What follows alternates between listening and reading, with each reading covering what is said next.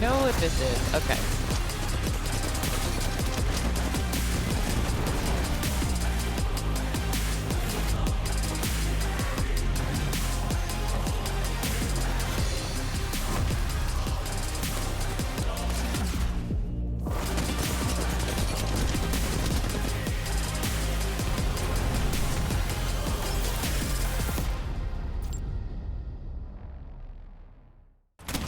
As a team, we're super excited to play. So we can finally compete again and have some fun in this game. We've been playing super well recently, and I'm only looking forward to it. We're gonna win it all, I'm sure of it.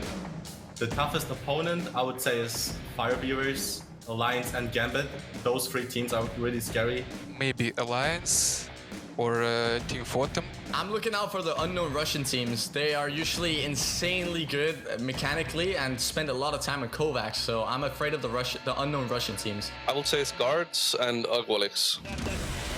We really bring sort of a very level-headed, engaging, and quite funny at times communication to the Apex scene. I think our team synergy in general is one of the best in the world. Competitives have to fear us because we have a clutch king Herdeki, and no one can beat him in clutch moments. We are a really confident team, and we always respect our calls.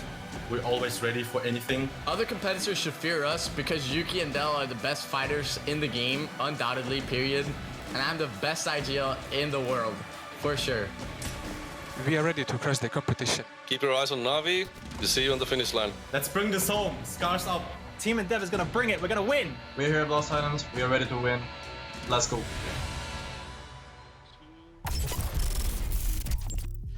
Well, you heard it from the teams there. Welcome to BLAST Titans. After 2 days and 24 rounds, well, we've whittled it down from 40 teams now to this elite 20. And today, each team is 50 points and 1 win away from this tourney's grand finals. My name is Kate, and I am so excited to be joined once again on the desk with Onset and with Gaskin. Dan, let's start with you. Talk to me about what this grand final Sunday means, especially since today we're on match point. Oh, this is a huge chance for some teams to make a name for themselves, put themselves down in Apex history, the first BLAST Titans, of course, and hopefully the first of many BLAST events, because this has been a spectacular event. Production's been on top, the players have been amazing, and I guess Onset's been all right at casting as well. He's been covering the analysis pretty well.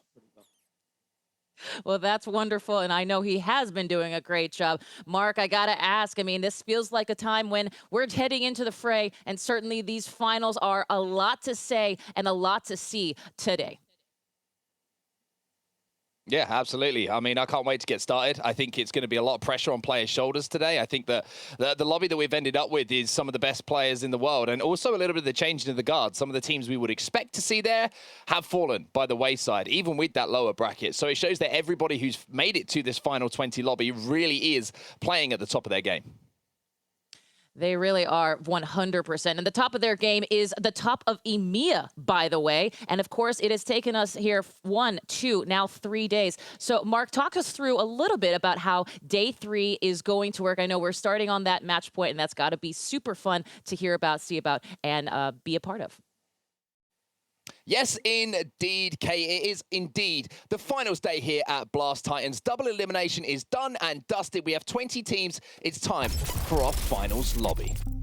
Now let's look at some of those teams involved today. We have the day 1 and day 2 Trailblazers Kungarna. We have our ALGS Championship champion Scarz, and of course the human highlight reels of Endeavour, all vying for that first place. Now, if that wasn't enough to get the juices flowing, it's also time for the match point format.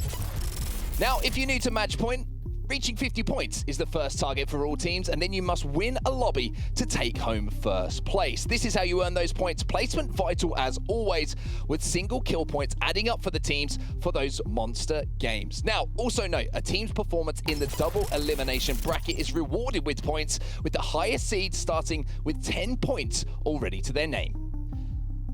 Now, what is everybody here for? What is everybody playing for? It's all about the prizing. And as you can see here, 20,000 euros total is up for grabs, with first place taking home an impressive 7,200 euros. Now, if you want to know when the games are kicking off, then we have you covered. It is going to be 4 p.m. CEST for match 1. And as you can see, World's Edge is where we're going to start for our first couple of games. Then we have 2 maps of Olympus, and we've seen how that can mix things up for all of the teams involved. Then we move back over to World's Edge, and we will stay on World's Edge until we have our winner. Breaking it down for us only the way you can, Onset. How did you call, what did you call, was it Endeavour, the human highlight reel? Yeah, quite rightly. You see what Bryn did yesterday? I'm still trying to recover from it. I'm still shaking. I'm still feeling it, you know? I think they're going to do similar things today. So, yeah, I just want to get into games, to be honest with you. You can probably tell I'm a little bit overexcited today.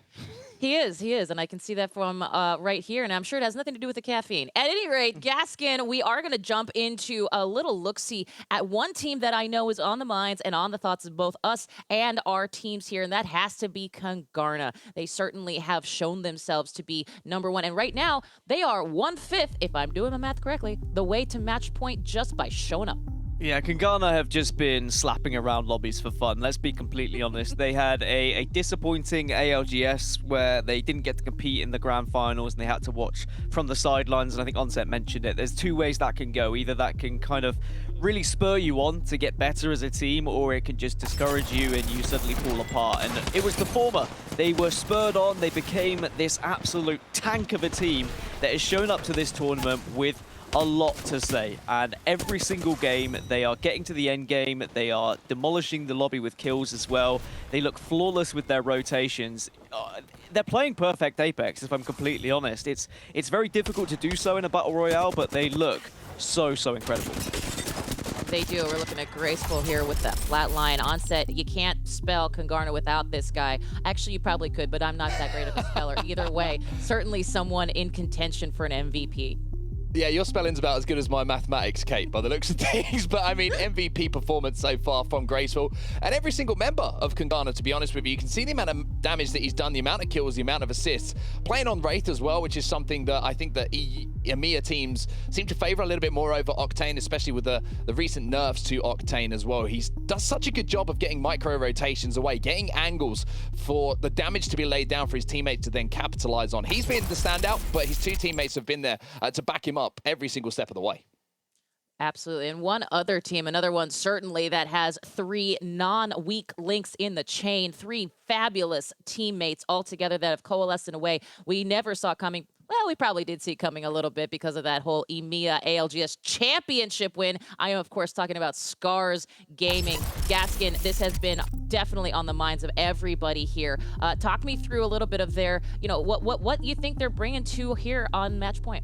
They're bringing it home for the people. The anti-Revtane train has begun. Mandy has lit a beacon, and everyone on Twitter and social media is following it because, Rev and Octane is difficult to play against. And we've seen a lot of discussion throughout social media. Some teams saying they don't like the fact other teams have been playing it, while Scarz have set out to destroy every Revtane team there is. And they've had a successful job doing so. They really are in a fantastic chance of winning this entire tournament if they continue playing the way they have done, especially yesterday. Absolutely. And, you said, Mandy, he lit that torch, and boy, did he light it well. In fact, I'm pretty sure from that interview we learned he only wants to go against those Rev teams. That's really his point to be here, not necessarily the money or the prestige of a #1 slot. I don't believe that completely, but they're certainly successful on set. And Mandy, he's at the top of the list. Yeah, quite rightly so as well. I mean, the man is taking Apex on his shoulders right now. He is the destroyer of Revtane. I'm sure there's a better nickname for him somewhere along the line for someone who's a little bit better of coming up with something clever. But the statistics say, 29 kills, 20 assists. Very, very close, the kills and assists together. And that's what you want from your Gibraltar, laying down a huge amount of damage from distance. We know that he likes to hold one of those long-range weapons in his hands, whether it be a charge rifle, a scout, a longbow. It doesn't matter to him. He just deals damage for his team. And one thing he does so well as well is not just dealing the damage, it's leveling up those evos so that when they get into those 3v3s, Scarz are always in a great position to fight. And Mandy, I mean, you saw the clip, right? We thought that he'd made a silly mistake. He slid out, he got an armor swap, and he found a Kraber. And then he just made us look silly by hitting one shot and then hitting the no-scope to win the game. So Mandy knows best, I think, is what to take away. Also, we're used to looking silly. But either way, let's talk about somebody else that made our highlight reel yesterday, and from a team that we are certainly looking at today. That would be Bryn from Endeavour. Gaskin, talk me through a little bit. Let's talk first about the team itself, because Endeavour comes in with some consistency that really put them at some of the top of our predictions list. Mark was predicting Endeavour from the start, and I thought it was a joke because we are quite good friends with EMEF, who coach this team. But it turns out Endeavour are the real deal. They have been absolutely insane. They've been in so so many end games. Their rotations have been on point. There has been a few sloppy moments from them, but they seem to always come out on top. And of course, there's been the clutch moments. Brynn, especially with that 1v4 or whatever it was, and the disgusting things that he actually did in the final circle. It's unspeakable. I think there'll be nightmares from the other players who went up against him last night. But they genuinely have a chance of winning this tournament. That's why I've predicted them to win. Memes aside, and my bad predictions and cursing and whatnot, what I've seen them do in endgame and the amount of victories they've been able to put on the board, we should be talking about them as potential champions, even though they don't have any points advantage going into this match point format. Well, and I gotta bring up Onset. I'm pretty sure it was you yesterday during the cast when Brynn had this incredible, there it is, that incredible moment. You said it was probably one of the highlights of your, Apex career watching that happen. Yeah, I almost feel like the clip that we see on social media has kind of sold the whole play short, because it wasn't just that endgame where he managed to kill the last member of Aqualix and then win the 2v1. It was before that. He was taking on teams. He destroyed Aqualix pretty much on his own before getting that final kill. He managed to get finish off downs. He managed to reposition. He managed to hold off the initial push that came in from under 8. I mean, it was just, all in all, some of the best play I've seen from Wraith in endgame. And Brynn just, the slide off the top of the truck as well, just caught the last players of Underrated off guard. Perfect shots as well. I didn't think he'd won it. I didn't see a way that he could win that game for Endeavour, but you need a player like Brynn who can make those magic plays happen if you want to take home a match point format tournament like we have today. So for him, it's going to be crazy. And just watching this back, I mean, I feel for Dazzle because he can't spin in time. Like, there's no way that he can get enough damage down for his teammate to close up. But look at the HP of Brynn here as he goes into his final fight. It's 1, and he doesn't miss a bullet with that flatline. It was one of the best plays I've ever seen. As I say, the 2v1 is magical on its own, but it was more than that. It was the build-up to create that opportunity for himself that really took my breath away. And, it's those moments that will find people not just past match point, because as we remember, match point means you get to that 50 points, and then you have to win the game. So it's not just about the aggro that gets you those kills, those placements, but then you got to win, finally. So there's certainly things to remember there. But let's talk a little bit about what this weekend is going to look like. As we mentioned, we've already been here for 2 days, whittling these 40 teams down to this Elite 20 here for our Battle Royale Grand Final. Next weekend, gang, it's all about arenas, and so this is going to be a really fun way to see these teams in a whole other light. This is, of course, weekend 2. As we mentioned, we've whittled it down to 20. These 20 teams get to compete today, and they get to compete next weekend. So much Apex, so little time, and I just can't get enough. Next weekend, of course, single elimination Gaskin. How do we feel about arenas? Seems like, we're bringing in a new format here into this elite kind of play. My advice would be, if you're a casual player and you plan on playing Apex this week, don't play arenas, because all these pro players are going to be practicing and slapping the hell out of every single lobby they get involved in. There is going to be a lot of time put into this, a lot of money on the line next weekend as well. And I can't wait to see all these players in a different environment. When you take out the rotations, you take out the third parties, we just get the straight 3v3 engagements. And that is going to be an entertaining weekend for sure. Oh, yes, entertaining for sure. And we are going to dive into today's entertaining cast of characters right after this.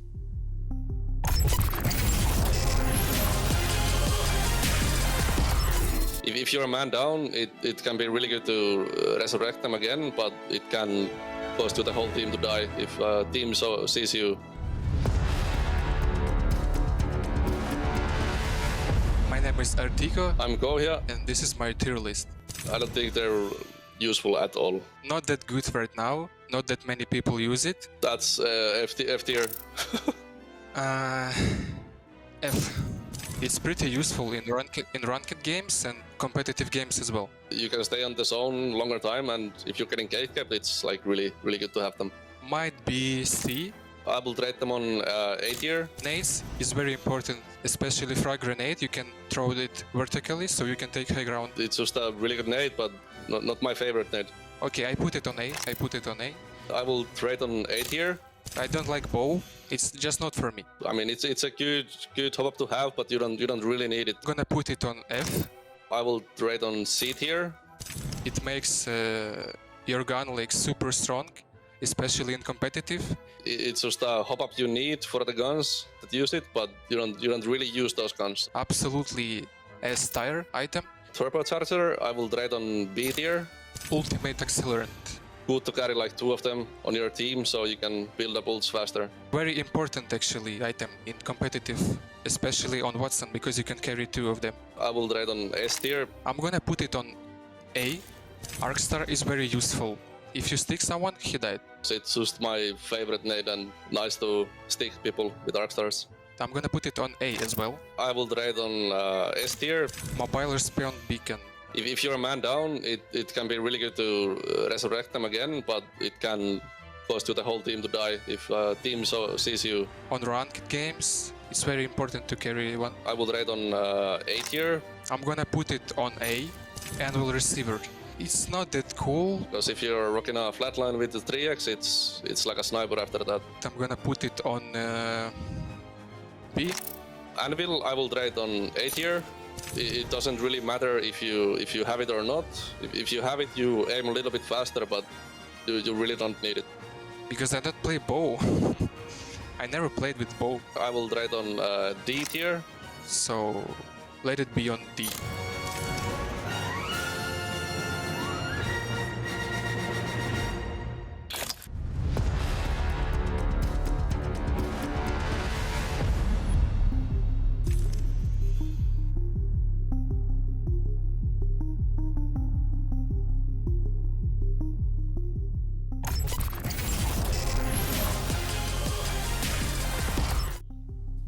And I gotta hand it to Blast here. They have done an incredible job with those segments. The tier list. God, who would have thought? I loved it. Anyway, let's talk about today's competition. On set, we've whittled it down to these 20 teams, and this, as my friend and colleague Tom T-Squared Taylor would say, is a pretty scary lobby. I feel like every single lobby that we've had has been scary for different reasons, but this is the best of the best that we're going to see today. I'm not going to ruin the predictions because we'll get to those later, and obviously, you know, to be honest, with my predictions, it becomes a spoiler for who's going to win this. So let's talk about the teams who are involved, though. Kungarna, what a day one and a day two they had. The most consistent team, you have to say, across every single team that you can see in front of you right now. You have, like we mentioned, the ALGS championship winning team in Scarz EU. You have Fire Beavers. What a performance they've had. Flavor of the Month made it through as well. You have 789 who won games yesterday, and that's always something you have to keep an eye on. I know that Dan likes to kind of tally up how many games teams have won across the group stages, because this is match point. Even if you've had a really good performance and, you know, you've put up a huge amount of points to get into this lobby, that's not going to win you this tournament. You have to be able to close out a game. And I look at teams like Underrated who didn't manage to close out a game, and even though we're putting up huge points with Revenant, this is where Revenant becomes a little bit of an issue for some of these teams. Absolutely. And Gaskin, I think he just did a nice segue into our team comps. I know you kept an eye on those for most of the last 2 days, and there's certainly going to be an impact here. I saw 789 was there. We see some of these Loba teams. Fire Beavers is a great example as well, and they've gone back and forth. Talk to me a little bit about the team comp scenario and how that impacts things today. Yeah, I mean, there are individual legends that can change a lobby, especially when it comes to the end game. Loba, in particular, is one of those, especially with stealing armor, stealing ammo, etc., away from others. Revenant, of course, can change an end game as well. The silences can be really disrupting for a lot of teams. And we have seen a few people kind of experiment with other things and different ways of having the Revenant combination. Of course, Octane is going to be the base, so you can jump on people, but you combine it with a Gibby. Do you throw in a Bloodhound there to get even more aggressive? So there's various different ways that you can go down that route. But ultimately, I think in terms of Revenant teams, maybe we'll see 3 Revenants in this lobby, potentially 4 at max. And that may change. We might see maybe more at the start and then them start to dip away as the tournament goes on, as people get to match point and people look to try and secure the win rather than just securing points. Absolutely. And Onset, I think that's a really good point that Dan just made in terms of the strategy before you hit match point and the strategy after. 100%. I always frame it as the start of the grand finals in match point is the race to 50 points, right? Some of the teams will come in with that little advantage from the positions they finished in the previous rounds. For example, Kungarna, who are the #1 seed coming into final, they have a 10-point advantage. So they only have to find 40 points. And if you want to play Revenant and you want to try and get those points on the board as quickly as possible, we can see how quickly you can acquire 40 points. But from then on, it's about, if you're on match point, you get focused by other teams. And you have to be careful about hiding that composition. Fire Beavers are an example of a team who tried to change things up when they got to match point back at the ALGS championships, because everyone knew they were running Loba. You see a Loba team, you're going to force it on them. You're going to try and get them out of the lobby so you can get the tournament continuing. TSM did something similar in North America. They went to Caustic and it didn't work, and then they had to change things up. So all of these factors start to come in, but to start with, it's the race to 50. That's something that we have to focus on. Absolutely. Something else we get to focus on right now are some of the picks that we had. And we're going to start off with one that I personally am very excited about. It's a bit of a wild card, I will admit, but Aqualix. Let's talk about it real quick here. It's, of course, made up of Anaski, it's Serdell, it's Yuki, and these three have done, for my money, a great job of being a pretty consistent team. But here's my thing. Match point, all bets are off for me. There's a lot of things, there's a lot of contention, there's a lot of points that need to be put on the board, and absolutely, Onset said it right. But at the end of the day, we've also seen these top tier, these teams that come in with the 10, the 9, the 8-point advantage, and they'll make it first to that match point, but guess what? You gotta make it to match point, and then you gotta win after that, and that's where the rubber meets the road. Onset, prove me wrong. I mean, Aqualix, for me, is a very interesting team. They seem to be a little bit up and down at the moment. They certainly have the ability to win games, and I feel like their early rotations are vital to their success.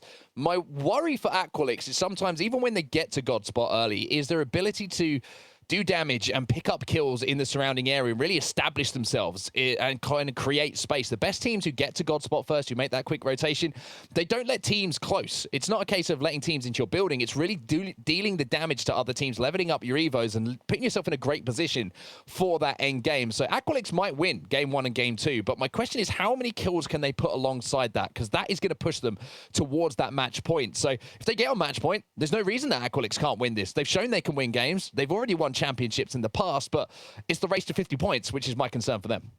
Absolutely. Well, there you go. Now, Gaskin, our next team we want to focus on is one that is certainly a storied franchise. NAVI, known the world over and certainly in the Apex scene, but also has somewhat stumbled in the consistency realm as well. Talk to me about that.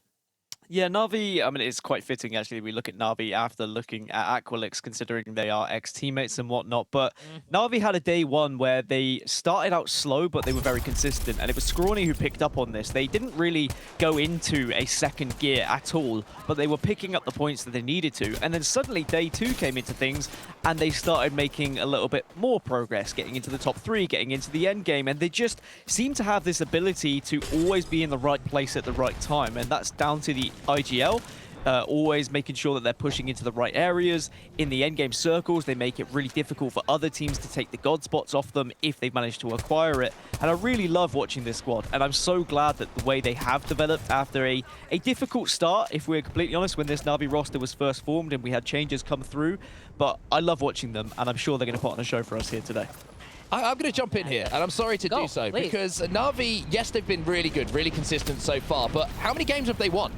That's my question, because it's always the same with Navi. They do really well, they'll get into the top 5, they'll finish in the top 5. They get to endgame, but it's very rare that you'll see them close out games, and they have been in positions to do so. I want to see Navi win a game in this first 3 games, just to kind of, you know, quell the concerns that I have about the lineup being able to win games. This was a good example of it here on this zone that Kungarna ended up winning. Navi had a really good spot as well. They were forced by numerous teams, managed to hold it off, but at the end of it, it wasn't them who managed to take home the win, and that's my concern, especially when we have match point involved. Oh, I love it. The back and forth is on. And of course, they're rocking the Valk, the Octane, and the Gibraltar. Definitely a team comp. Gaskin, we're going to see, I'm sure, again and again today. That seems to be that one, along with all of those, a little bit more aggro comps as well. Yeah, I think this is the most Valkyries we've seen in a tournament, to be completely honest. They started to increase ever since she was, of course, put into the game, but it went up and up as people realized how important the rotation ability is from that legend. Yes, it can go very wrong, and we have seen it go very wrong numerous times throughout this event, but when it goes right, it feels good, because you reposition, you can take a fantastic spot, and you could hold out other teams, but sometimes it's a race as to who can Valk first. We've even seen 2 Valk teams often land in the same place at the same time and then just have a little scuffle. It certainly means there's a lot more engagements in that kind of mid to late game just before we get to the final circles. Well, scuffles and engagements, seems like the right time to talk about the cast predictions, because we've got that ready to go on a graphic. Thank you to Amazon, brought to you by Amazon, of course, for these grand final predictions. And here we are in the tallies, and I'm going to start with Onset, because that number right above your head means you are in the lead, my friend.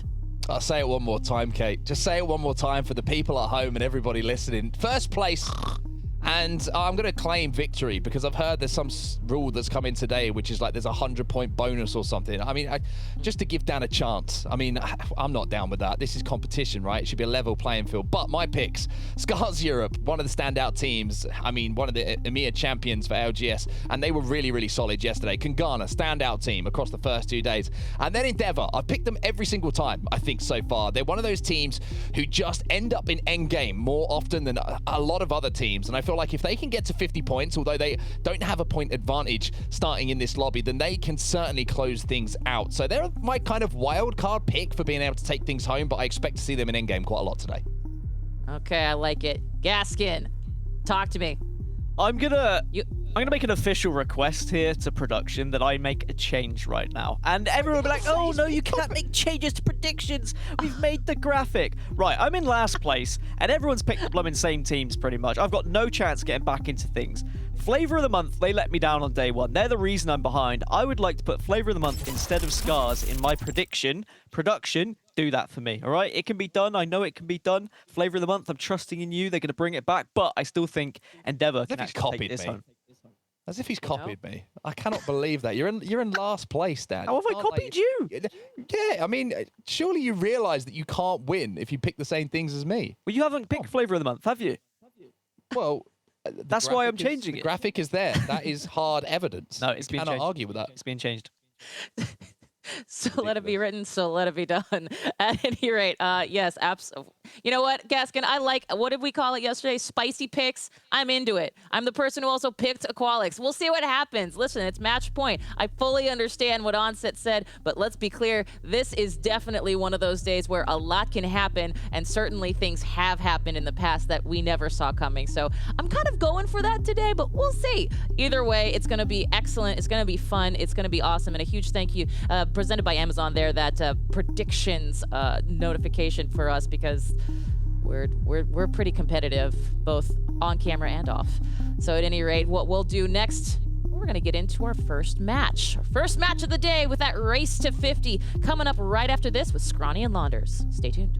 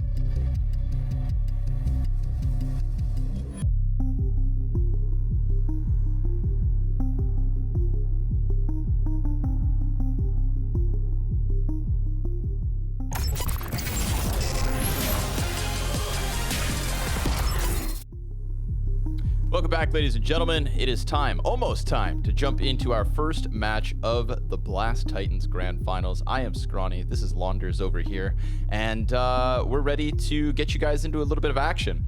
Mohan, how you feeling today? I feel great. I'm wearing my Noma shirt. I had oatmeal for breakfast, extra honey, extra blueberries. What did you eat for breakfast? A big old cup of coffee. That's about it for now. Nice. 0-cal breakfast. The Rick and Morty mug, beautiful. Does you have one for every shirt? They all match? I do, yeah, of course. You know I match. Okay, yeah. You know I do. You were talking a little smack about my predictions before we went live, Launders. You were questioning. Honestly, first of all, this is just the sweatiest, worst thing that you guys are doing. Where whoever writes first in the WhatsApp group is just at a disadvantage to who can win the prediction. So. You're the one cheating after Onset makes his predictions, copying them, and then changing one thing so that you have the best chance of winning. And then you didn't even do the math right. You decided I'm going to try to win on the champion when you only need 10 points to win, and you could have changed any of the other teams.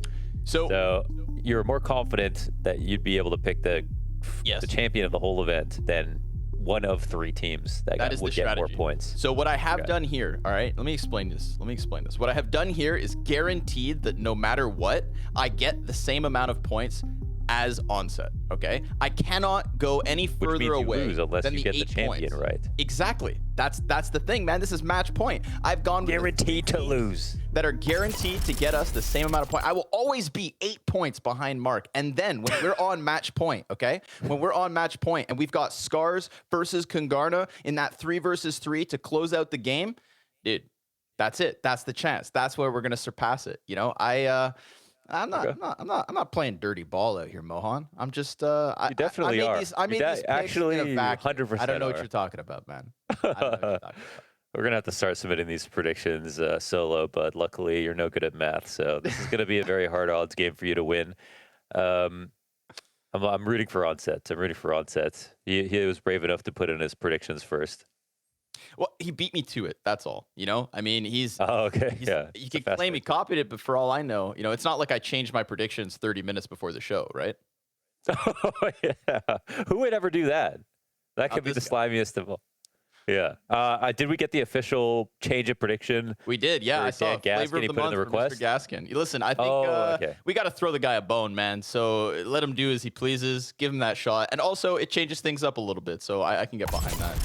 The only downfall to me is if NAVI, who I had instead of Endeavour, okay? That was originally the plan, was NAVI over Endeavour. But then I thought to myself, you know what? That play from Bryn yesterday and the way that Endeavour just cranked the dial to make sure that they got themselves into Grand Finals Sunday, I had to get them back into the mix. I had to put them back in the equation. And I really did like the point that Onset made talking about NAVI prior to throwing it to us, where, yeah, they saw an increase in skill over day 1 to day 2, but he's dead on in that they don't necessarily close out games. Kungarna is still the team with the most amount of top 3 finishes, even having despite played less matches. Scarz, I think, it's an interesting pick for the championship because obviously we know that they can go absolutely ham. We saw it twice yesterday. 2 of their 4 rounds, they end up picking a first place finish. And Mandy with that Kraber, I mean, that's what strikes fear in my heart. But we also have to remember that Scarz have had a couple of off games. So they've fallen outside of the top 10, top 15 here or there. Yes, they bounce right back with these strong finishes, but I think Kungarna are the safest bet in terms of getting to match point first, especially considering that the format favors them with a 10-point advantage straight out the gate. Yeah, that makes sense. I think it's fair to say Kungarna are like the team to beat at this event. Of course, Scarz are the champions of champions, having won the ALGS, so you could argue they're the most clutch, but the most consistent team.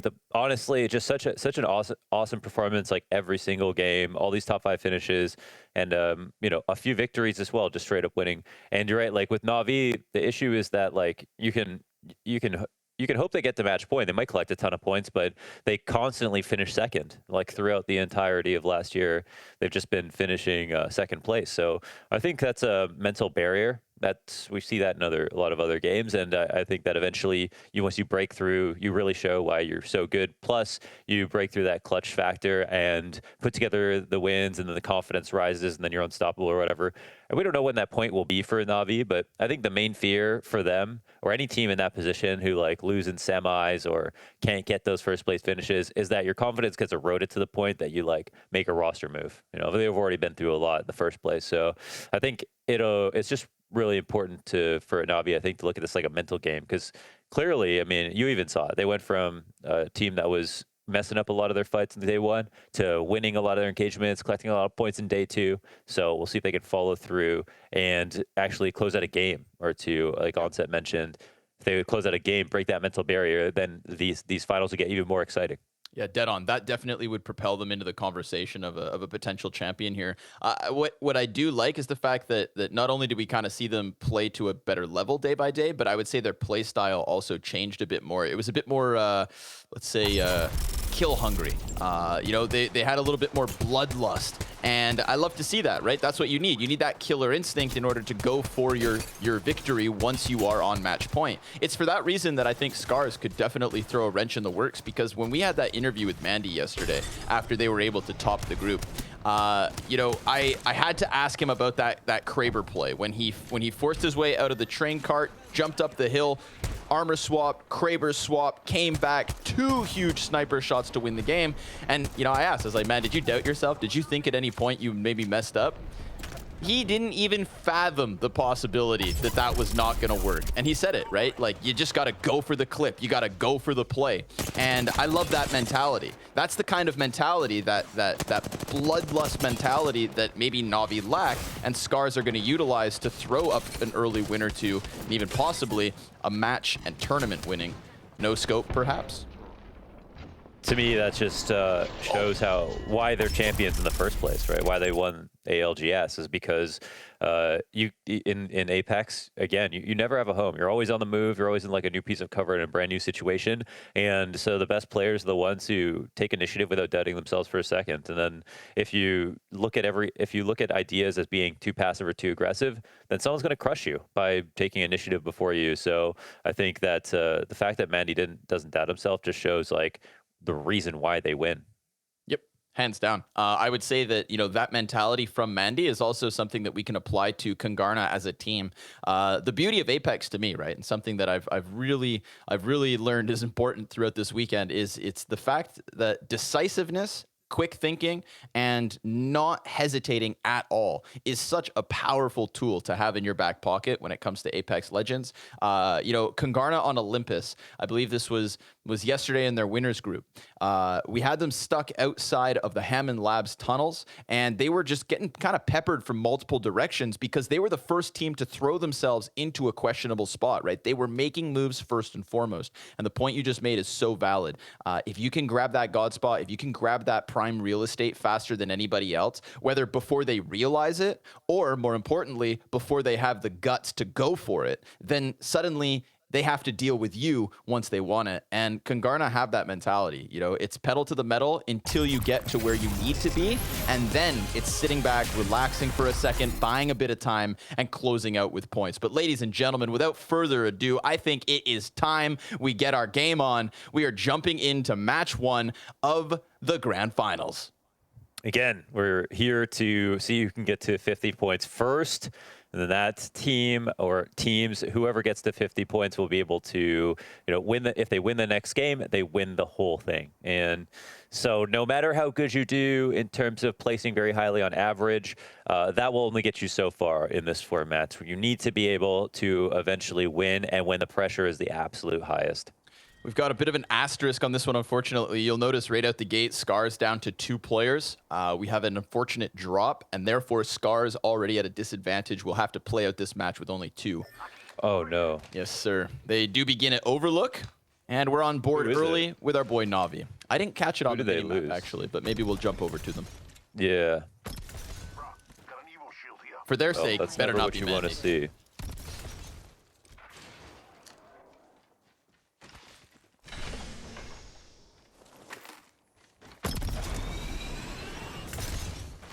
So we've got Taishin and Mandy in for Scarz.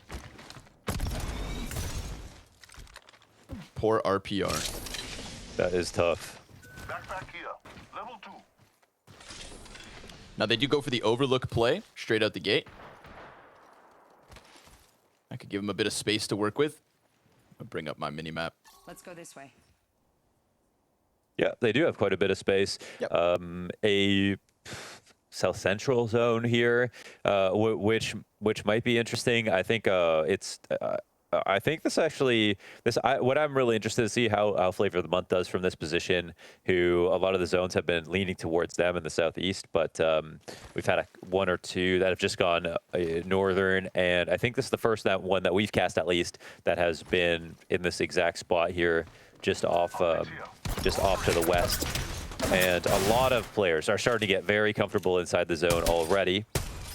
Phoenix Legacy were a team, we talk about clutch, they were a team that clutched out that 1v1 versus Ottr to clinch a spot in the finals and to be able to play in the arenas next week as well. And so they're a team who I feel like have shown that they can punch above their weight and should probably be feeling just convivial already, even if they haven't won yet, about the fact that they're here in finals because it came so damn close. Yeah, 2 separate rounds where we actually had Phoenix Legacy qualify in that 10th spot. So just by the skin of their teeth, but it counts. It gets them here today. And now if they can increase that performance, continue to punch up, then they'll be good to go. But right now we've got an early engagement, a potential squad wipe here very, very soon. We've got MajorPushers trying to close that gap, looking to get the revive off. It's Aqualix as well on the other end of this. So a heavy hitter. They've got Gibby stuck inside the dome. And I feel like I'd rather be Aqualix at the moment. They're going to go ahead and throw up the crypto drone. Just make sure that the surrounding area doesn't screw them over in the end. There's a lot of teams starting to engage on Harvester. Oh, Askey doesn't want to die. And he falls back behind the cover. This is not ideal, but it's also not the worst spot because I feel like the other teams might fight around them. Yeah, I guess they just wish they had a roof over their head at the moment. There's just no way to rotate out. They gave it a shot. Doesn't work out. We've got a down here on MajorPushers. And there's just so much damn action already. Ranch is such low HP, looking to deliver some banners. And there are still 20 squads left. No one's actually been wiped just yet, but the competition has been thinned very quickly. Yeah, MajorPushers on the brink of despair. So close. He gets out of there with the minimal HP. Phoenix Kit's going to come in big. And luckily for him as well, before he Wraith TPs out, he did grab both those banners. So you're dead on. The revives could be good. But the problem is, where does he get this revive off? With so many teams still surrounding him and those easy pickings for KP, you see 2 guys jump out of a revive ship, and I know I'm clicking left trigger. Yeah, that's a great point. He might have to travel quite far out. There's time to do it, but it's such an uncomfortable idea to leave the zone completely, to come back in later. But we've seen crazier things in situations like this. Oh, Dell ends up getting it down in this position. Sonya will get picked up. 789 back on their feet. Safe and sound. Fire Beavers are running a Loba once again. That worked well for them in their adjustment into day 2. I feel like one of the only teams, of course. One of the teams that we maybe kind of let fly under the radar. They've had decent showings, sure enough. The beauty of this matchup, the beauty of these 20 teams, is that I feel like anybody could really upset the status quo on a moment's notice. Yeah, 79 are super scary. They don't look scared ever. Sometimes they don't look as good as some other teams, but they've been getting better. They play aggressively enough, and they know how to make things happen. And they're one of the teams where I feel like they could be a dark horse for the event. It would be pretty unlikely considering how thick the competition is, but they've already earned their way this far, and they have closed out games. Not to mention one of the teams that starts with a point advantage, right? They're coming in on that 3rd spot, so 8 points out the gate. Only NAVI with 9 and KNG with 10 above them. Damn, NAVI were 2nd place overall coming into this? Yes, sir. My God. Yeah. And again, you know, it's like no one sleeps on NAVI, but at the same time, you've got to be able to win. You've got to be able to win. That's all that matters today. Little charge right. Unless you want 2nd place. Unless you want 2nd. If you want 2nd place, you don't have to win. Ooh. I love this. A little charge duel, but legit Lolly slides down. Is able to escape the potential threat from Mandy. That is still Scarz on a bit of a cuff, playing over towards the top of No Name. They could rotate around through the geyser, but the Crypto Drone catching Navi out inside of the open. Now all 3 of their players on broken shields. They're getting their bats in as quick as they can, but at the same time, the abilities are in absolute abundance. Kuya hits the ground, down, and his teammates just trying to sprint away. Max Strafey, I'd say the furthest of the 3. Does Kuya get left behind? All these teams inside of the Harvester, they've got the high ground, they've got the doors. It's such a difficult spot, Harvester, to get into once we already have so many teams kind of established and well-rooted. You know, there's a lot of mirrored towers, right? 4 of these openings on each side. So you can get 4 teams in the exact same comfortable position. And at that point, any other team who's trying to split between the middle is going to get pinched consistently. And that's a tough spot to be in. Just like this one. Forg Gang trying to make the most of this unfortunate Scarz situation. Mandy just surviving outside the zone for the time being. He will find sanctuary, temporarily at least. They've got no other option than to play it slow in this game, and they know how to go with different gears. Like Scarz know how to play a slow game, an aggressive, a proactive game, but this is one where I think they need to let people kill each other before they get involved, and we'll have to settle for a few less KP after their unfortunate drop, of course. But always a threat, very scary squad, and yeah, they're really resilient, tough to take out in situations like this. Looking for teams with caustics to do well with some of the rotations that are coming in. Maybe some of these later zones, we'll see if those caustics will be able to take advantage of the fact there's so much indoor cover. Sure. I've also got JMW. Just DPSing. Just taking a look at the minimap, look at that. 2 Loba ultimates already open on top of Harvester. So when we think about how many teams are concentrated here, any sort of downs, any sort of free loot boxes are going to be gobbled up pretty quick. You know, the question was, how many Revenants, how many Lobas, how many alternative team comps were we going to get? And that's a double Loba at the gate. Aqualix, one of the teams comfortably inside of the Harvester. That'll make Kate happy. Yeah, they've got a great spot with Yuki on Caustic as well. They might be able to score some KP off this if they play it correctly.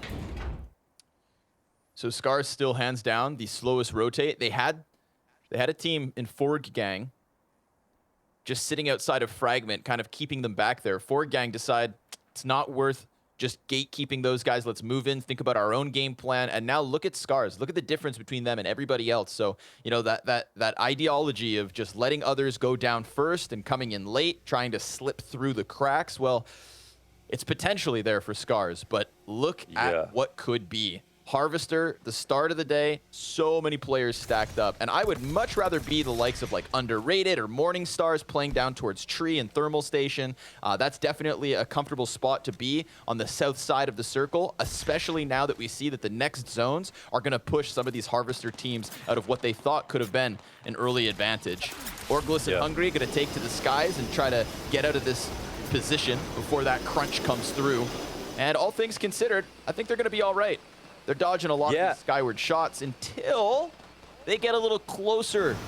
Now that they're about to land, I feel like the discomfort of the landing zone could play into it. They hit the ground with broken shields on one and half shields on the other 2, not to mention Phoenix Legacy breathing down their neck.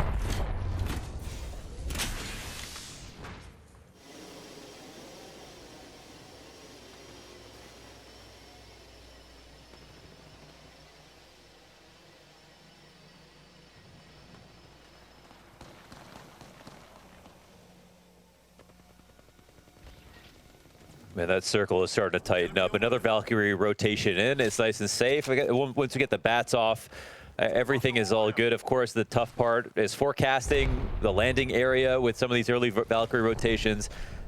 You just hope that people are keeping each other busy. You don't want to do it too late when there's not enough distractions, but this is kind of a nice time. The circle is just about to close. It wasn't right at the end where everybody is outdoors, getting on the move. And right now, the only team that is going to exist pretty much outside the circle is Scarz, as Mandy and Taishin are taking their time and looting and deciding how they're going to rotate in. And they still have a few options based on the way that they're coming through, but it looks like they might run directly through to the Harvester. Morningstar's an underrated, using the most of these southward positions. They keep that team pinned in underneath the rail. Quickly on with Mandy and Taishin. Now, I'd say one of the saving graces for Scarz is the fact that had they rotated a little bit earlier, there was still like 4 or 5 teams sitting inside of the Harvester. Already, we've seen these Valkyrie ults come into the equation in terms of repositioning, and there's only a few stragglers still at Harvester. The early exits have played a factor in this one. 789, eyes in the sky, deal with that crypto drone so nobody knows exactly what they're up to, and we've got that Loba ultimate at the ready on Esdesu, sitting just above Taskmaster and Co. Again, this one is Valk ults, man, in abundance this morning. Yeah, and you just don't want to do them too late. I mean, there's going to be a couple more later on in the game, but you just want to find that timing where people are shooting at each other. Maybe there's a moment where you think people are going to rotate. Sometimes you just want to try to get some information if possible, but there is some RNG involved in terms of when what you can know as a Valkyrie, trying to get your team to safety or a better position. So one of our favorites, Endeavour, about to get contact versus Underrated. Underrated decide to go with the Death Totem, and they're going to try to utilize that as they give chase, right? We saw this Valkyrie ultimate get them close by. A crypto drone in the middle, and Underrated chasing above and beyond. They get the first down onto Blasts. That's a thirst, and therefore at least 1 KP. But now the charge rifle's playing an effect, and remember, they're not going to actually die by the time the death protection expires. So now they're sitting in this tunnel with low health, but they have chased away Endeavour. Elsewhere, we finally see Fenerbahce, I believe, come out of this hidey hole. Was that Endeavour? That got chased down towards the tunnels, yes. Yes. Who did they just down here, though? Oh, I don't even know. Oh, we'll have to see. 17. Well, 17 squads. Yeah, that's something. It was getting a bit sweaty here with the circle closing, no wipes for a moment. But now some duels started to take place, and it has just been a lot of parity for NAVI as they have tried to advance in this round. But I don't think they've secured that much KP. They haven't secured any KP yet, even though they've had to fight quite a bit. So they've just been burning a lot of resources, but they've also been opened up to being able to loot more than some others. Up to gold shields on 2 people as well. There's a down from Nesh. This would be such a solid spot for Navi if they can lock into it. There are no stragglers anymore. Everybody has entered the fight. Yeah. And now suddenly, if we take a look at the map as well, we see that Scarz, they have found the smallest of cubbies to the north side of Harvester, and the zone actually doubled back to that side. So now that we're getting into these tight zones, check out the dark blue team in Scarz. Like, if you are playing for, a man-down situation, this is best-case scenario. I feel like all things considered, they've come out in a decent enough spot. They just got to make sure that Navi can't come hunt them. And keep yourself away from the eyes of this Harvester dog pile. But all the teams that were towards the south and Underrated and Morningstars feel like now they've got to get the groove on. 15 squads left over. Phoenix gonna drop Dazao out of this. That's Underrated, taking losses. Forg gang gathering info, and maybe potentially pushing towards the snake. Look at this cubby from Scarz. Oh, they're just trying to dodge the missile swarm, and it won't hit the mark, so they're okay to just sit pretty. Ordnance in abundance being thrown down to the snakes. This is Morningstars on the inside of it, just trying to stave off the push. They've lost Nissa. But that doesn't mean that Mask and Mox can't hang on. Caustic Trap's definitely going to help them in this position. Pile them on top of the doorway. Make it super uncomfortable if anybody tries to push through. Looks like Taishin had gone down in the meantime at the hands of 789, but that revive also coming through. Yeah, and that their whole MO was just about collecting resources so they can go up again. But yeah, the bubble comes down. Taishin gets knocked. Mandy on low HP. White health, no armor, looking to revive, sitting behind a shield, putting down shield cells. Not even looking for the pickup right now, just trying to survive as long as possible. This could be end of the road in round 1 for Scarz, and it seems like it will happen. Mandy is getting low. He picks up the recovery banner. He's still dipping and dodging. Oh, goodness. He's gonna not a fun situation. Yeah, he's got to try to shoot back. I mean, he was using the knockdown shield for the best of his ability. 789. This Valkyrie reposition that put them on top of the roof has turned out to be a great place for damage output. They're definitely getting their hands on multiple teams from this spot. Fenerbahce almost losing Draconian, and they will. Legit Lolly gets the down, and the rest of the team just dips out. Ooh, 2 downs. Kath Ryan ejects downwards as his teammates are slaughtered at the hands of Forg Gang. Nice play here from Legit Lolly.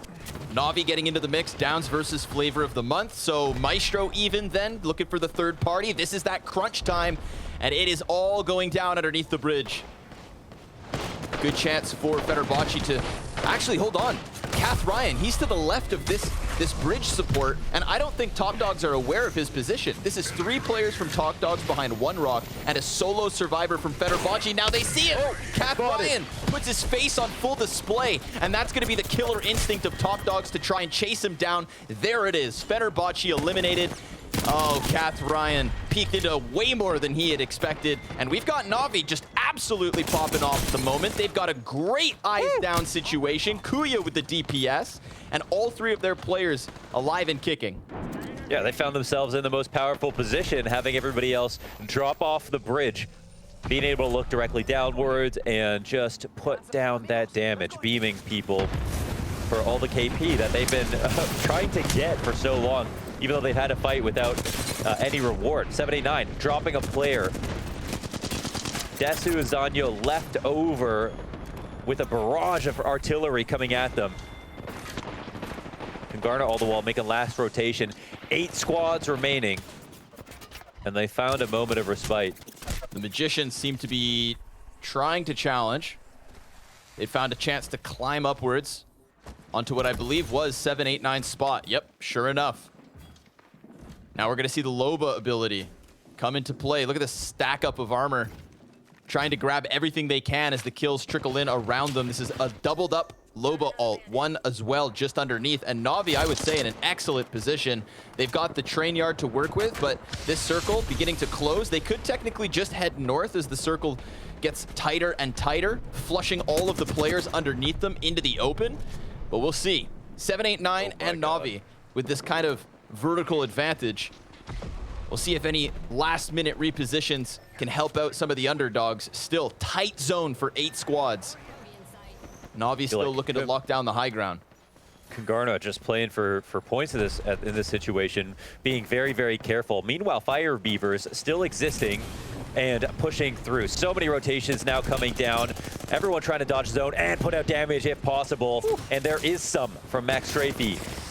But he's stuck in a corner trying to defend with his back against the wall. Yeah, luckily his teammates were there to body block the bullets. He was incredibly low because of the zone. Now Navi, they're going to be on full display for 789. Once that Gibraltar Dome pops, Zanya could have an absolute field day, not to mention the fact that they still have the Loba ultimate. This reposition from 789 early on has already paid off incredibly, and they've got the cover they need. Now, when the next zone begins to close, they're going to be one of the first flushed out into the open, and it's the guys behind the rocks, the likes of KNG, that could come in big. Oh, nice grenade! That's a double. We've got Kuya down to the frag grenade and a kill off of the missile swarm. Navi gets obliterated as they tried to come in quickly, but that corner spot didn't pay off unless Nesh can manage the revives. But this zone's gonna chunk him so damn hard. And it begins to close on top of him. He does get his teammates up, trying to play for the teammate, but now we've got Graceful just hiding behind Matey. That's just more points. 6 squads Gambit. up. Or, sorry, not Gambit, excuse me. Fire Beavers getting off of more damage here. 789 finally forced out of their spot. Oh, but they use the Valk ult to perfection. They're going to be on top of the cliffside, able to dodge all of this carnage down beneath them. Kungarna only now using Graceful to try and secure some final points in this top 5. 789 can look downwards, stare at these ants as they consume one another. And eventually that drop's going to have to happen. Graceful switching out from a broken red shield to a full purple. And he's just hiding in his corner, chilling at the moment. 789 now starting to lose a couple players. They jump downwards. Eva 8 tries to close that distance, but 789 taken out in 5th place. I can't believe my eyes. Phoenix Legacy.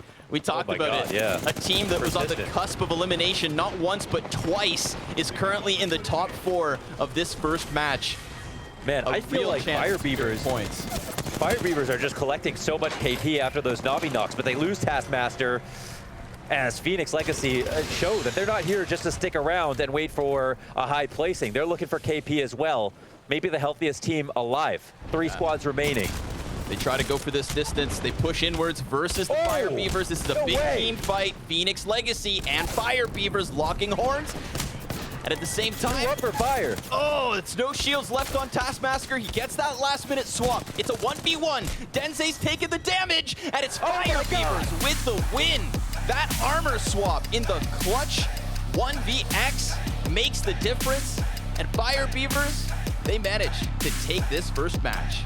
Man, they were not at the center of attention for all that time, but they were just existing. They were finding fights. They were the ones who downed NAVI twice.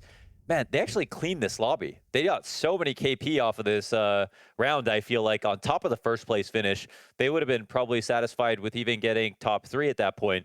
That being said, a fantastic game from Phoenix Legacy as well. And 789 were making some clutch moves near the end. Yeah, 789 had their hands on everybody, but it just felt like, unfortunately, they fell down into that zone with somebody on the corner of every single rock. They didn't find that comfort spot, and I believe they fell 5th or 4th. But we'll throw this one away from the break, and we'll be back with the tally of points to see who takes an early lead here in the Grand Finals.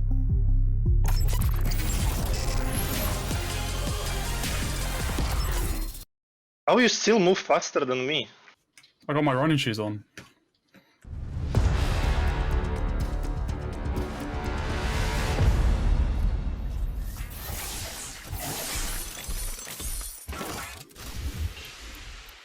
Huh?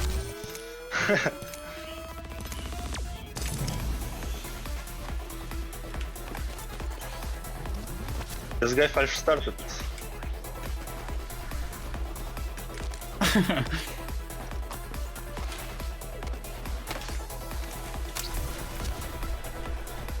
Don't you dare kidnap me.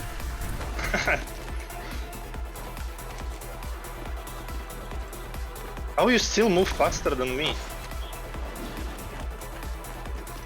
I got my running shoes on. No way. My wall jump.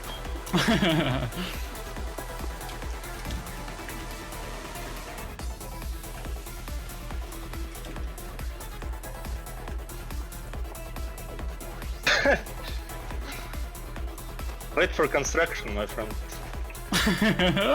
The pressure's on there. I see you already scary about it. I'm shaking, man. Alright. Oh, I did the hard bit. No! Oh no! You dropped me! I Goomba stomped you. No way, he dropped me. No way. I Goomba stomped you down.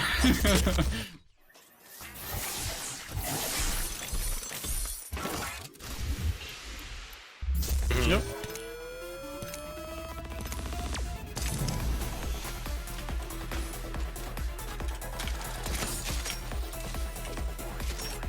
Oh no, I messed it up. Oh no, this is a tragedy.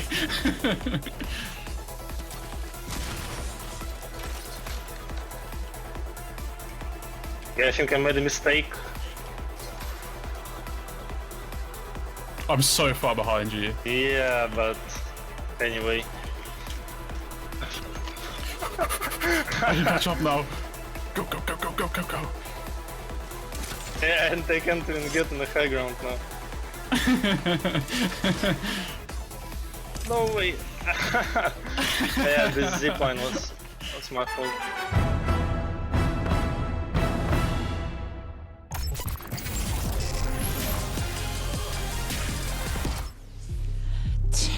Two teams came out at the end of our final circle, and guess what? neither one had bonus points to their name. Onset, talk to me about what Phoenix Legacy did right or wrong, and more importantly, what Fire Beavers did to pull it out.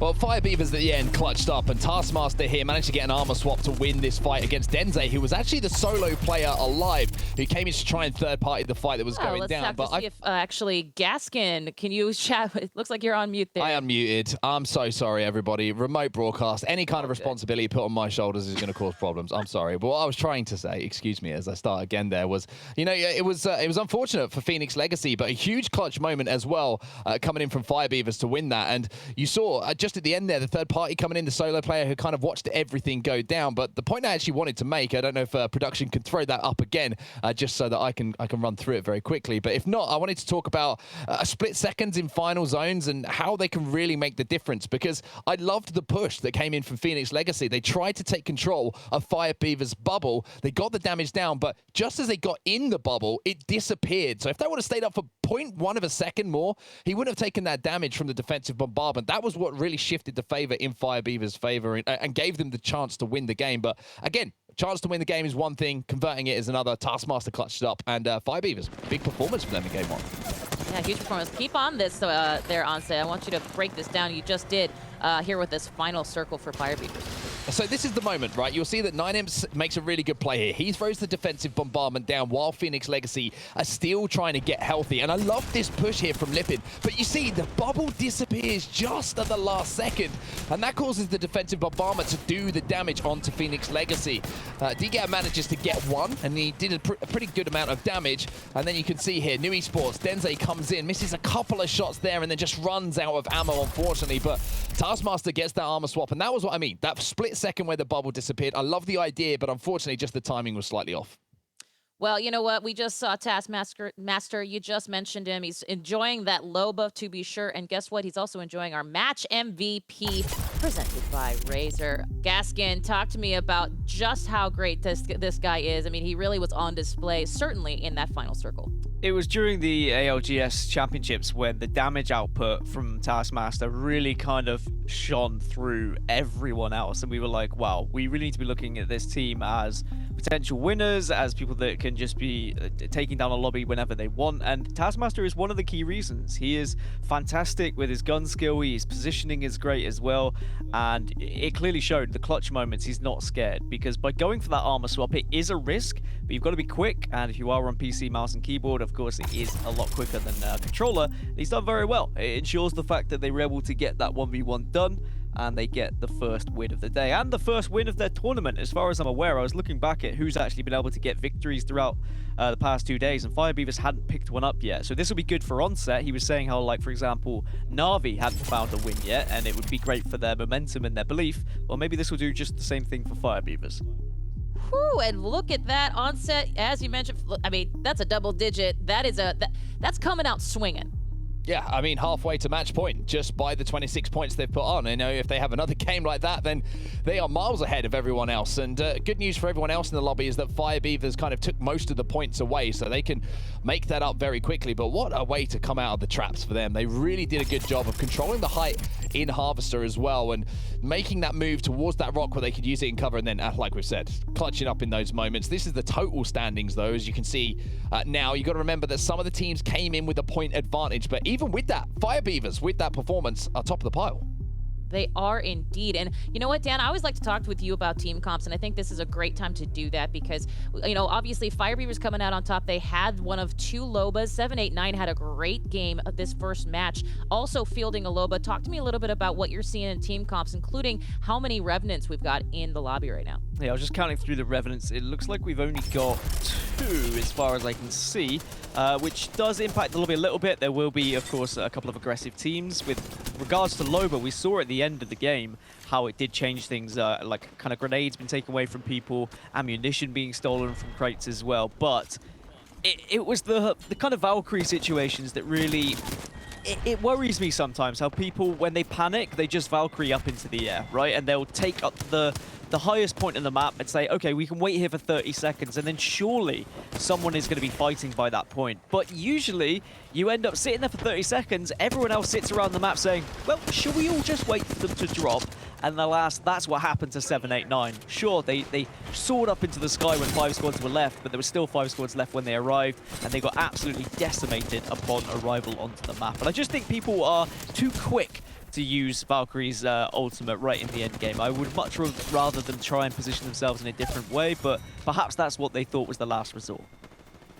And that could be, but it's entertaining for us regardless, and we have another game coming at you. Game 2 on that road to 50 points to match point, and for that we're going to throw it over to Scrawny and Launders to take us through here still on World's Edge. That's right, Kate. A little bit more World's Edge before we take this one to Olympus. Mohan, how you feeling after that first game, brother?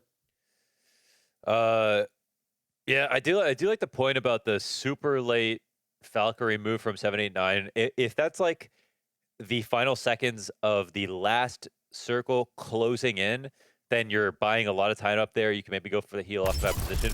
But as soon as you have to come off the rocks and actually take a stand once again, then you've given up a lot of comfortability in an area that you know, and you're invading someone's new area.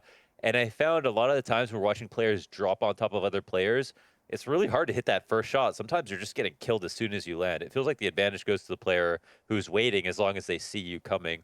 So yeah, I'm starting to second guess the idea that some of these super late Valkyrie moves are actually good. Maybe 789 did kind of throw their chances away in that position. Yeah, I can agree with you. And considering how good of a spot they had before they went for that Valk ability, it's a bit of a shame, of course, that they had to fall down into like the most desolate, scorched earth ever outside of Harvester. There was people in all the cover that, it's such minimal cover. And for that reason, with so many teams still alive at that moment, they fell into just this massive kill pile that ended up watching them get shredded. So too bad, so sad. The game moves on, and happily enough, we've got everybody in this time. Scar's going to add no name to their initial loot section, and that's always a good thing to see. This is a game where it felt like, we've seen Myztro. I just in a lot of the situations recently do really, really well. Flavor looked like they were about to place highly near the end, so expecting a better game out of them coming into this one, but probably got to pay more closer attention to Fire Beavers because they were destroying, they were staying alive, they were moving the zone, they got the highest KP by a huge margin, so they're like in winning form right now when they were a huge question, I think, coming out of day 2 as one of the more inconsistent teams, even though they could just blow up a lobby. As I was on that short list of teams that could always just blow up a lobby and make it through to the next round, they weren't doing it that often. Yeah, dead on. Can't believe it, securing mid-20s on the points, circumventing and passing anybody who had any kind of early start advantage. That 10 points seems negligible now that we look back at that first game performance. You can scan this 789 gonna get out of there, get away, dodge that damage, put some distance between themselves and everybody else. Epicenter open for the taking, and 789 could definitely rotate this way. Yeah, we've got a very early rotation from Scarz. We contrast that to the last game, and Scarz took their time, having lost RPR, unfortunately, very early.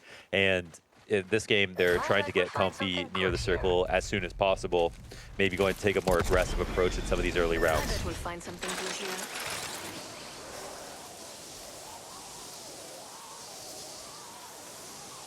That could have been their MO coming out of the last game, but they weren't able to do it because they lost a player. Sure enough, yeah.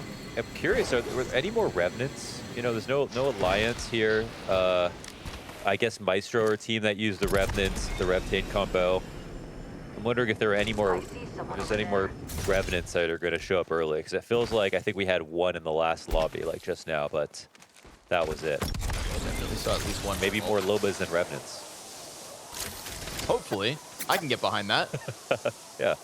Yeah, look at this, man. Missile Swarm Prime from Zanya. It's going to be the rockets from downtown, but they go back-to-back balloons. Really, really making distance already. Just moments ago, they were up by that survey camp, and now they're already inside of the green zone. Beyond Fragment West, they've flown.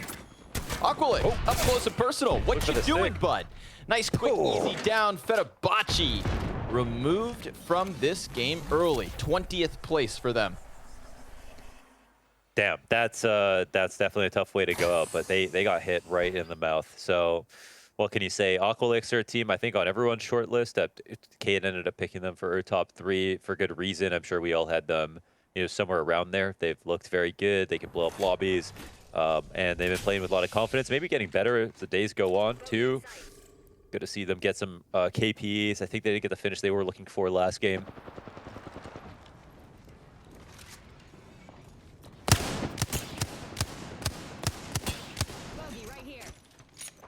A little bit of harvester posturing. Loba ult on it, gonna scoop up anything left on the ground. Target spotted.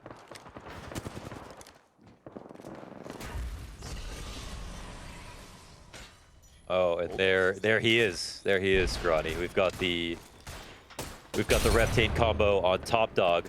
Not even coupled with a Jibby. They've got Bloodhound as well. Just full aggro, full information, and a wipe. Oh my god. Is that Scarz That's down Scarz, completely? man. We know how much they hate the Reptane combo, and they just fell victim to it in 9. We're gonna have to get that Mandy interview again. He's fuming.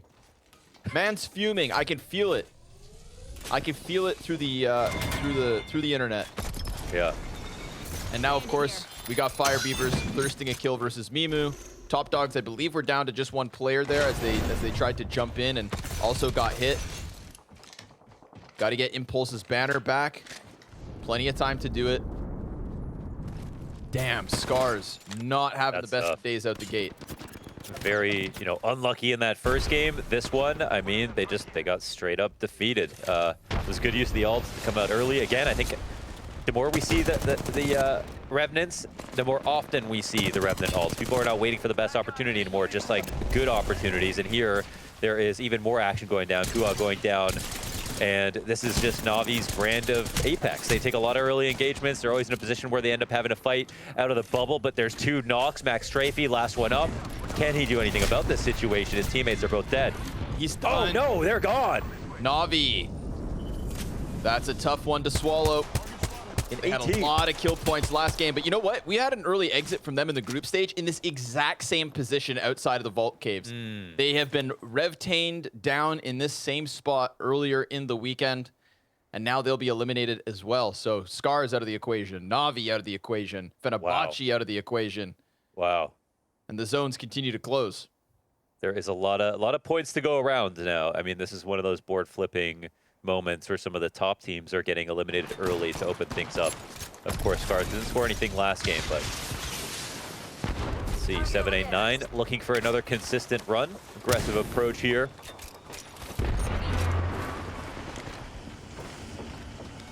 Got no immediate threats.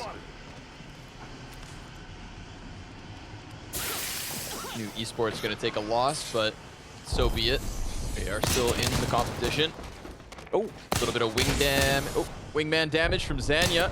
Got to be cautious as you chase through the caustic tanks. That's post-kill, doing a bit of damage from beyond the grave.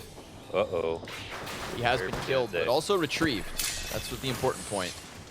Revive could be there for them, but is there enough room for 7-8-9 to hang around in here? They continue to give chase, knowing that I believe they had the advantage. Flavor of the month, doing well. Sitting outside comfortably. And looking to get their hands on something.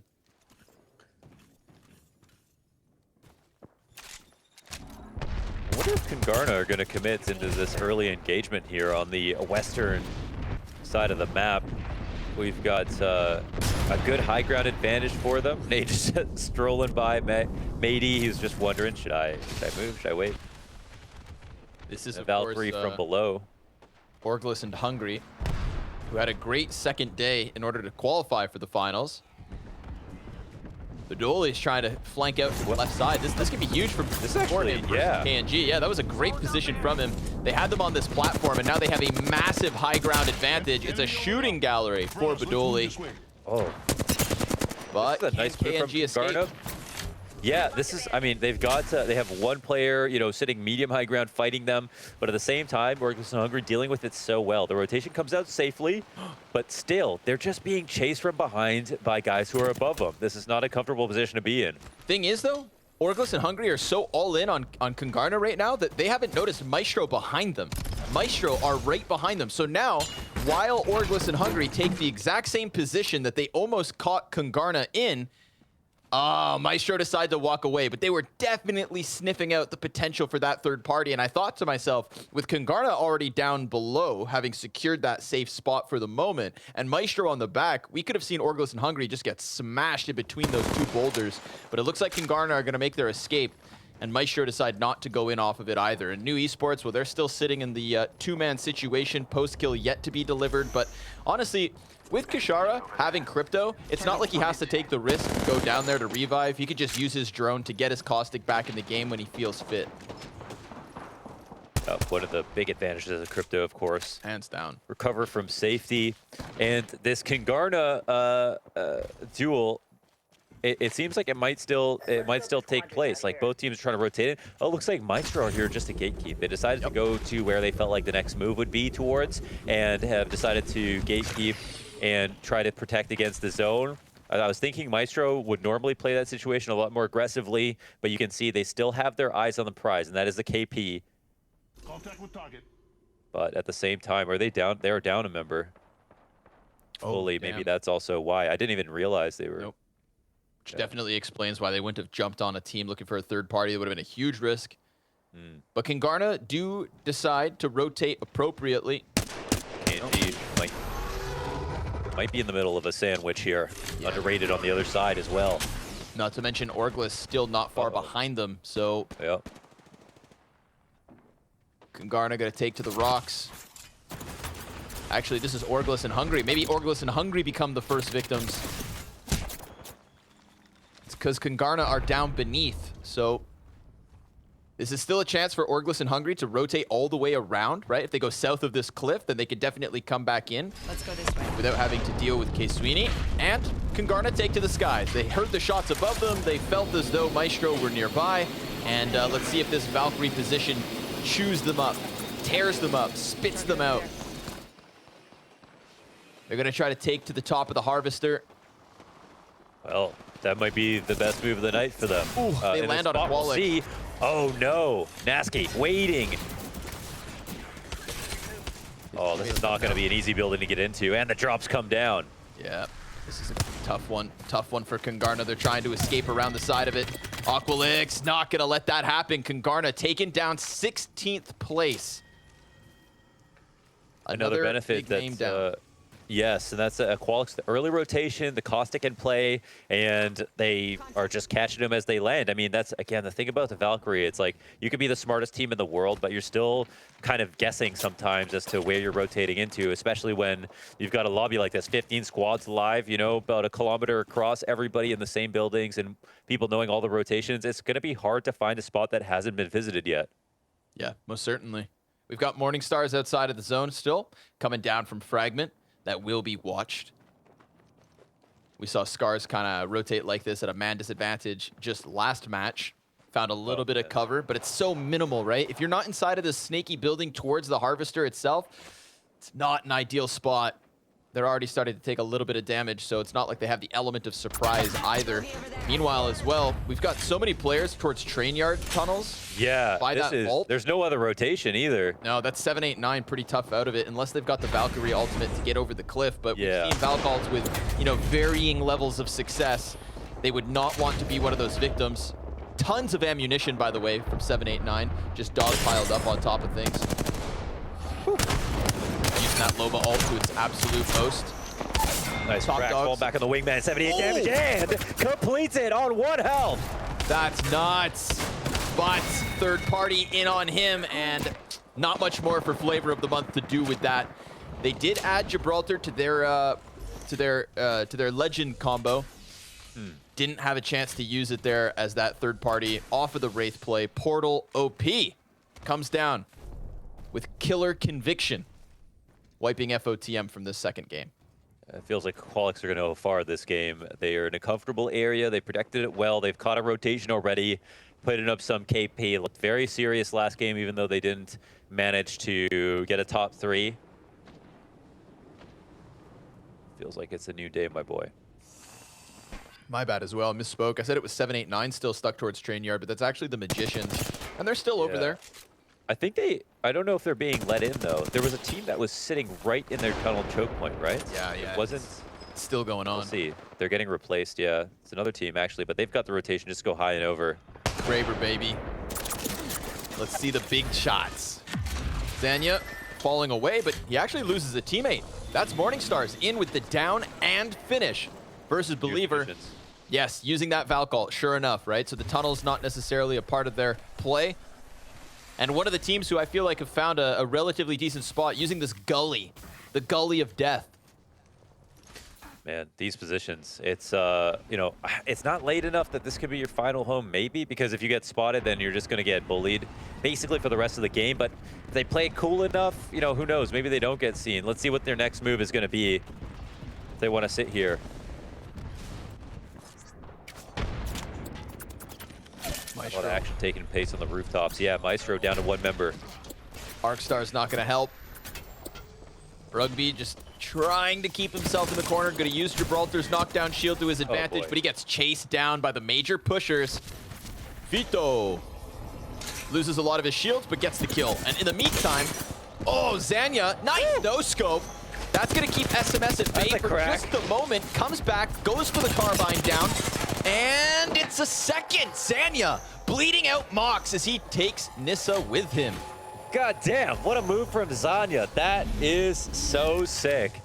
Saves his team, gets the bat off, and makes the sick individual play in that 1v2 situation, playing off the door correctly, getting that amazing no-scope. I mean, you've got to get your teammate, you got to get yourself a teammate like Zanya if you want to go far. That was a beautiful move.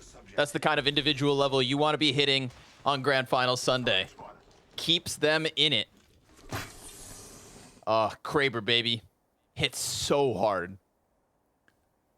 And also, look at the east side of this. Think about the space that they've just made for themselves. Yes, it's not going to be ideal as they have to traverse the Harvester.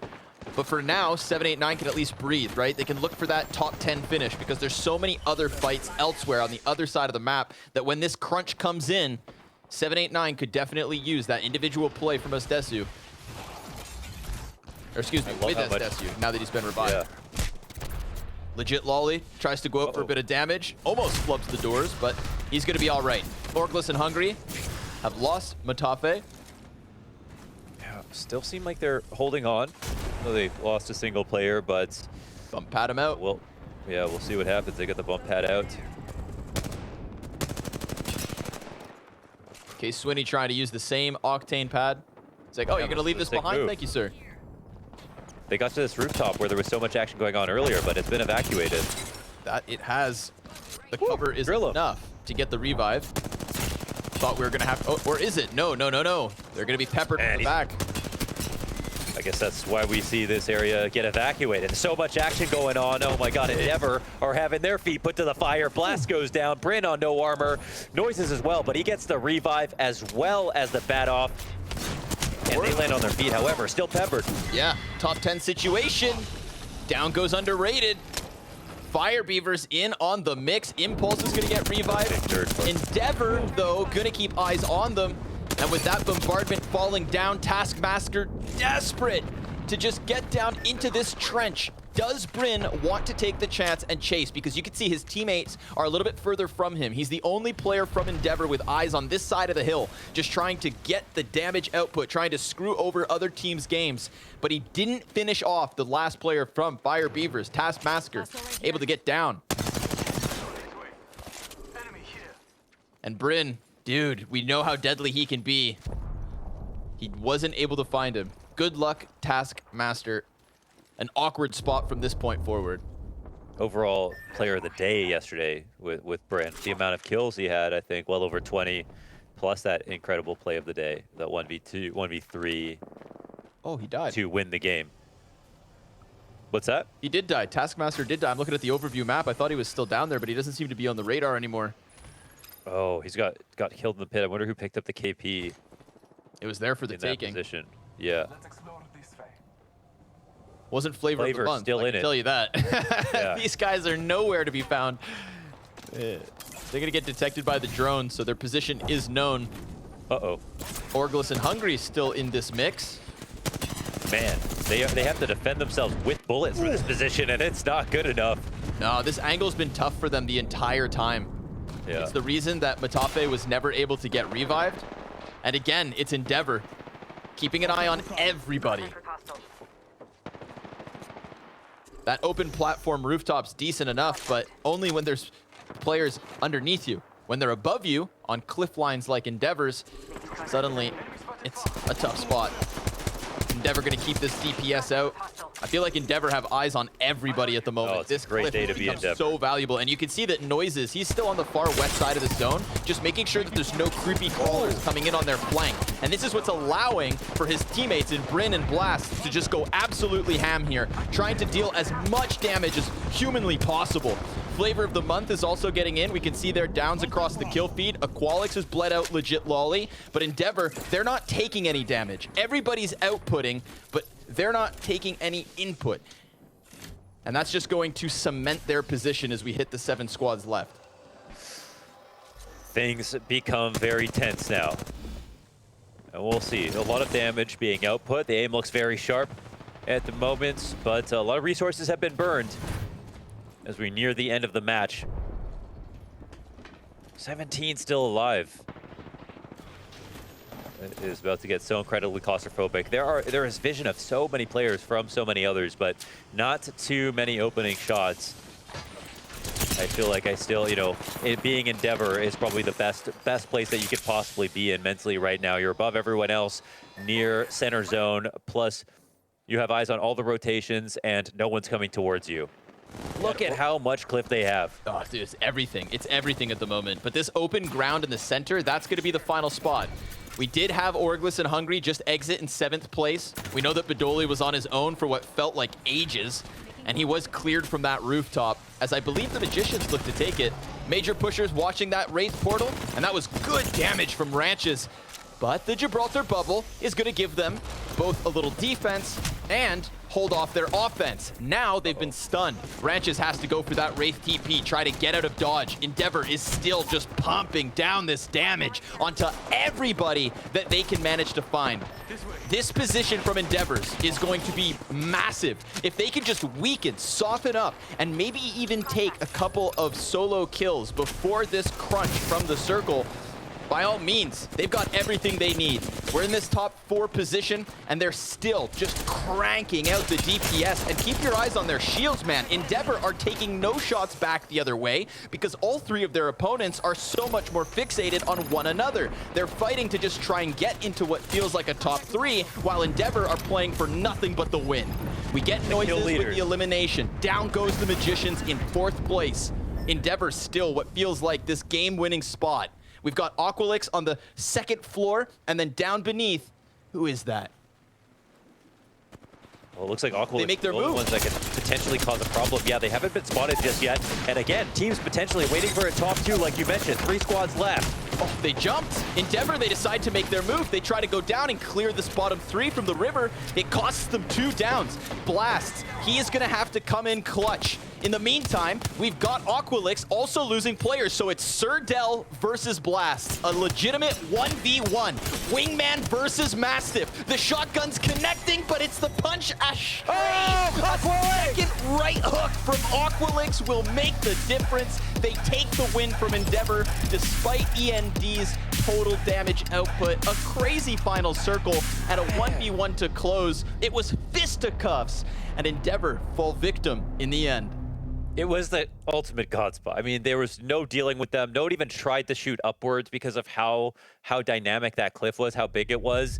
But as you mentioned, at a certain point, that circle was going to close. They have to come off of it. And the number of times we've seen the god spot be an indicator you're going to be a top 3, there's obviously a huge correlation there. But there doesn't seem to be a correlation between having the god spot and just simply winning the game. And Aqualix, tucked underneath that cliff, being quiet as a mouse, was exactly all they needed. It's not a game that is full of deception in that sense, but they found a moment where it was the absolute best play.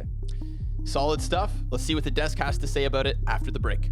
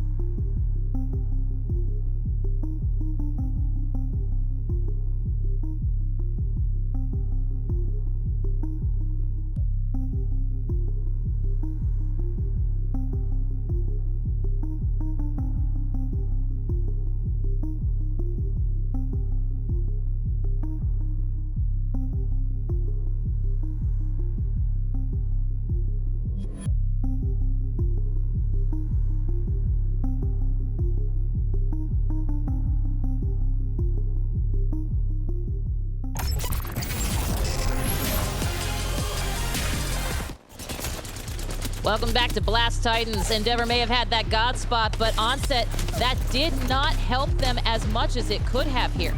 Yeah, it could have turned into a win quite easily for them. They tried to force this 3v3 like they needed to, because they would have needed to drop at some point.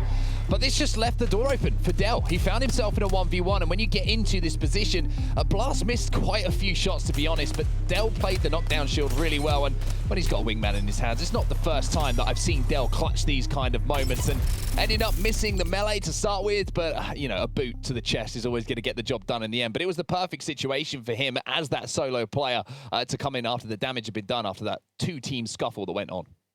Absolutely. Well, I'd love to jump in back into that that final circle, because there's so many things that happened and so many ways that it could have gone. Onset, let's keep talking through exactly how it is that, well, Aqualix, my personal preference and team, how they came out on top here to win, because of course we are talking about points here. We're still talking about that 50 points, and while KP is certainly important, obviously placement helps, but KP has to be on the minds of Endeavour, who I'm sure were racking them up. Oh, they definitely were. They had a huge amount of KP at the end of that game. They would have been a little bit gutted that they came up just a little bit short. But talking about the end game, I think we have a longer version of it here. And you can see that this is where we're at 5 squads remaining. And Endeavour, the reason we say God spot is because you're looking down on all the peasants and you can see everything that's going down. And you basically have free reign of the zone and everyone else just trying to scrap away. And I've got to give more credit to Bryn. Again, the amount of picks he was getting, you can see he gets the pick onto Yuki from Aqualix just to give them a man advantage. And the only team that was left alive as the 3-man was the team that they were forced to push towards the end. Endeavour really did control this high ground. You saw that Del found himself a little position to play, and then they decided that, you know, with 4 squads remaining, it goes down to 3 as they take down the other solo player alive in the lobby. They have to push. They have to drop off this high ground. They didn't get the damage maybe they would have wanted to get done from this defensive bombardment, but as I say, they have to move here, Endeavour. If they stay up, they're going to be forced to drop late, and then they get stunned, and then things don't happen. So Noises tries to make that move in. They push in, they get the shots down, but you have to say that the damage that was outputted by MajorPushers here was the difference maker for them. Noises goes down in this battle, Bryn goes down as well, and it's all left up to Blast. Even though they get the clean 3v3, it comes down to a straight 1v1 with both players pretty much full shields, and we actually get to see it from Sadel's point of view here, like we did a little bit earlier. And one thing that Dan actually pointed out here is the difficulty of being a Gibby versus a Wraith. Wraith with that small hitbox, the ability to dodge and dive against the Gibby makes things a little bit more difficult. However, you could say on the opposite side of things that Gibby, one of the best 1v1 characters in the game, arguably the best 1v1 legend in the game with the arm shield. So it just came down to missed shots, and it was a little bit of a heartbreaker for Endeavour, but for Aqualix to clutch up in that moment with a solo player alive, you will take that all day. Absolutely. I certainly will. Yep. I said I was going to be insufferable this segment, and I meant it. But let's actually talk about our MVP presented by Razor, because it's actually not from Aqualix. It's actually the guy himself, Bryn, from Endeavour.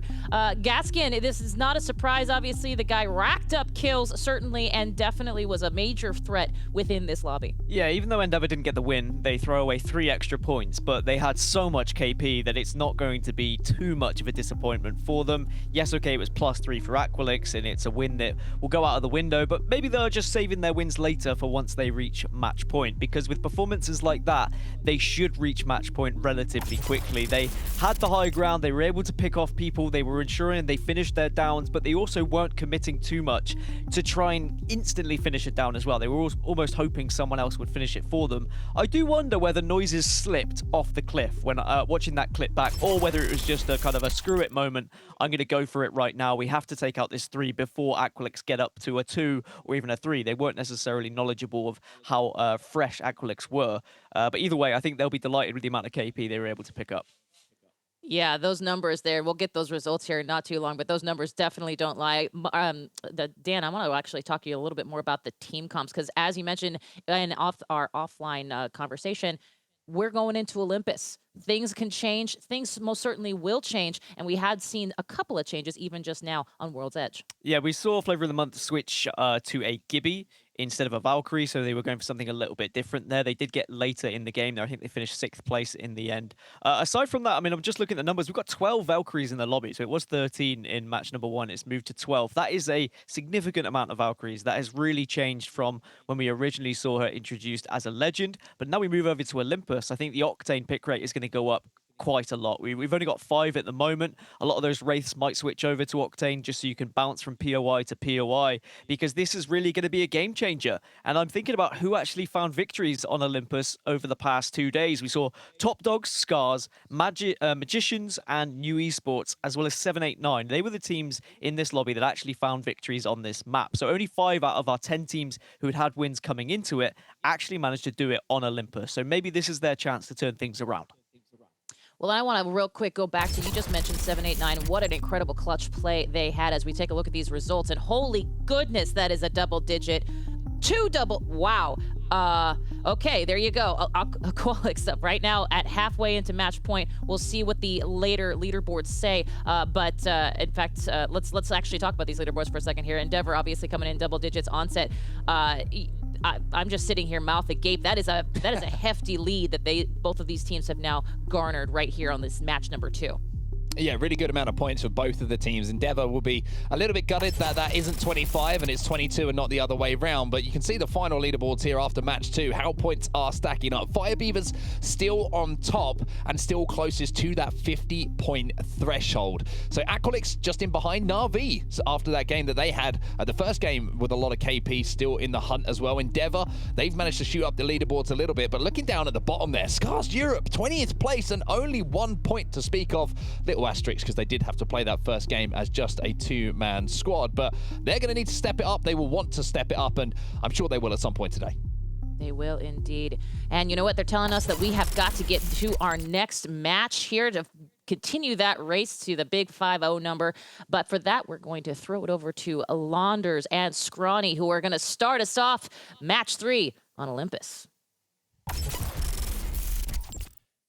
Yes, thank you, Kate. We are jumping over to a new map, keeping things fresh. I like the move. I'm very curious to see if anybody that hasn't had a successful round yet is able to really rocket up the leaderboards. There's what, 4 or 5 teams that are on the cusp of breaking into plus 50 if they have a ridiculous game on Olympus. Like we're starting to get like the 5 potential top secured spots. So very exciting. We've got teams on the cusp. Nobody can win coming into the first game of Olympus, and I think everybody's going to be happy about that. We wouldn't want some cheeky Olympus cheese being the deciding factor of Blast Titans, but I do like the fact that we shake things up, we screw with the status quo, and we're going to see who can make the most of this fresh place. So welcome to the beautiful cloudy skies of Olympus. Yes, and I'm very excited to see what the compositions are going to be. I think there was obviously a high persistence of Valkyries or high persistence of Gibraltars naturally in a map where there's not much cover. That, you know, having a Gibraltar makes a lot of sense. But we saw underrated with a, you know, the Revtane combo make it all the way to second place. Scarz ended up beating him out because of that Tai Sheen clutch, that unbelievable Tai Sheen clutch. Even though he had his teammates alive, I mean, that really was a clutch in my opinion. Actually, he had the 1v1 at the end with Valkyrie. It seems like there's still room to innovate, try different things on the map right now. And I don't know if this is going to be the time that people try it, but at the same time, you might be rewarded for taking those risks. Early fight here at the Orbital Cannon. This is Orgless and Hungry versus the Samsung Morningstars. And honestly, there's not much room to go in Orbital Canyon. You've got a lot of cannon. There's a lot of dead space on the exterior of this compound, so I feel like there's only one team walking out of this spot, Mo, and I'm very curious to see which of it will be. Morningstars have had some decent mid-game placements. We saw Orgless and Hungry as well, kind of floating in there. And Orgless and Hungry had a great second day. So we've got the Sentinel, the unscoped Sentinel. Ooh, just using the red dots, but I mean that's solid. That's solid DPS. He's giving him the openings, you know, three chances to play there. So let's see. You know, everyone's gonna be low on resources. He wants to try it again. I'm not sure this is a duel he wants to take, you know, in this position with those small opening windows. Let's see how they approach it. Rerouting now. Yeah, just gonna make sure they stay shoulder to shoulder. That's Orgless and Hungry's strategy here. Maybe they can get a spot where they overwhelm the Sentinel. Ooh, crack. Nicely done by Gdolphn, but that's gonna drop the Gibraltar shield on the other side. He's gonna have to take some thermite grenade damage. And on the fallback, look at Matafe. He is already completely fleshed, trying to sprint away. They get caught, and it seems like the Morningstars have their number. Do they let them get away? Or can they manage to turn this upside down? Because Mask, he was a little bit separate from his other two teammates. However, the answer is there. Matafe has been dropped, and they've got another player caught out in the open. That's Gdolphn trying to just peek over top of the wall. The revive's there, thanks to Silta. This 3v3 is so intense, but this is the conversation we have with Olympus, right? This fight has now been going on for so long that there is the chance of a third party coming through. Hasn't happened yet. Nobody else is near. And the Sentinel from Mox does manage a down. Now we've got the punches back and forth. Matafe in with an answer, but it is in fact the Morningstars to get eliminated. They tried to chase Orgless out into the open, and then suddenly that Sentinel comes into play. That is crazy. It felt like they had the confidence advantage. They got up on the high ground. They pushed their opponents out of their looting area, and then they tried to finish off their foot. Honestly, I think it was the correct move to make. I don't know what you thought, but it felt like they had everything going for them. But it just comes down to the individual level. They couldn't keep up. They literally just got out-dueled when it mattered the most. It did feel like the right play. Scarz, oh my god, not again. Oh my god, 2 downs. RPR, last one up. They're out. 19th place from maps in a row. Oh my goodness. They're 2 behind. I mean, and now Navi as well. Navi also on the cusp of death, perhaps. Kuya, he's gonna have to be the difference maker. They've got him locked in. This is gonna have to be a huge clutch play from Kuya, and it's versus Aqualix, who are just coming off of a very hot win, not to mention a dog pile of points. Kuya's gonna make the most of this Octane movement speed, get the hell out of there while he can. It feels like those shots coming from the top of the hill could actually keep his opponents pinned down, and that creates a bit of space for him, but he is gonna have to contemplate going back for banners at some point. This is a weird circle, including that middle connection. No kidding. Between No Name and the so incredibly aggressive, man. The amount of duels that are happening right now. 16 squads left over. I think that's another wipe. That's Kuya going down. Yeah, that's the wipe on Navi. Are they out? I think so, man. Kuya was all that was there. Oh my god. I looked away at the map, looked back, and maybe Navi are gone. Damn. Sir Del will be revived.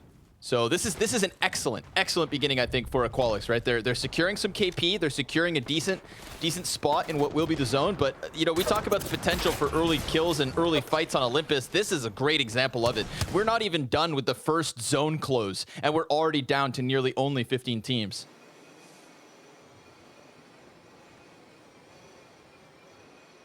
Yeah, this map could be unbelievably demanding in the early games, and people got to get used to fighting with less resources because of limited POIs. Honestly, it's incredibly entertaining. I won't lie. I know it's got to be a little bit frustrating to have to go out that way, but whether you go out in the beginning or the end, I mean, you could still get third party later on. You could still lose with everything that you want to a team that has everything that they want. It's an interesting situation. It calls for a little bit more creativity, and I think people are definitely learning lessons live. That's when it comes to the best approach here, and that's Kuya going down. Yeah. Yep. A lot of top dogs out early. Looked like Aqualix, you know, they knew they had him weakened. He had already made that one move back away, right? We saw Kuya immediately run towards that little trench, and then he had come back towards his teammates' banners. And I think that return to the action is what really activated Aqualix on the chase, and they didn't let him get away a second time. So sure enough, confirmation. Yeah. NAVI eliminated outside of the top 15. They had a solid first game, and they were riding the points, I think, that they had coming into the event, or coming into the final group, because of the fact that they played so well yesterday, right? 9 of their 20-something points off of the cusp of doing nothing today. And that's, I think, going to be too few with another early exit. Forg gang, comfortable spot here, taking the, you know, the Hammond Lab sniper tower, eyes above the entire field. They're like the general at the moment, just watching everybody else die.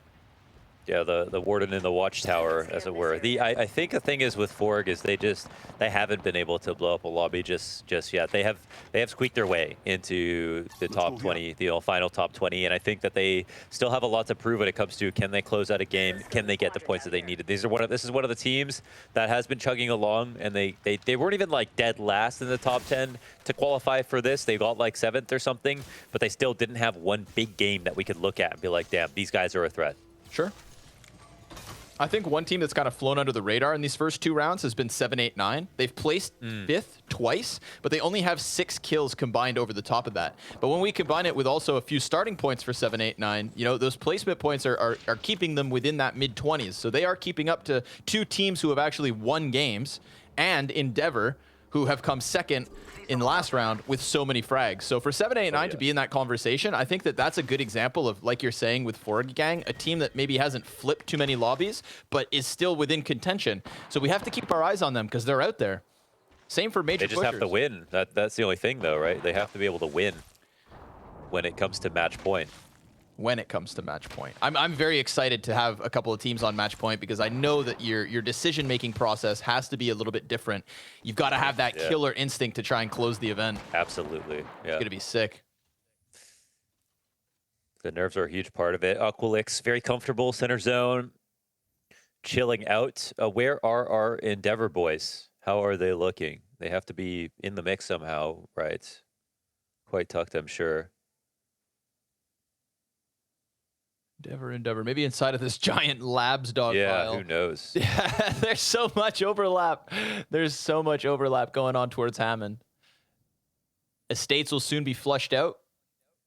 That's going to force Fenerbahce closer towards 789. That could be a decent enough fight. I don't think there'll be many third parties because if you're already inside the center of the next couple of circles, there's no reason to go fight on the fringe. Yeah. And honestly, the exit from Estates is pretty damn open, right? If you head to the north side of the giant wall, then you can get hit by the guys in the sniper towers. And if you head to the south side of the wall, that's where 789 are looking to kill you easily. And Endeavors are southern too, actually. They're just right in the edge of the zone right there on the south. Okay. Southwest side. Aqualix at a man disadvantage as Surdell is only now respawning. Here's a replay we had with Kungarna. Wiping Scarz, I believe. Yeah, making it happen early. Yeah. Holy. Kungarna have been doing pretty decently as well. They got a high finish. They're continuing on with their consistency. Sure. Didn't blow up any games, but I think they're halfway up. It was a risky spot to go for that Scarz fight, I think, because yes, they did have that first game, 4th place, and now off of round 2, a 16th finish, right? Imagine if Scarz were the team to wipe Kungarna. It'd be a very dire spot instead. Aqualix gonna run away. Surdell still needs to be delivered to the beacon. I believe he went down and died again. But Aqualix kind of have this weird middle ground, right? This tunnel that connects the center of the map and the south side underneath the giant portal. You don't always want to sit yourself in a cross section because eventually you're going to get hit from both sides. We've got like 5 teams to the south side, and then we've got 5 teams to the north of it. It's going to be a weird one moving forward. Orgless and Hungry also now sitting in a 2vx. Yeah, mentally it's quite difficult. You think, okay, we've got a decent spot, but at the same time, we can be approached from so many different directions. And here is one of those moments where Orgless are the ones that come out towards them and are doing damage. This isn't even one of their main threats at the moment, and they might be the ones to take him out. Have they been wiped? That's Nasky down. Aqualix. I think Aqualix just got wiped as well. I saw just a couple hits on the kill feed right before we left. It looks like they're out of it. They did get punished for sitting up there, and we'll see if this ends up being the cursed spot where everyone keeps dying if they keep trading places. But clearly, you know, Aqualix, Orgless, and Hungry, they want to be up here. So, but Orgless are the champs of this position for now. But yeah, they've got you can see them spinning on a dime, looking at the inside of the circle, the outside for rotators. We'll see how this works out. They've got Orgless sitting outside of the zone. Ooh. Flavor of the month bump pad. They're getting pushed, yeah. Fly, brother. Fly. Arcstar at the feet. That's going to force them down back into the cavern. Hiding down in the ogre hole. Yeah, they're trying to fight back. Trying to heal up. Considering that Bedoli's completely dead, you know, this one falls on Matafe and Silta. They're going to go for the flying grenades and hope that they can maybe slide into a better position, get away from Flavor of the Month, and hope not to get killed from the players on the other side. Chased. Oh, man. This is so smart from Flavor of the Month. They realize that now their opponents have put themselves in jeopardy and have to heal outside the zone, and Flavor can camp it, and they don't have any other threats right near them. They're hunting hard for this KP. They are hunting indeed. Ooh, and they that's see it. Spotted. They've got to be careful. There's also, you know, there's a third straggler that is not with the duo. Yeah, Silta on the other side. Oh, there it is. But the punishment. Ooh. They exit through the open. They still have a chance. Flavor of the Month, so kill hungry at the moment. Really do not want Orgless to escape the situation. They don't want them to rotate in behind them either. Yeah, so, you know, you've got to push forward. You got to clear one side so that you can focus back. And the wingman shots from Knob. Back-to-back downs, takes out 2/3 of Orgless and Hungry. And Silta now, well, he's taken the position that FOTM once held towards those TPs.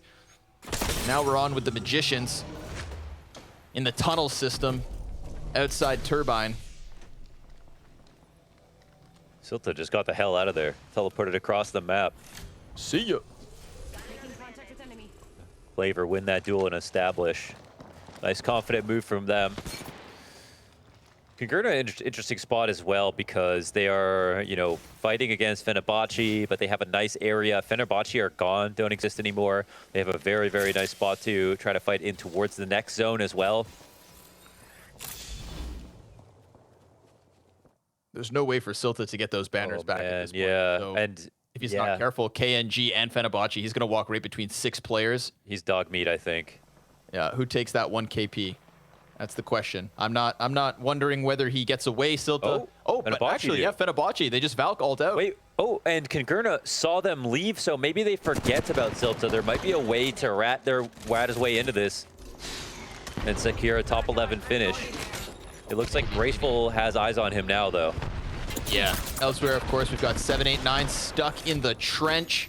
Missile swarm falling down upon them.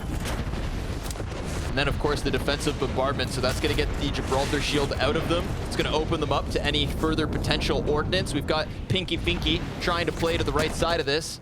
This is a big one. Fenerbahce, they're coming down off of their Valkyrie reposition. And now Underrated, they're using a Death Totem. And it looks to me like Underrated are going to push out from where they cleared Aqualix and look to third party this Fenerbahce/789 fight. K-Swinny is not going to jump in with his teammates, but instead just hold back, look to lock down the ground. And sure enough, Underrated wiping 789 with the bleed out. Fenerbahce right thereafter. That was Bryn even managing to get in with a little KP, taking down one of those last few players. Game of drones soon to be dealt with, it seems. Rondoniak hiding, trying to get the shield back, but there's K-Swinny using this position to his absolute advantage. New esports. Kashera's been brought back up. Denze's being brought back up. So this one's fallen onto post-kill. However, just like last time, we've got this nuisance in Endeavour just looking for that last kill, making sure that they can wipe the team, making the most of their third parties. And it feels to me like we're going to get an Endeavour versus K-Sweetie Co. underneath the TP. Yes, they're camping. They're only rotate in. They're about to get third party now. The fight is coming. Let's see it.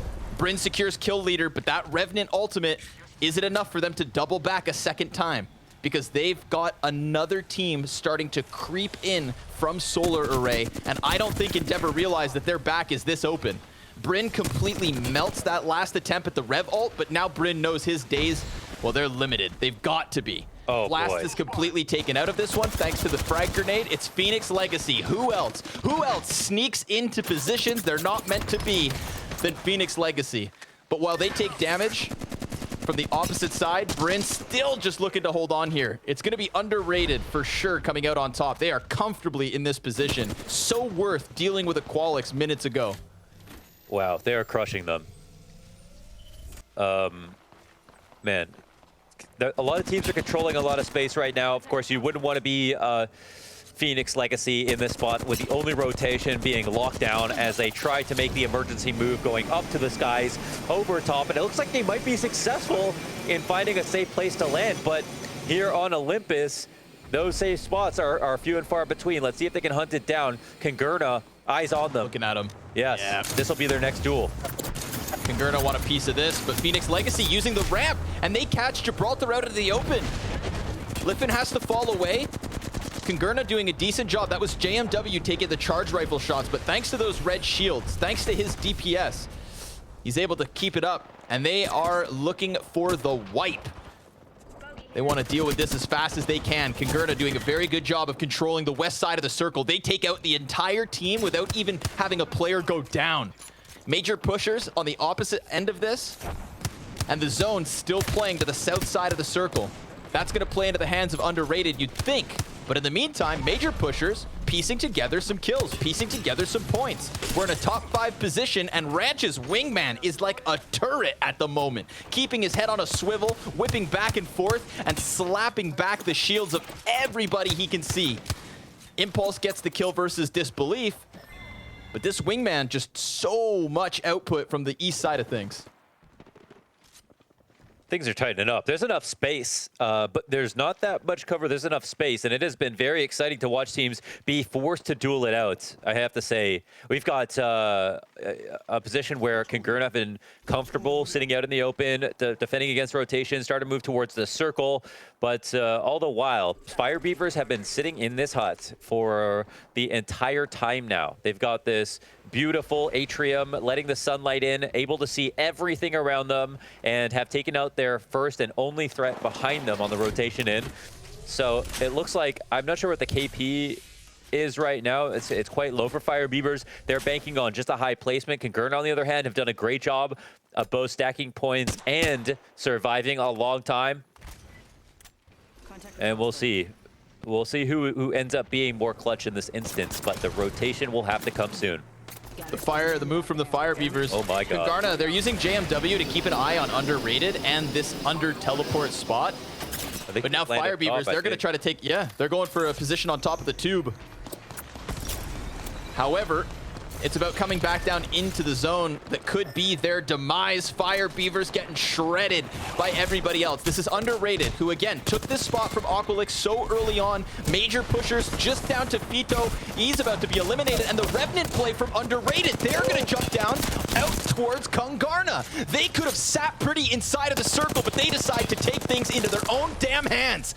And they jump early. Now they're going to double back towards their earlier position, and sure enough, Underrated, seeing red, absolute killer instinct, pushing outwards, swiping everybody away, and taking a win on Olympus. Listen, they are the argument for offense being the best defense. No Gibraltar in their lineup, Revenant in their lineup on Olympus. Everyone is preaching about the lack of cover on the map, and they are taking a completely different philosophy when it comes to approaching it, trying to be as aggressive as possible, jumping from fight to fight. They were the team that got top 2 that should have probably closed out one of the Olympus maps earlier on in this event, and have now actually got that win in the finals. So congratulations to Underrated for trying to venture into an area other players have not.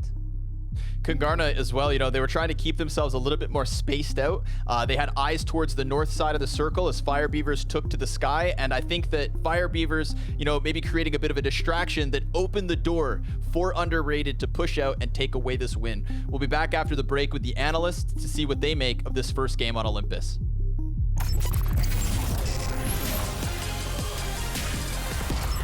I play very smart, I would say. I know how to build advantages and then punish people.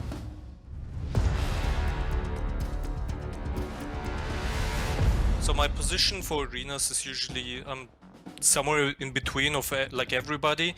I'm trying to find an opening so I can call to my teammates to make a push basically, or take an advantage of the advantage that I basically created. My personal playstyle in arena specifically is to poke out their resources. One of the main flaws in arena is that resources is very scarce, and just poking people out and then you just walking up on the first advantage you get is the easiest way to kill anyone. Whoever creates an advantage for us, I'm just basically the one that is immediately rushing and trying to help. So the weapons I buy are usually the wingman. I try to upgrade it to get the red dot on it. That is usually enough. I don't need the extended heavy mags for it. In arena I play flatline every round. It's just too good and you get so much ammo when you buy it, level 1. And the rest of my economy I basically spend on cells, medicine, just something that, you know, gives me an advantage in fights and in case like I win trades and stuff. So I'm good for all ranges. You start poking ranges and then you go up close and you get an advantage.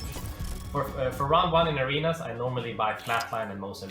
I still go for the wingman just because it's really good poking gun and it doesn't require much to enable it. You always pick Mozambique over P20 if you can, always.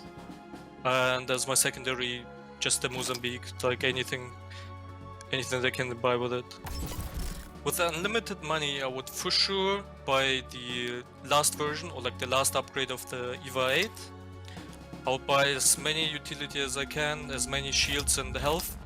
And for my primary gun, I would say it depends on the map, but usually it is either the wingman or the vault. I would probably play full on flatline, purple flatline and purple EVA, and then also stack with bats and nades. Then I would buy the last upgrade of the wingman, of course, with the best attachments, but I would still choose the red dot as my favorite optic. I mean, if unlimited, you would just max out. So yeah, just bats, meds, nades, everything. The tips I can give to upcoming players in this mode is that obviously take advantage of the map, try to take as many angles as possible. Don't rush towards the enemy without getting any kind of an advantage. That should basically set up the base for winning the trades and the team fights.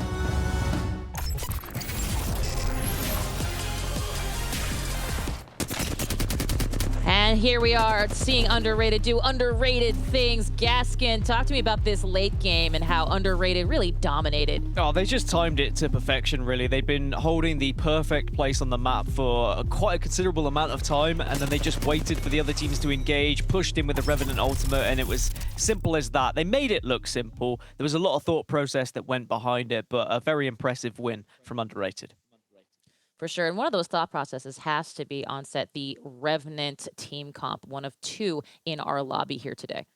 Yeah, I mean, a lot of discussion about Revenant and Octane combining, and everybody knows, you know, a general feeling on it and how it works. And as far as how it works, I feel like Olympus is the perfect place to play it, and I think it's just been showcased there by Underrated. There's not a lot of places to play on Olympus when it gets to those end zones, and one way that you can approach things that works so well for Underrated is you essentially set your around your totem. This is the place that they played for so long, right? And they're always going to return to this spot when they put that death totem down.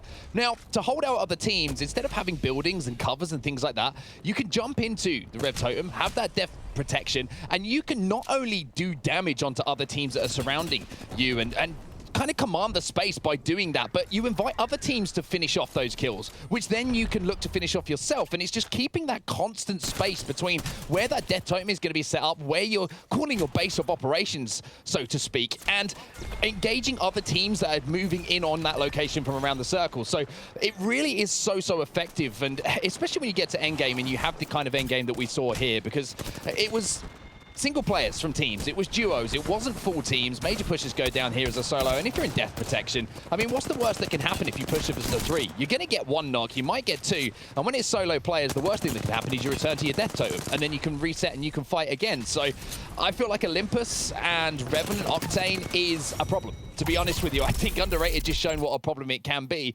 and I think if we play more going forward on Olympus, then I would like to see more teams play Revenant. And I don't think it's because I'd like to see more teams play Revenant. I think it's because I think it's the most effective way to approach Olympus as a map and as a successful way to rack up some KP.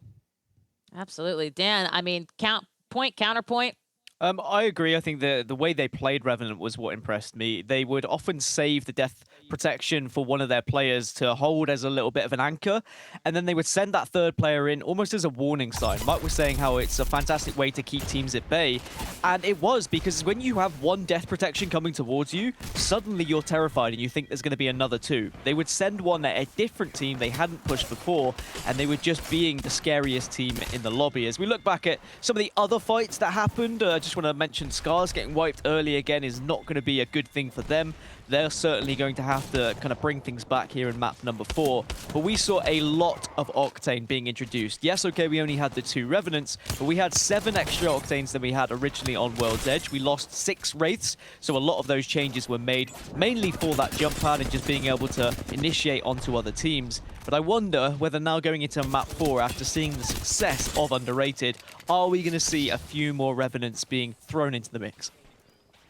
Well, speaking of underrated success, it couldn't have been that success without one guy, that of course Case Swinney, who is our MVP of the match, brought to us by Razor. Onset, I mean, we talked about Valkyrie, we've talked about that legend so much in the last 2 days. Talk to me a little bit about Case Swinney's use of her ult, and more importantly, how he came into this. I mean, listen, 2 kills, but look at that damage.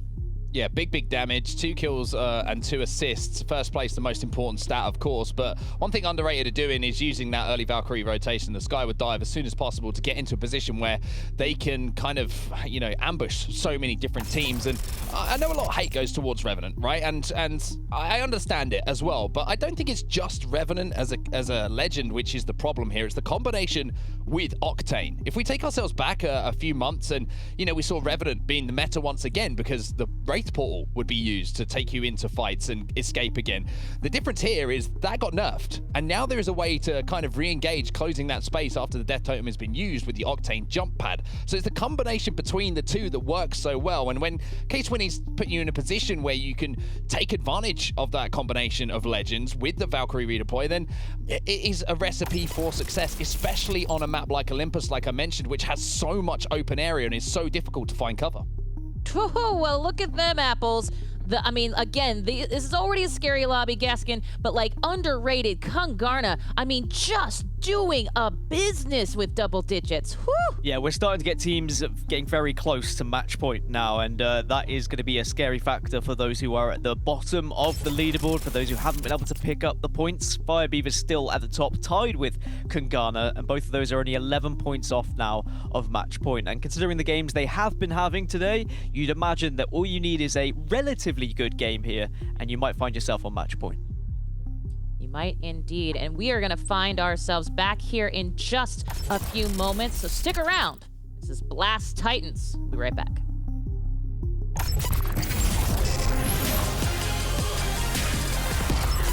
It's gonna be super hard for me. Thank God, all the hours I put into this game. Oh my God, I'm so bad at this.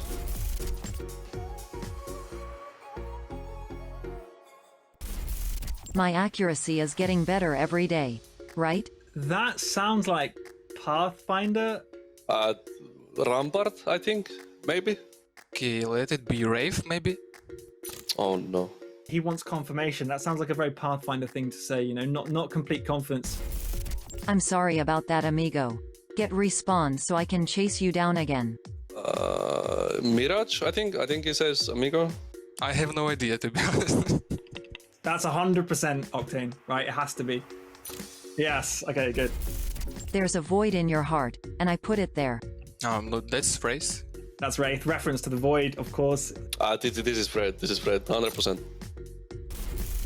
Would you like a kiss to make it better? Dream on. Maybe Loba?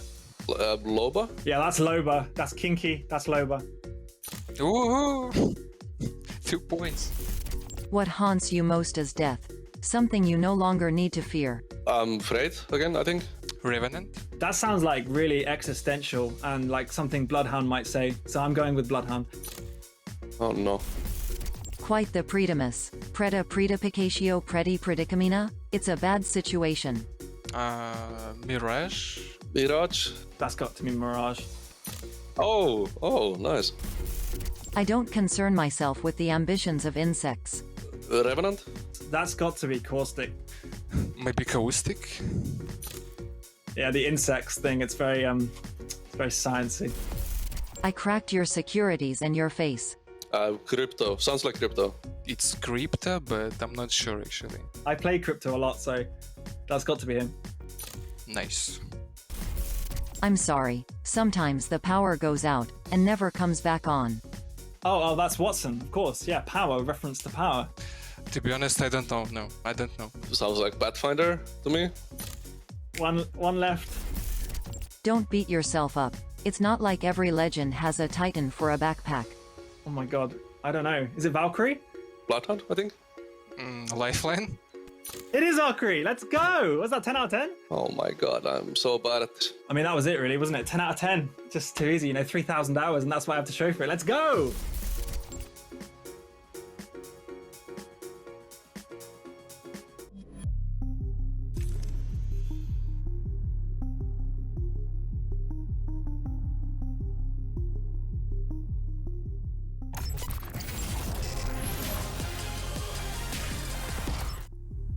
And welcome back to Blast Titans. I got Scrawny, I got Launders. Boys, one last thing before we head to game. Scrawny, what are you looking forward to most? What I'm looking forward to most has to be Mark and Dan being where they belong and hopefully taking us home with this one. We've got a few teams on the cusp of a victory. We've got Olympus back up, and I'm just excited to sit back, relax, and watch somebody take this whole event. Sounds like a plan. We'll go on right there to it. Hard for me to say words sometimes because I'm also excited. Let's keep it on Olympus. Now, over to Onset and Gasket. Now, normally it's my job to make Dan smile, but I've just been made smile by Scrawny, and I know how you feel now. It's kind of that awkward feeling, isn't it? It's like, I want to smile, but I don't want to seem too, like, weird about it. But, you know, thank you, mate. I appreciate that. We're back. We're here. We're ready to cast, and we're going to start off on Olympus, Dan. And I'm looking across the leaderboards at the moment and looking at the scores, and it's tight. I think that's the only way to really describe it at the moment. First place, Fire Beavers on 39 points. There are still 11 points away from that match point threshold. Just behind them, Kungarna. I say just behind. They're equal on points, 39. And then you go all the way down. There's only a couple of points separating every single space and every single placement that we have in the leaderboards. I think we'll have one team on match point after this game, that's for sure. But 11 points is still a lot of points to get. If you have that bad game that we've seen several teams in this lobby have, all it takes is just getting wiped early on, and suddenly you're then looking at match number 5 before you can get to match point, and you're chasing potentially someone who is already having the opportunity to win the tournament. And Fire Beavers and Kungarna, they have to be mindful of that. They have to play this one a little bit safe, and that's difficult to do on Olympus. Olympus really encourages aggression, it encourages going for those points, but at the same time, you don't want to be left behind when someone else gets the match point first. So you're really going to have to look to your IGL here to make some very important decisions. Yeah, I agree with you there. IGLs are going to be huge here, and I've got to kind of talk about some of the teams down at the bottom as well, and I think it's good news that everything is so tight. No one team is really running away with things here, Dan. Scarz Europe, 20th place, 1 point. Games to forget so far for them, to say the least, but as we well know, you put a 20-point game together, then all of a sudden you're maybe just one game away from being on match point yourself. The same can be said for the likes of Flavor of the Month on 12 points themselves. It really is super, super tight here, and we always know getting onto match point is one thing, but if you're the only team on match point to cross that threshold first, you could be the target for the rest of the lobby, and you are the target for the rest of the lobby. Yeah, we've seen in previous tournaments that have match point format, sometimes compositions being changed so that you aren't noticed on the map as easily via the legends you're choosing. We have got an early skirmish again between Orgless and Hungry and Morning Stars. This one ended in fisticuffs last time when they ran out of ammo and Orgless and Hungry were able to come out on top with a few slaps to the face. So Morning Stars will be hoping they actually have some ammo to work with this time. It's the first time I've heard the phrase fisticuffs in a long time. It kind of caught me off guard, as you can see that Mox almost gets caught off guard as well by Silta. Just playing inside that little corridor. Needs the wheel go down though, and now Mox can move back in. However, he's not going to get enough damage. Yes, he is. He turns that one on his head, and now he's going to be taken down. Last player alive here. And he's going to be going up against Matafe and Bodoli. Bodoli will go down. Now it's a 1v1. Matafe trying to move in with the Havoc in hand. He's going to have enough ammo in the chamber to get it done. Orgless and Hungry starting this one off strong. Yeah, Orgless and Hungry again coming out on top against Morning Stars then, and it was two teams who haven't found a victory yet in this tournament, and the reason why that's relevant is because, of course, it's match point. We need to be looking at the teams who actually have been getting wins, who have been able to clutch up when they need to, because it's all well and good finishing top 2, top 3, but when you finally get to match point, if you can't actually provide the victory for the team, then you're just not going to be winning the tournament. So that can be said for the likes of NAVI, for example, who haven't found a victory yet, have been consistently finishing in the top 3. Flavor of the Month as well on our screen. Haven't found a win, even though they were able to kind of scrape through to these grand finals with a disappointing couple of days, I'd say.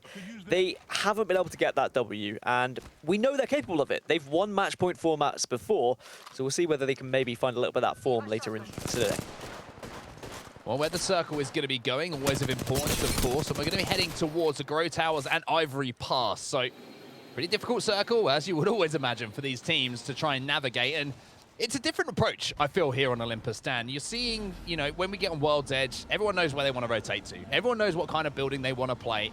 It's almost repetition for them to have the spot that they know they can get to and how they play from there. We'll come back to that point in just a second, because Fire Beavers, they are wiping the floor with this team inside. Nine Impulse will be able to get the finish. Not sure if that's a complete wipe as yet, or if there's still one player alive. It looks like there might be a third party in the vicinity here, Dan. They have to be super careful as the grenades are raining down inside of this little bus stop. Yeah, a third party and a third grenade. It's MajorPushers on the other side of things. Ranch is the last remaining player, just trying to do what he can. But Graceful and Kungarna are on the other end as well. They're looking to try and pick up some free KP and maybe try and wipe out the rest of Fire Beavers. Remember, it's Fire Beavers and Kungarna, the two top teams at the moment, trying to get to match point. So if either of these were to be wiped right now, there's a fantastic chance for the other to get to match point first. Well, Fire Beavers have somehow managed to hold things off here, and MajorPushers, it'll be Ranches who's just trying to escape and survive for now. He's just going to try and get any placement points that he can. He's not going to be able to get Fitu's banner, or he might not be able to. He might look to rotate back, but he does have Together, so there's an opportunity to at least play as a two-man, or maybe he's thinking there's a little bit of fighting going on here that I might be able to pop back in and investigate. Well, on top of the Grow Towers is going to be Kungarna. They're going to be in a pretty spot, but finally back to my point I was trying to make, Dan. I feel like with the lack of playable area in some of these end zones, people are looking for fights on Edge more than what we've seen previously on World's Edge. It is kind of a very difficult, it's kind of timing a lot of the times on fights. If a fight goes on too long, a third party will arrive. So you're seeing teams try and engage, but if it doesn't go their way, disengaging almost as important as finding that 3v3 in the first place. Aqualix have just lost a couple of players as well. Orgless and Hungry managing to catch them on their rotation, so not good news for Aqualix fans and Kate, who has predicted them, but you are right. It's not a safe way to approach the game by playing for end circle and playing for placement points when it comes to Olympus. It's more unpredictable, it's far more difficult to hold your ground, so instead you are going to be more aggressive, you are going to take fights, and you're going to try and get KP as your main income of points here as Magicians now looking to get aggressive, but look how Arcstars force you back sometimes. It's Top Dogs who are on the other side. The revive will come through, but they are going to be weak. Here comes the push then from Magicians. That's going to be 1 down, 0-0 eliminated. Ruabe eliminated as well, and that's about as clean as a whistle as all of Top Dogs will fall to Magicians moving in, and there wasn't many bullets missed there, Dan. That's the only thing I can really take away from that fight. They were two teams who have won a game on Olympus this tournament. Actually, the only game that both of those teams had won was on this map. So good for one to eliminate the other, I guess. Just looking across legend picks as well, Scarz made a change. They're running Loba now, really digging deep to try and find something to help them really break through a pretty awful first few games. Of course, they were just 2 players in game number 1. I have to put that out there. They were very unfortunate. RPR wasn't able to connect to the lobby, but ever since, they still haven't been able to find their footing. So maybe Loba will be able to provide them with some loot so they can actually get into a proper 3v3 engagement rather than just being inted on right at the beginning of a game.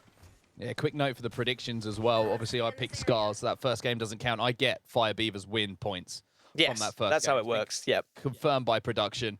Thank you to everyone watching for supporting me on my way to that predictions title. But another look at the overhead. You can see Flavor of the Month making their rotation at the north of the map, down from Rift, where we saw them just a few moments ago, where Fenerbahce Esports currently are located. They're going to have to go through a few teams, though, on their way towards the zone. However, kind of like that approach from the north. You have that high ground. You can look down on Grow Towers. I feel like if you move from the other side, you're always fighting an uphill battle. And speaking of uphill battle, hit 789, and they've already lost one. Yeah, 789 down to just 2 players, but sometimes you can just hold back because it was down to a grenade and it wasn't a team necessarily right on top of you.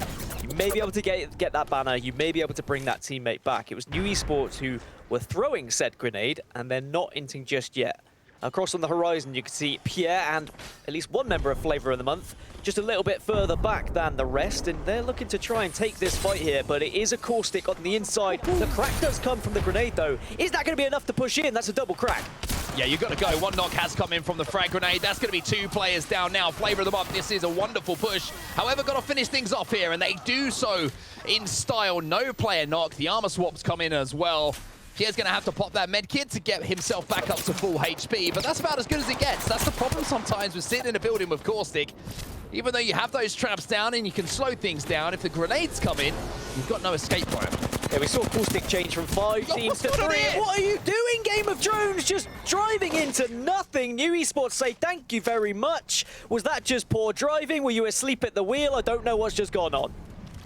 Game of Drones. I mean, I don't know what to say.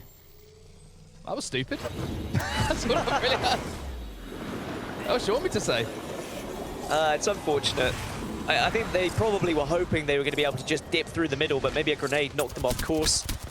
A shame for Game of Drones. They'll look back at that one. Probably a little bit of laughter after a little bit of sadness to be the first emotion they go through. NAVI are going to be holding one of these positions in Grow Towers, and I feel like holding the third building, or the third story of this building is always good because you get such a vantage point. But it looks like NAVI, they want to initiate here. They want to take these 2 remaining players of 789 down. I think they've realized it's just a 2. The damage is going to be done. Strafey goes in, takes down his Desu, and I'll tell you what, who needs Nesh? Who needs Kuya? But Strafey's just going to walk in with the Avery and absolutely decimate what was left over of 7, 8, 9. They will be eliminated here. As we take another look at that map overhead. Still Grow Towers are going to have a look at what was an interesting decision. Maybe an attempted drive-by? Just, I don't know. The more I see it, Dan, still nothing's popping to mind. I feel like they hit a curb. It just didn't go well for them. Maybe we did list off some of these specs of the Trident. Yeah. Which was, you know, the V6, the twin turbojet, the photon cannons, and of course the 6 consoles. But maybe there was a little electronics malfunction on the GPS there, and that's what happened. It's a lack of suspension. You hit a curb and you're gone. There is no chance of rescuing it. And when there's 3 people shooting at you, funnily enough, it is very difficult to try and reposition. Navi still overlooking everyone else, and they are a team who could edge their way to match point as well if they were to get a big game here. They are 27 points off of 50. The teams really, though, who I think have a genuine chance of match point in this game, Fire Beavers, Kungarna, and underrated, not MajorPushers, because we saw them go down to just 1 a little bit earlier. So 3 teams, I think, could make it to match point, but it's very unlikely all 3 of them will. It would be probably 1, maybe 2 at a push. Well, 15 squads remaining now. As we're seeing, 50 seconds until Zone 2 does close in. And in comparison to some of the other games that we've seen so far on Olympus, it's a decent amount of teams that are still alive. There are a couple of teams that aren't a full complement of players, but it does seem that most people have found somewhere to play for now. That field will be cut, though, and almost in half when we do see that Ring 3 start to close in as the playable area becomes even less. for the likes of Flavor of the Month, who have to make their way through from the northern side. And you can see that Taylor's trying to do a little bit of poke damage here to Magicians, I'm pretty sure that was on the other side. An underrated, at the moment, a very serene approach to the game from them. K-Swinny, I think he just stepped away for a few seconds there to maybe make a little cup of tea. And I wonder whether that is because they're coming up close to match point. They're just going to play a little bit more restricted now.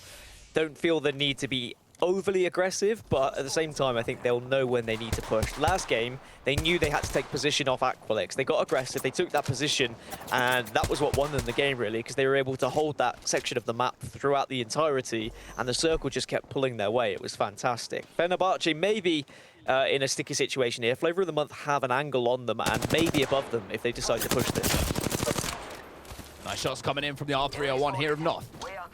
Not quite getting that shield break to really give them the indication that they want to push. Let's have that rock in front of him for a little bit of cover as well as the natural elevation and undulations of this open field that you see in front of him. The scan will come in and notice that Fenerbahce are an isolated team. However, Myztro, well, this is bad news for them because they've decided to go for the skyward dive. The only problem is there's a team inside. That is Fire Beavers, and they have been absolutely superb so far today. The first knock going to come in from Sunset, and now it's going to be up to 9 Impulse to come in on this flank to try and finish off, but by the time he's got there, Sunset has just taken it upon his own shoulders to take out the entirety of Myztro and claim 3 KP, all to himself and for his team. Yeah, that's 4 or 5 KP they've already managed to accumulate, plus 1 point for getting top 15, so I think that's around 6. They needed, what, 11 points? So if they're able to push themselves into the top 5, they will be on match point. Flavor of the Month still in this engagement, but as you said, they haven't really got that crack yet, but they just keep pushing up, and they're hoping that maybe they'll be able to then get some KP, but they are very aware that with 14 squads left and these circle closing soon, there's probably more teams on the horizon, so you do have to be a little bit careful with overly aggressive pushes. Yeah, you can't just send it. As you can see, Fenerbahce in a little bit of a tight spot just under that archway on that bridge. Magicians overlooking, trying to see if they can do that damage. Maybe Flavor of the Month will be able to take advantage if they can do the damage. Drop down, get the kills, and then pop that bubble, get the shield swaps, and hold off the push. But that's easy for us to see with all the point of views of where everybody's looking and what everybody has covered. Magicians now going to be slowly moving up, and they will be safe around where Malawani is going to be playing. Fire Beavers now deciding to redeploy, and I kind of like this idea, Dan. This is something we were talking about a little bit away from camera, how it's great to redeploy and use that skyward dive to get inside a zone, but there's more than one use for Valkyrie. You can use it for reconnaissance, but also moving from the insider zone to the outsider zone as well. We saw Alliance do it on day number 1, I think it was, where they got knocked, they were able to pick up a banner, and they actually skyward dived away from the location so they could respawn their third teammate, so they could then get back into the game. It didn't work out in the end of things, they got held, but that just shows the various ways you can use Valkyrie. And again, I just love what Fire Beavers were doing. They go up into the air, they have a little scout around, very similarly to how you'll go up a balloon sometimes and then drop off halfway up, just so you can get some height, see who's there, get the lay of the land, and then you can reassess how you want to push. We've seen some very weird pushes from Valkyrie, as we now get an actual push from Flavor of the Month. Yeah, Flavor of the Month versus Fenerbahce, and it's going to be the first knock actually going down to Fenerbahce here. Catherine being taken down alongside Pinky Finky, and now that will be the final kill. Flavor of the Month will come out on top here, but as you can see, a defensive bombardment coming in. Magicians, who have always been in the vicinity, always looking to sniff out any opportunity to come in and clean up some KP.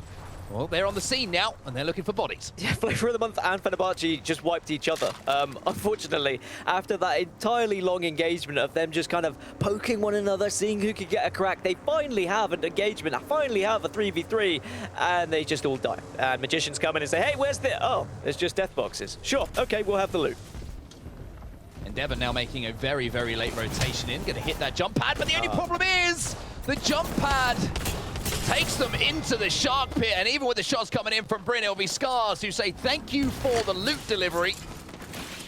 No delivery charge required for them, though. They will pick up everything now. The only issue is, Mandy is going to have to pop that bobble, maybe, as the defensive bombardment will come in from New Esports, who are holding down this choke and have been kind of the toll keepers, so to speak, if anyone passing through this little area from the east of the map. And now Orgless and Hungry, once again playing things slow. And don't worry, Badoli's not silly. He knows that's a teammate. Sometimes it does scare me with the overlay, because when you don't see the player name, I'm like, why is he not shooting? Sodell is the last player remaining of Aqualix. He was actually the last remaining player earlier on when they got the victory. Slightly different situation. Also notably, the only Pathfinder being used in this tournament. They feel like Pathfinder does a better job than Bloodhound, so that's why they utilize him instead of Bloodhound.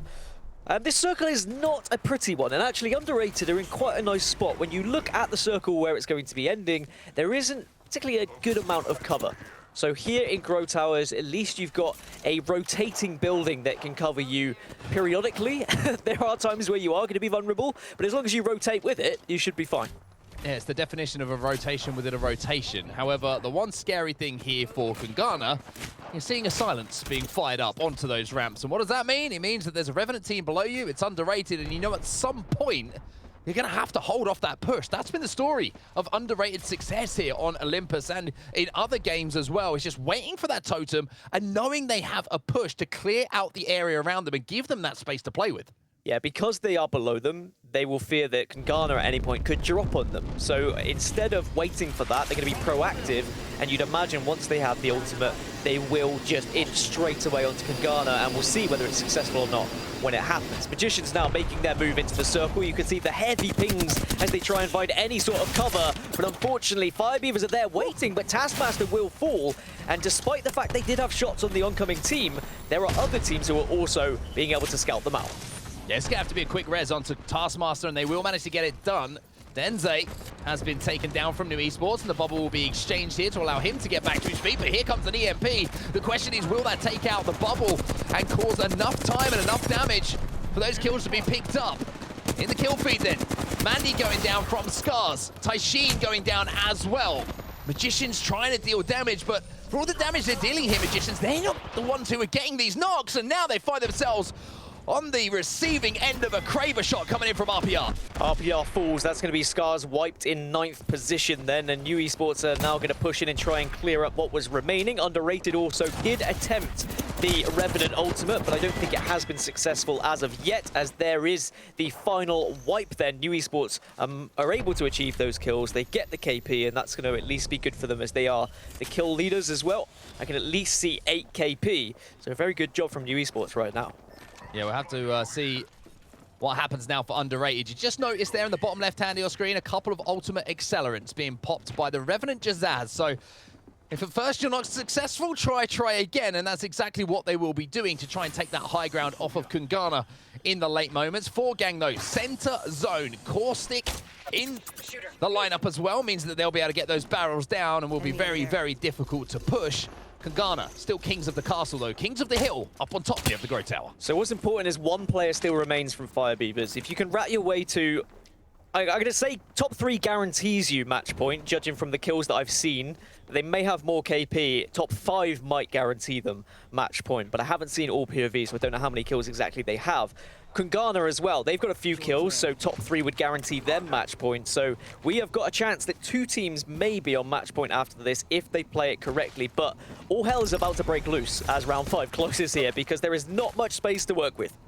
Navi in a pretty good spot though, and now this is a problem for Kungarna, because if they have to move forward a little bit, then Navi have got angles and head glitches to play with that can do quite a lot of damage. Orgless and Hungry at the bottom of your screen there, and just above them is Forgang, the team that we were talking about a minute ago. New Esports now making their move up onto zone, and that's going to be a stick, I think, that just came in, or it might have just been a little bit of splash damage, but the EMP, oh my word, that one will do. And now they're going to be moving in, but can they secure the kills? Matafe will go down, and that's one way to wipe a team. The grenades getting the job done and dealing a huge amount of damage. I tell you what, New Esports look really scary when it comes to Olympus, just as they did earlier on in the tournament, and Sunset can't survive. That's going to be 6th place. Did they get enough kills for match point? That's my big question. I'm not sure whether they did. Navi, though, still at 2. 5 squads remaining. Kungarna are one of those squads. Kungarna now favourites for match point.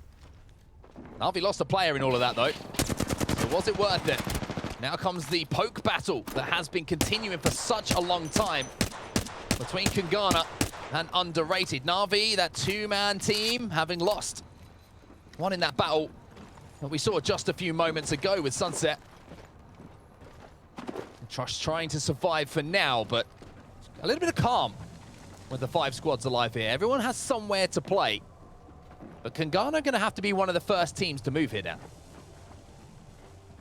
Yeah, I wonder whether they're going to hope that maybe Underrated move before them and Underrated just kind of jump on someone else, but it's going to be kind of a back-to-back who breaks first. This was the wipe from New Esports. I mean, there's so much damage there from the grenades. Like, that's why utility is so important in Apex Legends. One of the things I see at kind of casual Apex Legends ranks is that people don't have enough grenades in general, and you need them, and that's the main reason why. Here comes the push then.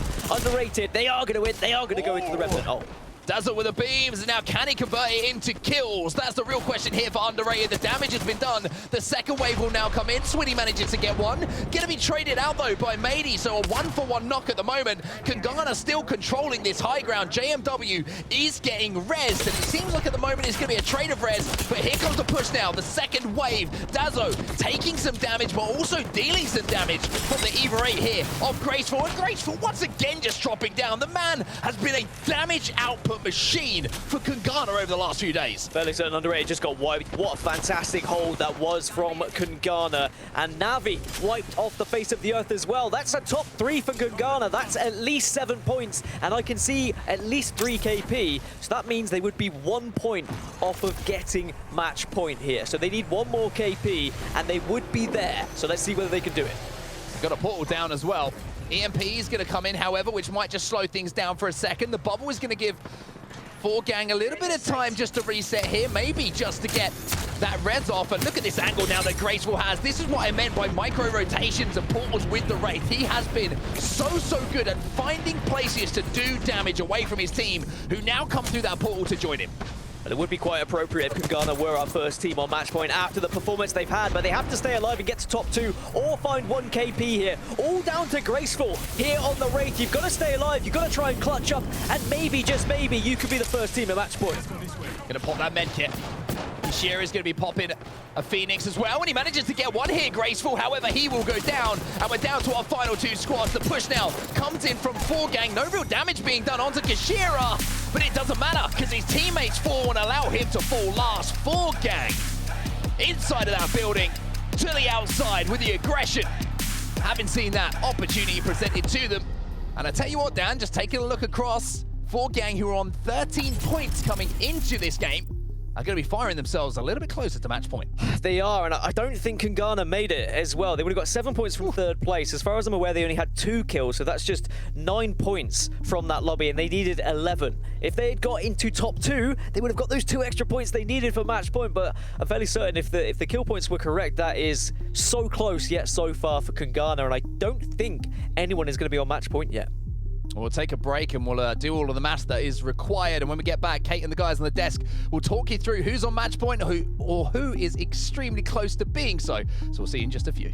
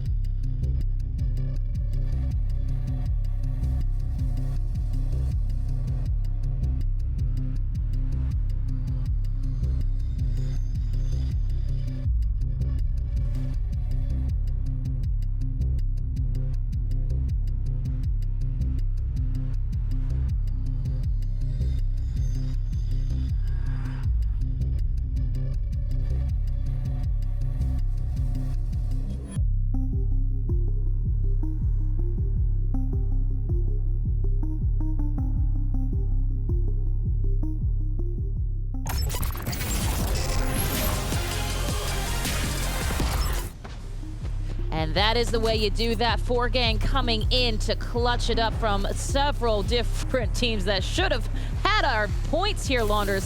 I mean, were you surprised? Is this something we were expecting? I certainly was not. Yeah, you can't, because they haven't won a game and they haven't blown up a lobby yet. So this is the first time they've really done it, and that just makes competition even thicker, you know, for who could potentially win an enormous victory for Forg. So first of all, congratulations to them. They weren't exactly controlling the situation in those last few teams, but they were the most clutch team, of course. 100%. Well, you use the word controlling, and I think that's an excellent segue, Scrawny, to let's talk about Kungarna. I mean, king of the hills, king of the castle, to be sure, throughout this entire match.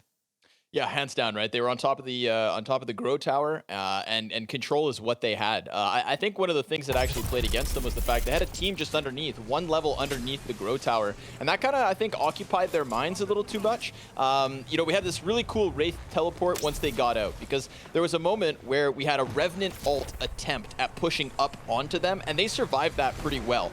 They had a down in the middle of it, but then I think that's what kind of, you know, got them. They had to play a bit too defensive before they were able to Wraith teleport out. And had they been able to just secure one more kill, had they just been able to get in on one more fight while they were still up on the Grow Towers, instead of defending just underneath them, then maybe they'd be on that match point. Maybe they'd be sitting on 50, but I'm pretty sure we're expecting them to be literally 1 or 2 points away. So their hands were a bit tied, I think, at just in terms of trying to get to the very end of the game. And then once they Wraith teleported out onto the rooftop, they just took so much damage from all the other teams that were coming outwards. I think that if Forg, who were inside of How dare you, Connor?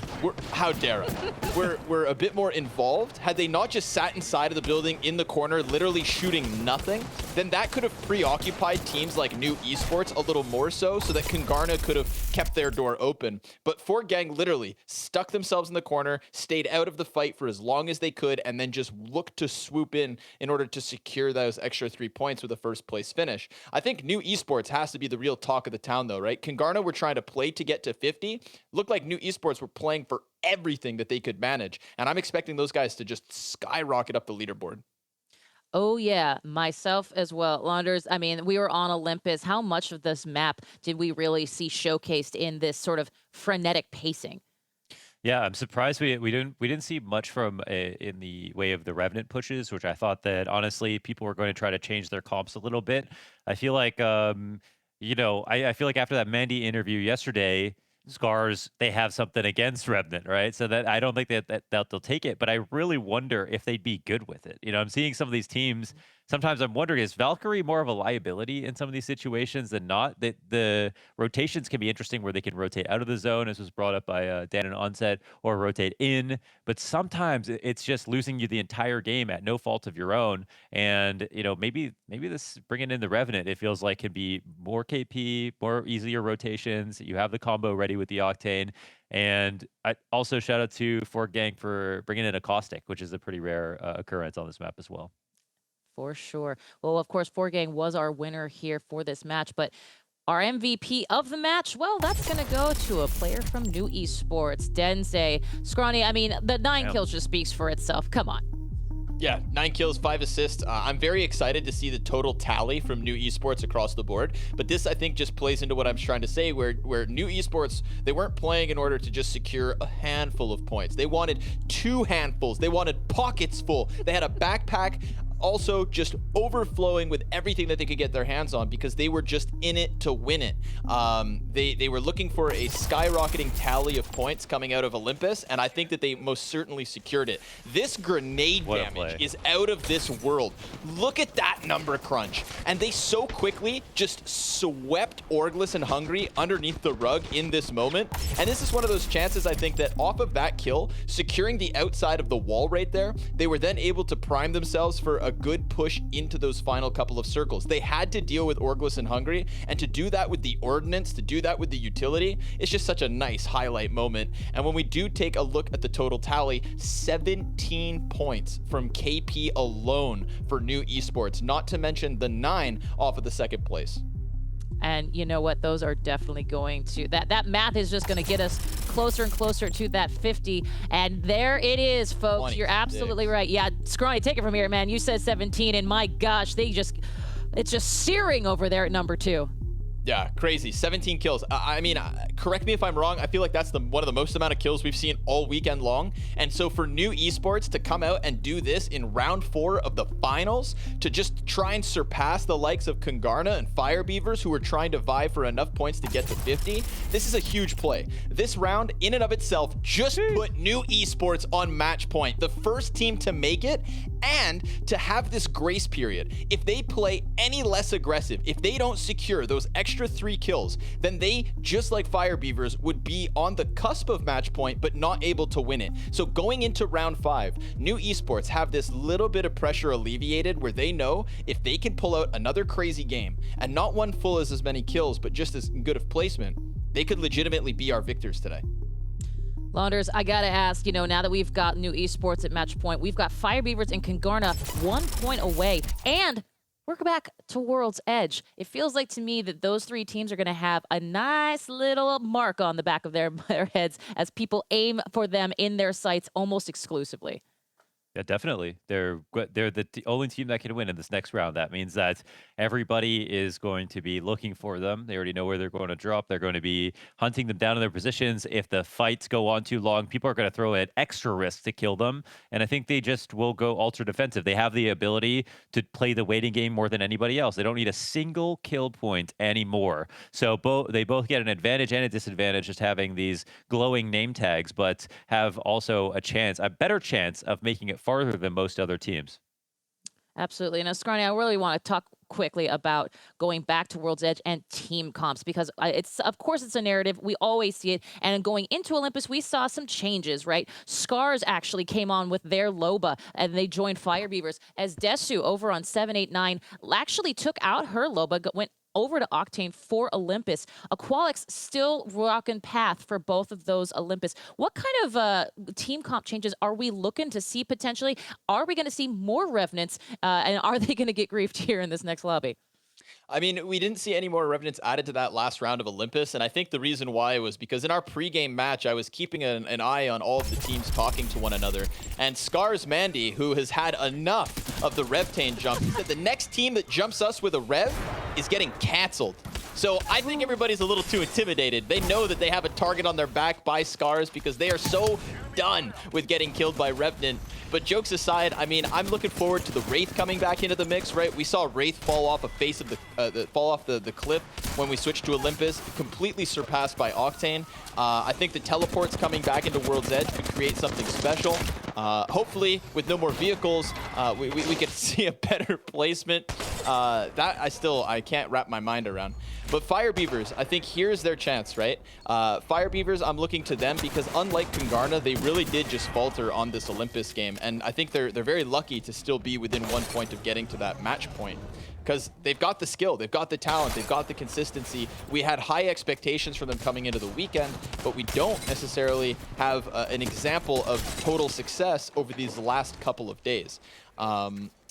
So I'm not quite sure exactly what am I expecting in terms of team comps. Maybe just a little bit more passiveness from the teams that are on the brink of match point. You want survivability here, right? If you only need within 10 points to get onto match point, just try and keep yourself up. All the Gibraltars, maybe more Caustics, stuff more stationary than movement-based, perhaps. Well, we don't have to wait very long to find out. In fact, we are going to be throwing it over to Onset and Gaskin right now. We're going to match number 4. We got 1 team on match point, 2 1 point away. We'll take it from here, Onset and Gaskin. Thanks, Kate. And it is time to go back to something a little bit more comfortable for everybody, and that is going to be World's Edge down. We've had the Olympus experiment, and it certainly was a good one for New Esports. A huge amount of KP and a huge amount of points that they've managed to accrue in that last game to put them as the first team onto match point here. Certainly a target on their back, but looking across the leaderboards, you would expect more than one team to potentially join them after this first game is done back on World's Edge. Yeah, Fire Beavers should get there. Kungarna should get there. They only need 1 point, but historically, throughout Apex tournaments, we have seen teams who need 1 point fail to get that 1 point, desperately searching for it by entering in a 3v3 engagement perhaps, and not able to achieve it. But there is the confirmation. New Esports have the chance to win the tournament in this game, match number 5. It would be a quite an early record, to be honest. We do often see match point 1 around game 7, sometimes game 8, if not longer, but match 5 would be extremely early. Well, another wonderful cinematic provided to you by Blast. Have all of the teams coming off of the dropship and finding their way to their respective POIs. We're going to have a thermal station staging ending, and this was a zone that we saw Kungarna win yesterday, Dan, when we had that NRG spot, which I might start to rename when we're doing the EMEA broadcast, to the Kungarna spot if they manage to take home the win here in our game 5 of the day. But it's going to be an interesting one, for sure. Alliance not being down at Thermal Station has opened things up for Underrated as well. You can see that they're going to take that POI now. So Underrated, who aren't too far off match points themselves, might be feeling good about this one. Yeah, I'm looking for any contesting going down. It looks like Skyhook is the closest place to having initial fights. You've got Orgless and Hungary up there, NAVI also up there, and another team joining them that I can't quite see because my contact lenses aren't in. But still, 3 teams up in Skyhook that are going to be fighting, and 789 are close on the prowl for a potential third party. Credit to New Esports, by the way. They really went under the radar for me. 26-point game is massive, and they finished second as well. It could have been a 29-point game if they were able to get the victory there. They jumped up from, what, like 8th in the leaderboard to 1st in the leaderboard. That's absolutely huge. However, it was Olympus. They've won twice in this tournament now. Both times has been on Olympus. They failed to win on World's Edge. So is that going to be a little bit of a tester here for them to actually finally get a W on this map? That's a really interesting point that you raise here, how teams perform on the different maps. And New Esports are one of those teams who love to take fights. It was something we saw in the qualification process for the ALGS Championships. They were putting up huge point games in, I think it was day 1 and 2 in those qualifiers, that really did kind of raise my eyebrow about how they perform in those team fights and how they approach things. Myztro are going to be in a pretty good position as well as we have a look at that map overhead once more. They're the team that are landing around staging and picking up that loot. Just looking around to see if anyone's making a quick rotation here, and it doesn't look like it will be too many fast rotations, apart from maybe Aqualix, you can see already making their way through Harvester Dam. It's Phoenix Legacy as the last team that's up in Skyhook, but they are going to be running right into a 789 ambush. The silence across the train tracks as they wait and they hope that someone is going to push in. And you hope there's no Bloodhound there. And there is not! And now 789 pounds. Can they hit the shots though? Unfortunately, Leaverock's not going to hit too many. Arcstar's going in, but that's going to do some more damage. Estetu going to get the first one onto D Getter. Second one will come in at the hands of Sanya, and now just a final player alive here, and popping an ultimate acceleration, almost mocking them as they find that final kill. 789, it's a cheeky strategy. It's a nerdy strategy, but at the end of the day, it's an effective strategy. Man hit the wrong keybind there, I reckon, and then panicked.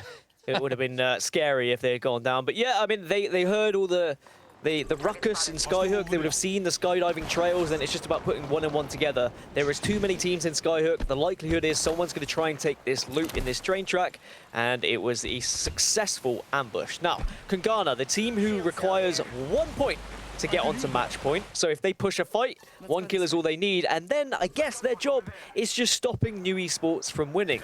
It's simpler than it sounds, because if you do just set out to try and ruin someone else's game, you are then sacrificing your points. And of course, once match point is achieved and someone wins the tournament, it's about how many points you've accumulated as to where you finish if 2nd or 3rd, and prize money is on the line. So not many teams would be willing to throw away a potential 2nd place to finish in 5th, for example, just by sabotaging another team.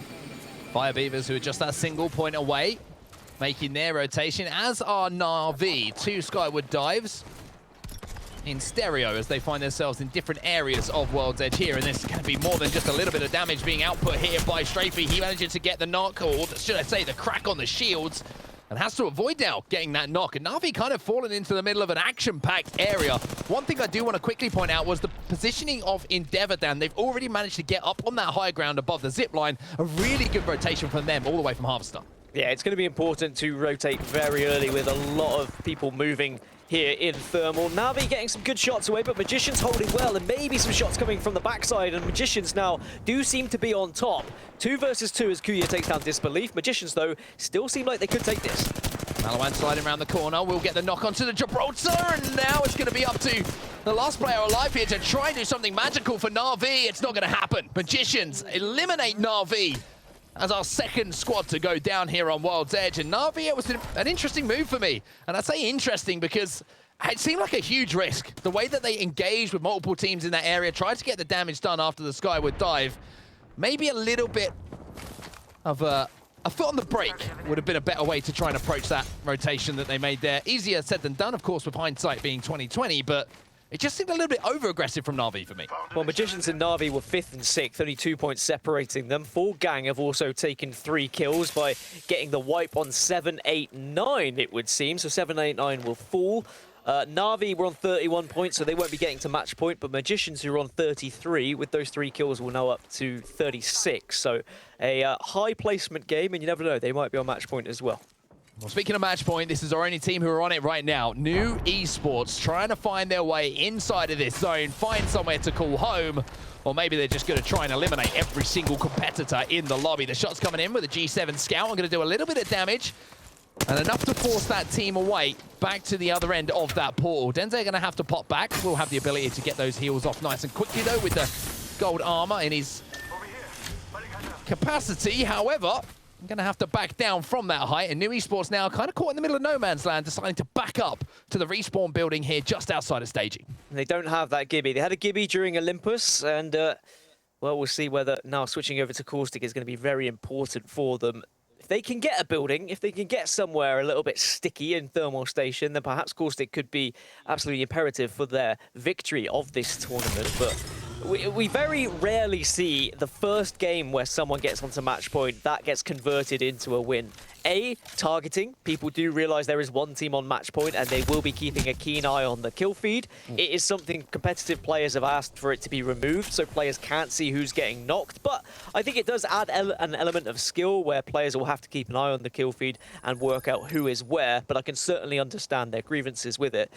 So we'll see whether New Esports do get targeted once we get to the later stages of the game.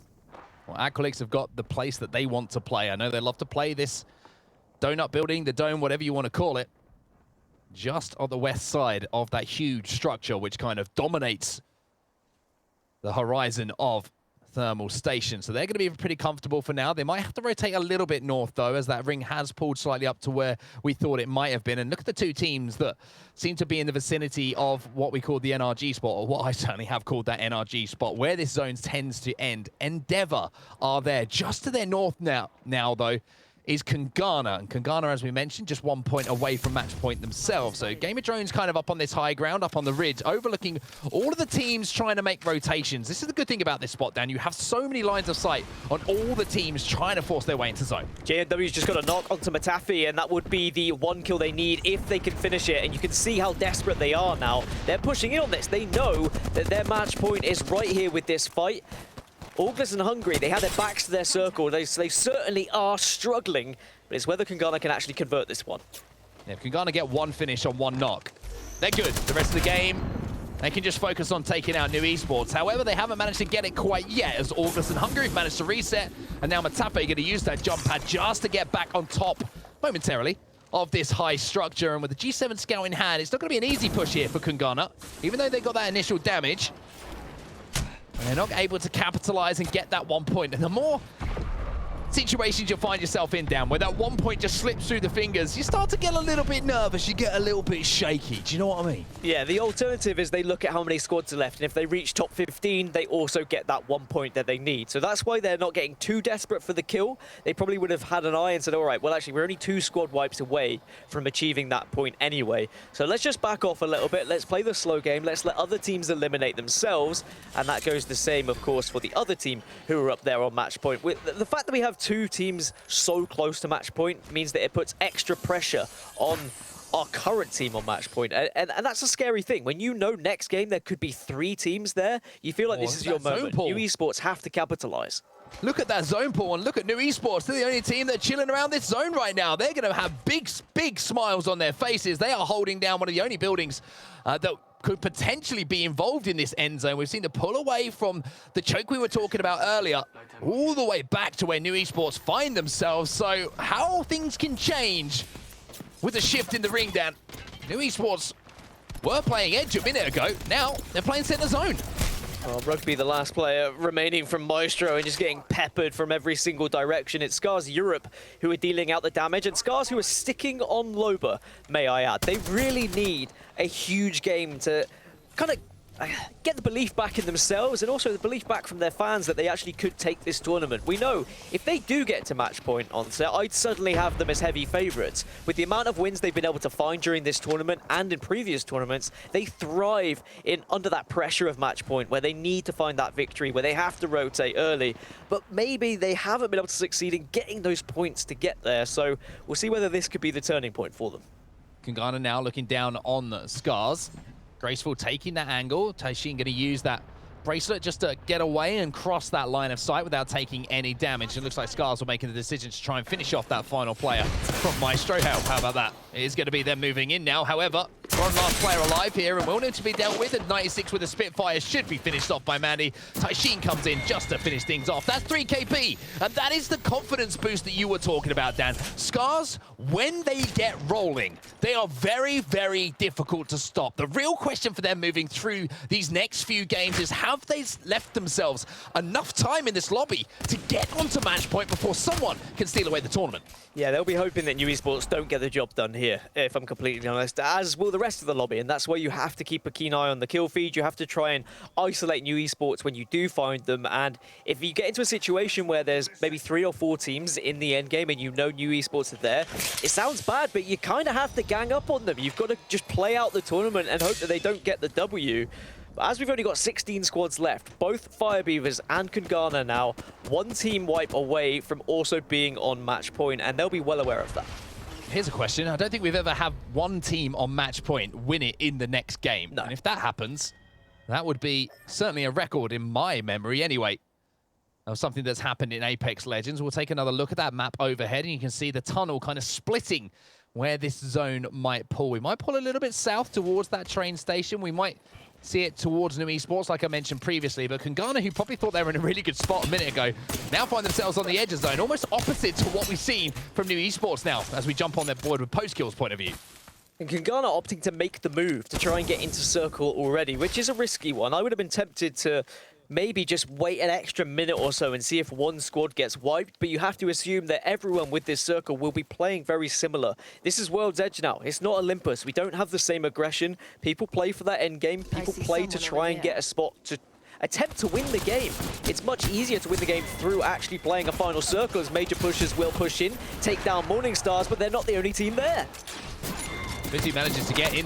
Fire Beavers arriving on the scene, and that will be the point that Fire Beavers need to join New Esports on match point. So job done here for Fire Beavers. The only thing they have to worry about now is stopping New Esports. It really is as simple as that for them now. It's the same for Kungarna as well. Fire Beavers have just secured that point for Kungarna, getting the 1 placement point by finishing in the top 15. So we will have at least 3 teams on match point in the next game, but we also have the possibility of other teams joining them. We've got Underrated, who are 13 points off of it. They could very well have a big game and achieve it, as well as Magicians, we've already seen pick up at least 3 KP. A victory plus more KP for them might take them to match point as well. So there could be several teams on match point next game. So New Esports really need to take advantage of this situation they're in.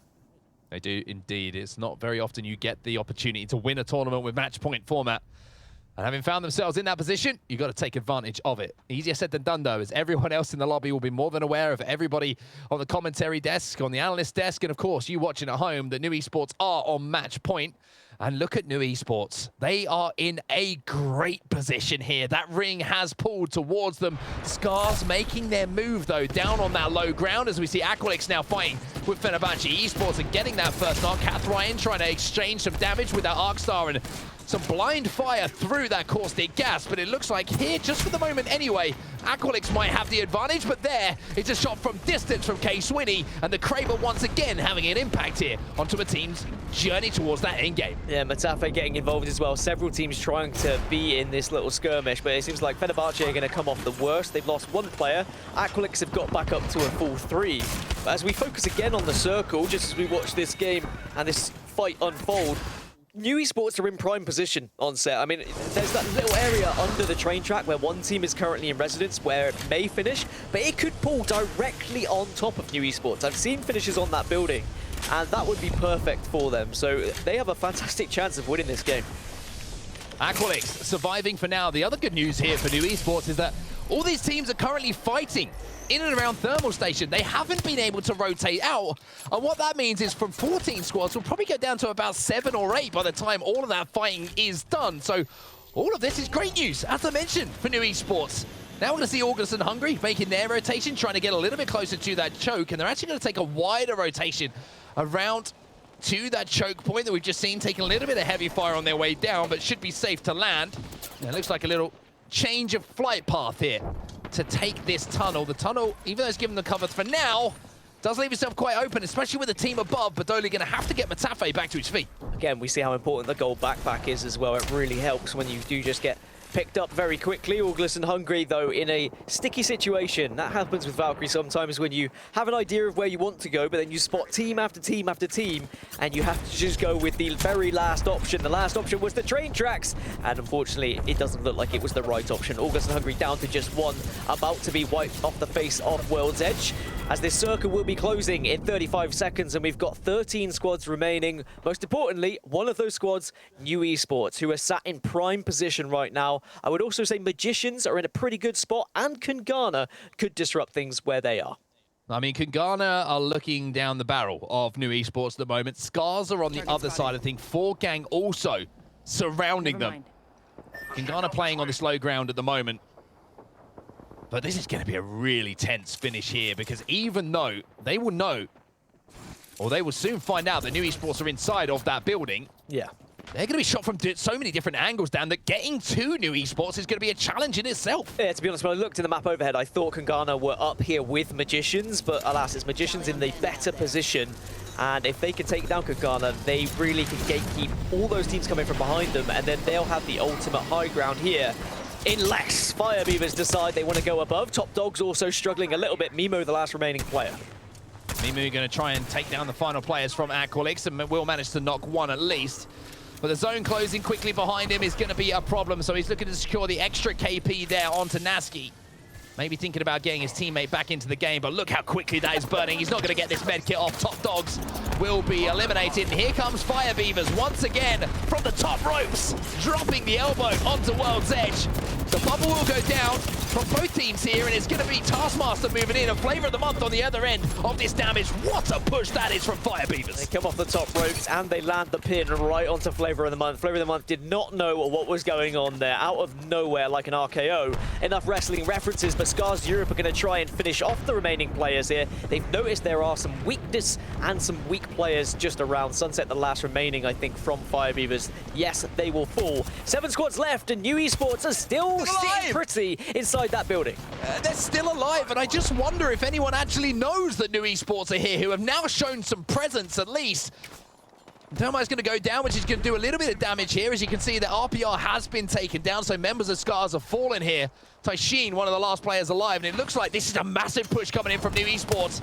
Taishin moving towards his last teammate alive here, using that Loba bracelet to get out of dodge. But if New Esports can take control of this side of Circle, Dan, the rest of the lobby is in front of them. They're all going to kill each other, and they might have the opportunity, if they can deal with Scarz, to close this out here on the only game that they are the only team on match point. However, they have to be careful. If they show up on the kill feed, suddenly that will be alarm bells ringing for the rest of the lobby. They might have gone unnoticed right now, and some people will probably be questioning it, saying, are New Esports still alive? Does anyone know? Did anyone see them in the kill feed? If they kill Scarz, we might see the rest of the team suddenly go, wait a second, we need to start thinking about a gentleman's agreement here. Let's take out New Esports just so we can get into another game and perhaps get to match point ourselves. But New Esports are not letting Scarz sit pretty here. They are very much wanting to take them down, because they know, as you say, if they can take down Scarz, they have the entirety of this side of the map. It's not only that, though. Even though the gentleman's agreement is one thing, the other problem is the teams who are chasing are trying to get onto match point, so it's not going to be a case of just focus firing. They need the points themselves, so I really feel like New Esports have got a great chance to close this one out right now. 5 squads now remaining. They take out Scarz, and now the lobby is in front of New Esports. They could do this right here, right now. So Magicians are going to be one of the main troubles. Forg gang also, and look, all these teams are fighting each other. New Esports can just wait. They're going to take each other out, and we may well have a 3v3. Magicians are going to probably fall here, as well as Kungarna are the ones going up against them. I wonder whether New Esports are going to even have a 3v3. It could be a 3v2 at this rate. This is going to be built for them. Maidilo, last player alive here on Kungarna. They have to work this out, the rest of the lobby, as quickly as physically possible. Matey doesn't look like he's in a good spot here. He survives for now, but you can see in the background there, Kishira, post-kill, Denze. Can't believe what's just happened in front of them. New Esports, and they tweeted earlier, they say everyone is sleeping on us, just you wait, and we have waited, and we're gonna wait a little bit longer. 4 squads left, a real chance to take this tournament in what would be pretty much record fashion, but there are teams who can disrupt it. They just have to kind of realize that it is New Esports, but look at where the circle is pulling, may I add. It is going towards the tracks. New Esports do have to move a considerable amount. I just wonder if the rest of the lobby is starting to work this out now. It could or be if Forg it's just been left too late. Forg, like you say, in position as a 3. Can do the damage to New Esports to stop them on this rotation. Matey trying to finish off Maliwan and will just about manage to do so, but without going down to the ring. So now we're just down to 3 squads. And Forg on the high ground. Post-kill making the move now, trying to go forward for New Esports, but this is not looking good for them now. First player down for New Esports. Forg trying to save the tournament, not just for themselves, but for the rest of the lobby as well. Post-kill will go down, and we will go to another game. We've got another game, and Forg have a chance to try and get on match point here as well. They're on around 4 kills already. 12 points would be 16 as total. They were on 30, that would make 46. So if they can get 3 more kills here with this wipe, they might just be 1 point off. It really depends how many they were able to accumulate in that wipe of New Esports. Magicians, only 1 player left, and Forg, well, it's surely inevitable at this point. You would think so, a little bit like Thanos. A click of the fingers here, and he will be inevitable. Ozus looking up, hoping, praying. They can bubble forward, they can take angles. This is just a case of waiting to see this one play out. Ozus just doing a little dance, a little jig, and hoping and praying that something magical is going to happen. Going to pop the shield cell. And the only question is, do Forg realize that there's only 1 player alive? They don't have a Bloodhound, so they're not able to scan and get that vital information that they do need here, Dan, but it's just a matter of time, surely. Yeah, I can't see a 1v3 happening here if it does happen. I mean, there is an Eva 8 in the handlebars, all right? And I have seen some pretty crazy plays, but surely Forg get sight of this soon and say, okay, there's 1 player, let's just drop and let's finish things off. They've got the caustic ultimate. Everything is there for Forg. I just wonder if they've left this too late now. They're going to take too much damage. Here comes the push. The bubble will come in. Ozus does a lot of damage. He doesn't manage to get a knock. Yes, he does, but it's not going to be enough. Forg finally pick their moment and pick up the win and join a number of teams on match point now, but I tell you what, that came down to the wire. New Esports had the opportunity to close it out. Forg said no. I think Forg have literally nailed 50 points on the buzzer there with that final kill. If what the admins are saying, that's 8 kills for them, plus the 12, that's 20. They were on 30. If my maths adds up, that's going to be another team on match point, and it's Forg not only stopping New Esports, but also getting a match point. We have numerous teams on match point. We'll get those confirmed. Who will be joining the likes of New Esports when we get back from this quick break. But what a game it was. Forg coming out on top.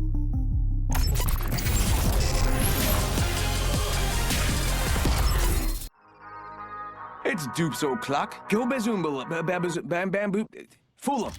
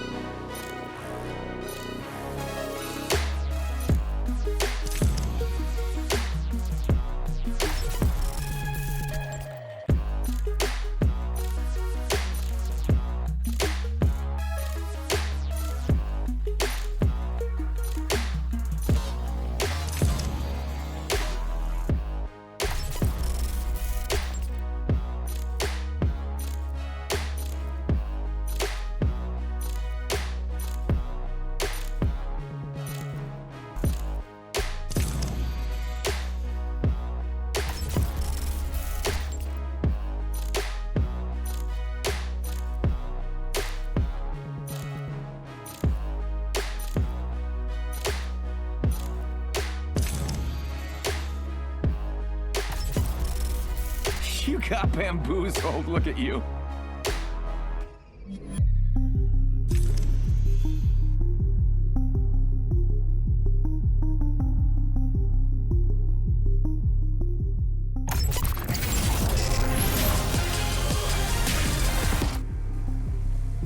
Well, we talked about the kind of focus you can get when you're on match point, and Launders, I think New Esports was victim to that and so much more. I think they had it's a gift and a curse to get that many good zones in a row, okay? On the one hand, you have no incentive to move. You have the one house that nobody wants on the block. But on the other hand, you can't get those Evos up. You can't get enough loot. They actually were looking at ammo trouble. And then they were also putting themselves in a position to watch other teams duke it out, loot each other, and then have a 40-60 rotation to go up against the one team they need to beat. So it feels like, in some sense, you know, your mind is telling you you need to fight. But on the other, but that at the same time, you're being reminded that you couldn't be more safe at the moment. And so I'm not envious of them to have to make that choice. They played really damn well in it. But as soon as they showed themselves here to Scarz in this engagement, this is when I think they needed to keep their momentum going, because they showed up in the kill feed, as was mentioned on the cast, and they got some, got an important team down. They denied a rotation on the outside, but then they made themselves known, and then it came all down to where the final circle would close, which is just too much emphasis on that one thing. Absolutely. And Scrawny, I mean, we talk about, we obviously are talking about, sorry, I lost my place completely. Let's talk about Forgang. We're talking about New Esports, but Forgang really was the ones that pulled it out this time. And obviously, Forgang, they played it correctly, but they also played it, what did they call it? A gentleman's agreement, perhaps? You don't know, but they also played it into a place where this could be, if we understand Dan Gaskin's math right, this could be Forgang's not just extending these matches into a place where other teams can go for match point, but in fact, match point themselves. Yeah, 100%, right? They've added themselves to the collection of teams that have now been able to get themselves into that victory lane, perhaps. The thing with Forgang is, let's not forget, Forgang's the reason that New Esports weren't able to pick up a win on Olympus. This is back-to-back first-place finishes from a team that was nowhere to be found after the first 2 rounds. Hell, maybe even after the first 3 rounds of this final group. So this is big. We got 7 kills from Forgang, plus the 1 on Phoenix. What, 8 over top of the 12, that's the 20. Dan Gaskin can apparently do basic math. 20 plus 30, this should be them also on match point. So yes, with those final kills, with that final kill on the single player of Magicians down beneath, they've got themselves exactly where they need to be. And here's the thing, technically, right? We go back 2 rounds, Forgang aren't even on the radar. But as of now, 2 back-to-back first-place finishes. If they can manage to pull off 1 more victory, the only team in this damn lobby with 2 wins. The most wins belonging to anybody is Forg. They're not favorites. They weren't predicted, but they're doing it. And if they can do it just 1 more time, then they could be the victors today. And you're absolutely right, Scrawny. If there's one thing they have done, it is showcase their talent to do just that. And hey, here's something we could showcase, which is our match MVP presented by Razor. Legit Lolly Launders. I mean, he came in clutch so many times, and not just for those 4 kills there in the late game. And it's just that the KP at the end of the day is what is going to mean the most for Forgang. You are so close, if not right on, or just over that match point range. And that's all that matters now. And Forgang, I mentioned, were a team that didn't show anyone that they could actually win, you know, even if it was by a narrow margin. But now are winning and looking confident while doing it. So I know it's obviously, in terms of probabilities, it's probably very unlikely that Forgang can win 3 games in a row. But I'm sure crazier things have happened, and we almost see New Esports pull off the impossible, getting onto a win within 5 matches. So we'll see if history gets made today here at BLAST Titans. We'll see indeed. And it's interesting to hear the casters talk about New Esports tweeting out, "Don't sleep on us," because Forgang has also showcased they are in fact also not a team to sleep on. Scrawny, let's talk through some of these highlights here as we look at what we just witnessed in our game number 4, our match number 4, on our way to match number 5. Yeah, 789 getting into the dirty here. Look, we had a few teams, I think, that started to play this round a bit more passive just because they were on the cusp of securing 50 points. So we definitely saw some decision-making that highlighted the need to just play for a handful of points as opposed to a bag full of them. You know, the likes of Fire Beavers, the likes of KNG, I believe they both secured their match points off of the same kill, right? Because of the placement plus the 1 frag. So it's just going to get more and more difficult now because it's anybody's game, right? But I do think that the passiveness of new esports, so you had asked me before the game, Kate, you said, you know, what kind of legends would we be looking at? What kind of changes might we see? Well, we saw new esports, the one team with the chance to actually close this, go ahead and play some sustainable characters. They used Crypto and they used Caustic. Caustic obviously for interior lockdowns, Crypto for the easy banner recoveries, and potential for revives. Unfortunately for new esports, I don't think they ever needed those abilities because the zone pulls played into their hand. I think to myself now, right, if they were able to jump out of that building, when they finally needed to make their move in the 3 teams left position, what if they had some more aggressive characters to play with? What if there was a jump pad or a jump pad in the mix? You know, in that case, I think that their formula, it ended up not being needed just because of the circle pulls. And I think that's one of those moments with a game like Apex where, you know, you can try to calculate all the variables, but then you're given a completely different hand than what you would have expected. Now that there's more teams on the cusp of victory, I'm very curious to see if we kind of get this same timidness that was really the flavor of round 5.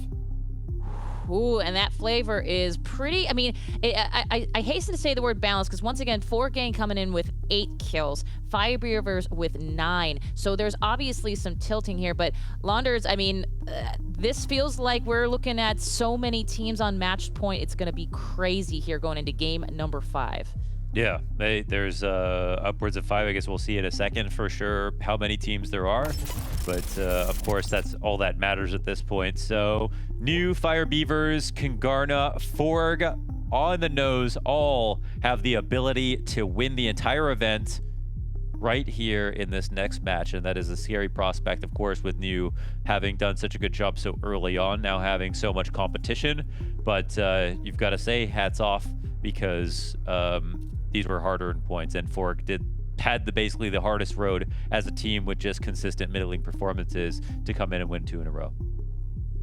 Well, we're going to find out how the cookie crumbles over to our casters right now because we got 4 teams on match point, 5 games in. We're going to find out if one of them will take it all or if we're going to a game number 6. Over to Onset and Gaskin. Game 5 indeed, and now we have 4 teams on match point, Dan. This is where things start to get interesting. This is where things start to get spicy because it becomes much more difficult for the lobby to focus in on those teams on match point. Looking across, just a reminder to everyone who's watching right now, new esports, they're on match point. Fire Beavers, Kungarna, and Forg Gang, all with the opportunity right here, right now on World's Edge, Dan, to get the win. They do, and there is also teams who are agonizingly close to match point as well. Magicians were only 3 points off. If they had got the victory in that game, they would have also been here on match point instead of Forg Gang. That's how close it is between these competitors. But now you'd imagine, surely, with 4 teams on match point, we're going to have a winner after this one here in match number 6. It doesn't really... You know better than that. Doesn't really end that way, does it?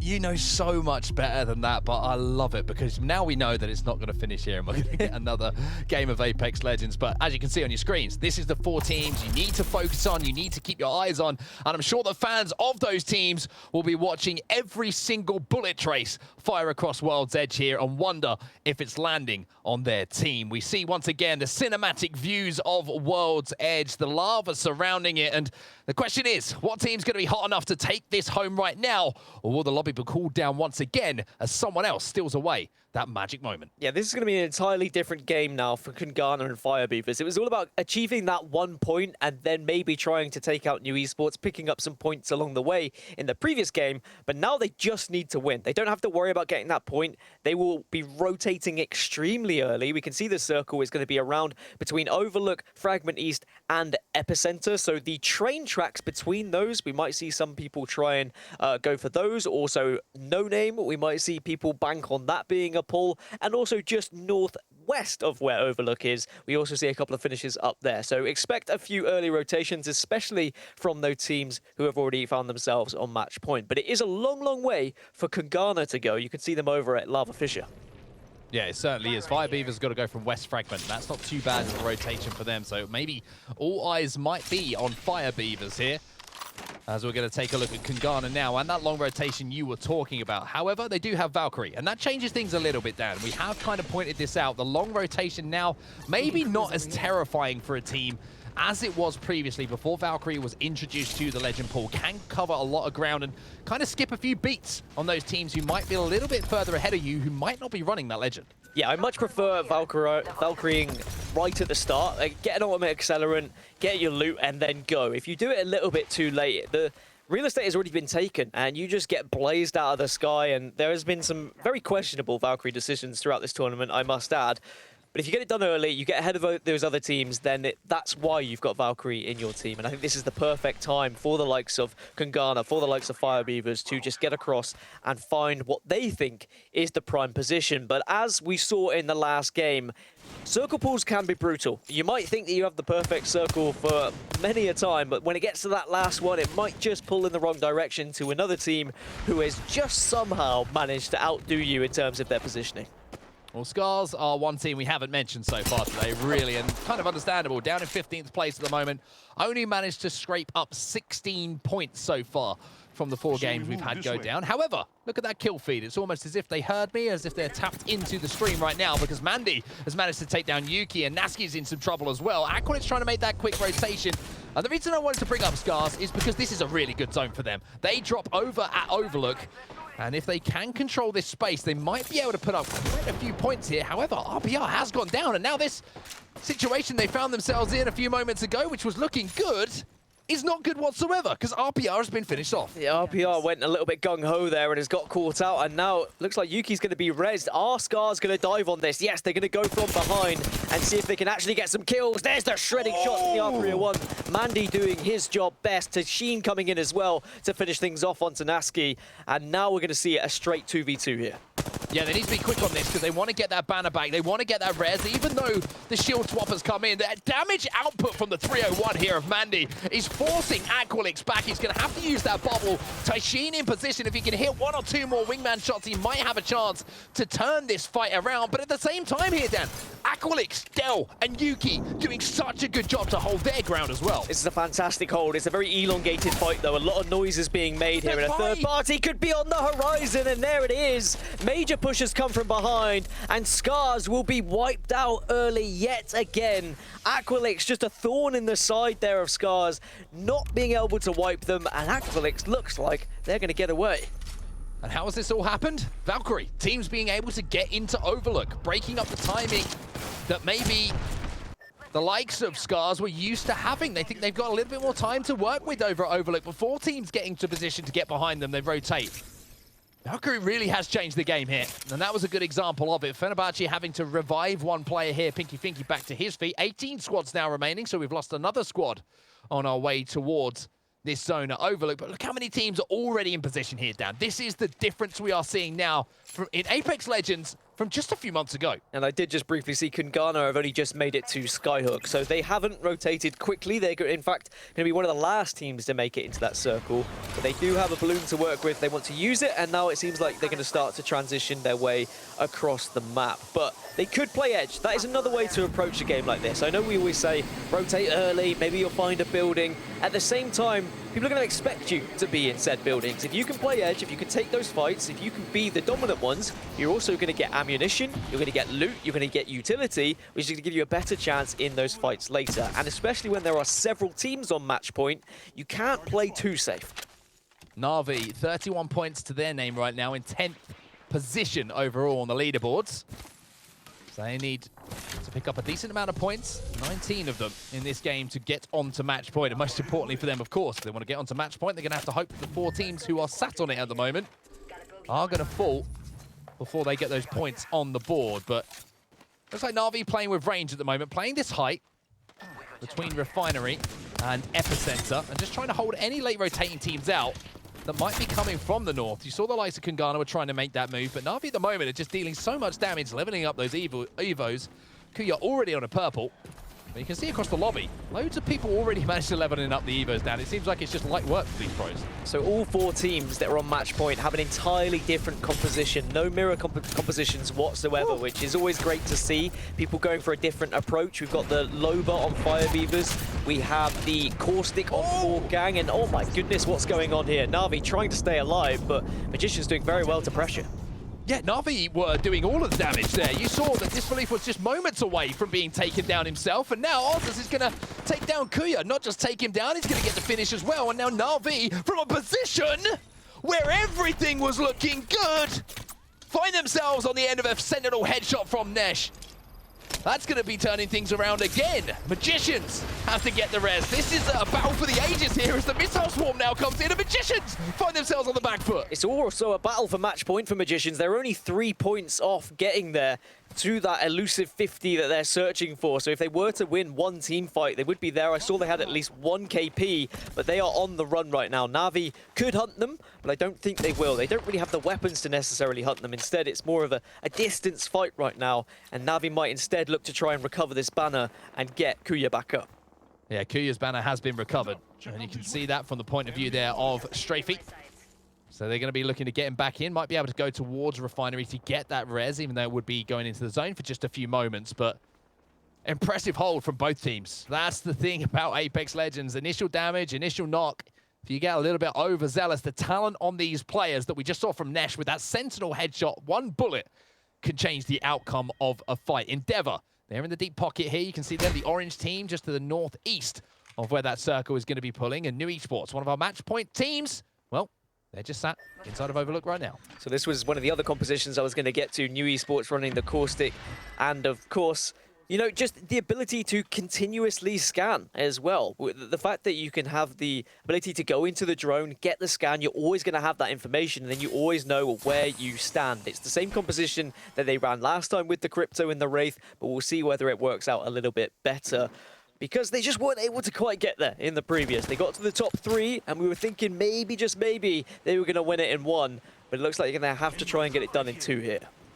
Underrated, trying to join teams on match point at the moment. They're 9 points behind us. I took a little glance to my left. This police will go down here, and it's going to be Orgless and Hungary are trying to move in, and that will be them eliminated. A fantastic push there coming in from Orgless and Hungary. Took pretty much no damage whatsoever. I stand corrected, and Silta has been taken down. However, they've managed to recover that banner, and I'm pretty sure that's Navi across the way as those missiles and the bullets do whistle past their ears. Here comes a push now from Underrated as we jump back on board with them in that Revenant form once again. Damage done.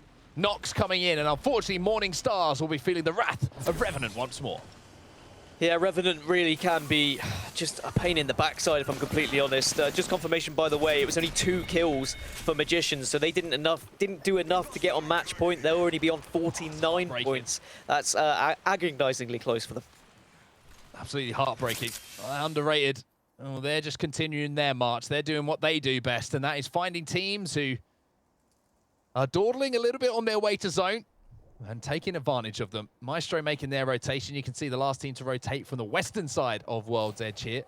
Orgless and Hungary getting that revived right at the very tip of the northwest insider zone. This is where New Esports currently find themselves, though, on the bottom floor of this building. Above them, Fire Beavers. This is a match point household for everybody who's inside.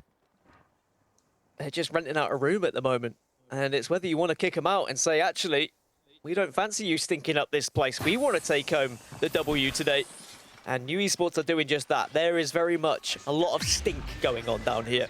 Gas traps being placed in the windows to block any visibility and also to protect the doors so that no one can get in. New Esports are not moving until they physically have to. This is New Esports trying to hide. The blackout blinds are there. And we're not here. Just everyone be cool about it, okay? We're just going to survive to the end game. But you're completely right. No vision whatsoever for teams. And I wonder if they know that Fire Beavers are above them at the moment. And I wonder if Fire Beavers know that New Esports are below them, because they're going to have to deal with each other at some point. That's the crazy thing. One of these two teams will have to engage. And I'm just looking across the compositions, and I didn't quite catch if Wraith was actually on Fire Beavers, but I'll tell you what, if there is a Wraith here and there's a kidnap attempt That really could change things. There's not a Wraith on Fire Beavers. There is a Wraith on New Esports, however. But I don't think New Esports are going to move from the downstairs. I think they're going to be more than happy. But you're completely right. If they catch wind of who is there, and it may just be one team poking out of a window and getting a knock, and then they suddenly go, oh, okay, there is a team with us, and oh, it is one of the teams on match point. You never know, but you don't really want to ruin your tournament by trying to eliminate them and stop them from winning. Instead, they're just going to focus and probably play their own game. Another team who is on match point, of course, is Kungarna. They did rotate fairly fast, considering they dropped at Lava Fisher. They find themselves in the northern side of this circle. They will be within the next circle as well. Not that they know that, though. They don't have that information that all the other teams do who are already in residence. One thing they don't have, like you point out, a beacon legend who's going to give them the information. Kungarna kind of currently stuck on that low ground, and here's Underrated again doing what they do best, and that's getting involved with fights. They do manage to get some damage done. And now they're going to be looking to take advantage of that once more. Death Totem, hello once again, and here comes the full send once again from Underrated. The last thing you want to see is the name K-Swinny, Dazzo, or Jazaz coming towards you, because you know that means only one thing here, Dan, and that is that you're going to be on the receiving end of a hell of a lot of bullets. Well, Myztro have played enough Revenant that they maybe deserve a Revenant push coming their way. I hate to say it, but I mean, Scarz at least will be watching on and be happy. Mandy in particular will be laughing in, well, the death screen, because unfortunately, Scarz were eliminated a little bit earlier on, but Myztro have managed to at least stay alive here. Rugby and Sanya will be there. Ron going down, so at least it's not the end of the world. They can get back up. They have achieved one placement point by being in the top 15. And whilst we are talking about those who have already got to match point, we of course have to focus on those teams who are still trying to get there. Magicians, as we mentioned, they were 1 point away but didn't get there. They died. Underrated were 9 points off there. Oh my. And that has changed things completely. I stand corrected as well, just for a second. Forgot completely that Valkyrie has the ability to hit those beacons, so apologies for that as we see Underrated getting involved and taking down Myztro. More kills going for them as they finish the job they started just a few moments ago. But that zone pull down is absolutely devastating, because now two of our match point teams have to move. And they're stacked up on top of each other. Here's a fight breaking out between Orgless and Hungry. Damage being done now by Vidolian. The flatline isn't enough damage to be done, though, as Matafe will go down. Silta will come in for the res. And it looks like just for a few seconds, Orgless and Hungry will be able to reset, but as I say that, looks like a third party's in the vicinity, or is it just a Bloodhound ultimate so that Scan can come out? Even with the Scan though, Graceful's recognized this situation. He's pulling out to try and find some of those graceful angles that bring him so much damage and create so much carnage. And that's Kungarna. Orgless and Hungry may have taken down NAVI, but Kungarna got the knock, but it doesn't look like they want to push, although as he goes back through the portal, there is the crack of the shields, but it's not enough, I would imagine, for them to re-engage, because this zone pull that you were talking about really does favour Kungarna. They were the northern side of the circle. You can see how close they are, but actually it's going to be Blast, Noises, and Bryn who are occupying the entirety of that circle. Endeavour are dominating this final zone, and they just really need to spread themselves out, try and keep teams at bay, hold as much area as possible, and then retreat to wherever they think is the best position in this circle. 16 points is what Endeavour need to get onto match point. And they're in the best place to do it. And look at this, there might be a care package coming down right in front of them as well that might gift them something to just help them along the way. And they're one of the teams that I certainly had my eye on. They're one of my picks, one of my predictions to get onto match point. And if they do, they've won a number of games, which show they can take home lobby wins, not just put points on the board. Orgless and Hungry trying to scrape their way forward as well, but with 13 squads still alive, easier said than done, as the bullets will whistle past numerous orifices as Underrated decide that once again it's time to go, boys. Who do we want to kill next? You'll do. Arcstar goes down. Swinny gets sent back though. Maybe not the damage that he would have wanted to get done, and now the Death Totem has actually been destroyed, and that is bad news here for Underrated. Orgless and Hungry move in, and Underrated get a little bit of their own medicine for once. Yeah, one of the most notable things here with Underrated, they don't have the Octane to go along the Revenant, so even though they're initiating with the Death Totem, they aren't able to then re-engage after they've been sent back, so it's very difficult. You have to time it perfectly, and unfortunately on that occasion, they were pushing a high ground. Orgless and Hungry had everything they needed to stop that push, and everything they needed to finish that fight. And Orgless and Hungry now will be trying to get themselves towards the late game to themselves try and get on match point. Another team that we haven't spoken too much about. Flavor of the Month have been quietly going about their business throughout this tournament. They need a big game as well if they're to get match point. We'd have to see a victory plus a tremendous amount of kills. It would probably take them a couple of games, if I'm completely honest, to reach match point, and they may not get given that chance. Orgless and Hungry have got to make a very, very difficult rotation now. They're on the outsider zone. They've got the longest to travel, and they're on the quickest side of it. So they're going to have to go through teams. It might be a portal from Atafe, who's moved over to Wraith from Valkyrie that we saw him playing a little bit earlier. To try and find a spot to play. Game of Drones making their move as well. They'll be just on the edge of where that next zone is going to be moving. And look at this, Forg gang. The caravan is occupied. The truck is full. And they ain't going to be moving for a while. Game of Drones are a team that have been able to find success on World's Edge. One victory for them throughout the entire tournament from the 10 games that they did play throughout groups. Of course, some teams played more games than others because of how the lower bracket worked out. But Game of Drones did come through the upper bracket. They were one of the teams that just managed to go under the radar a little bit. Now, Kungarna, right on the northern side of this circle, with a real chance of winning the game if they can go unnoticed, but I don't think they have. Endeavour are doing a fantastic job on set, holding them back. Oh, the EMP comes in as well. Oh, it's so close to a knock here from Bryn. The bubble goes down at just the right second. Bryn gonna have to retreat. Back with that pull. And Kungarna survive. And surviving is the name of the game here for teams on a match point. Badoli got a knock in the kill feed as well for Orgless and Hungry. But that was just a couple of bullets away from Endeavour, really ruining things there for Kungarna, who are holding on here for dear life. Fire Beavers are starting to turn up in the kill feed, so that means both themselves and New Esports have probably made their move to somewhere else out of that building, or at least have let themselves be known. But Sunset's just gone down, and maybe it's trouble in paradise for Fire Beavers as Flavor of the Month also get eliminated in 13th position. Game of Drones are the team that's pushing in. Unfortunately, one will go down as New Esports still will be holding this building. Yeah, New Esports have the chance to push it and take out Fire Beavers. I'm not sure if they realize that damage has been done, or maybe they're just worried about the fact that they know they're on match point. You know, they could eliminate one team around them here who are going to be joining them. They surely have the audio cues that the heals are coming in, but for now they decide not to push. So New Esports playing it as calm and collected as possible, but I don't know if that's a risk that's worth taking, to be honest with you. I feel like they had the opportunity to push. If you can take that team out, it also opens up your rotation towards zone, something they're certainly going to have to think about, as now Orgless and Hungry, who have been having a monster game so far in this lobby, as can be shown by the 5 kills and the 5 assists at the hands of Badoli. They try and force their way in once more.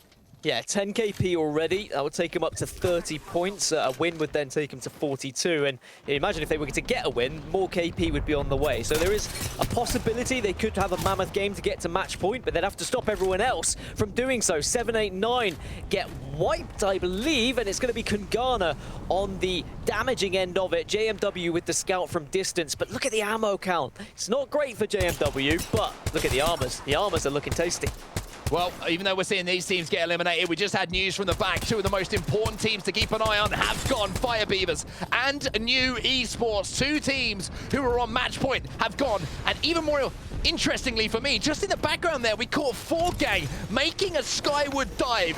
Kungarna have lost one as well here in Graceful, and if Forg gang have managed to find a position to play, then they could be the team that's left on match point here. Kungarna have to do something crazy. The push now coming in, and they have to hold off, and somehow Maybe keeps the dream alive for Kungarna. But it's not over yet. Another team wants to get involved on this. They've noticed where Kungarna are. They want the tournament to carry on. JMW, the last remaining player, the last hope for New Esports, for Kungarna, excuse me, and it's not going to work out. So our attention suddenly turns to Forg gang, who have been able to get into the circle and I believe are still alive. They are 3 players. That skyward dive from them was absolutely huge. Phoenix Legacy are the team who are in front of them. Up on top of that high ground is going to be Endeavour. The team have been holding things down for a while. And look at this. That caustic barrel might have just given away the position here of Forg gang. Now, do Phoenix Legacy make the play that's going to make the lobby smile and try to take out Forg gang? This is the most important team in the lobby for everyone else. Forg gang now, they're going to get pushed. Bubble will go down. Shot going to be exchanged. Lippin has to back down. Forg trying to hold off this push. Bubble's going to be exchanged now. The scan will come in and it'll be Phoenix Legacy now who have to retreat.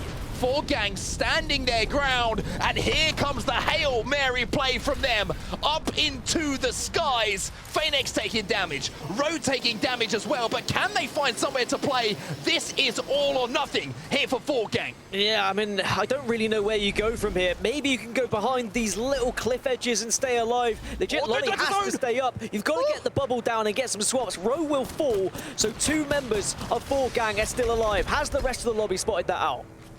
Endeavour still kings of the castle.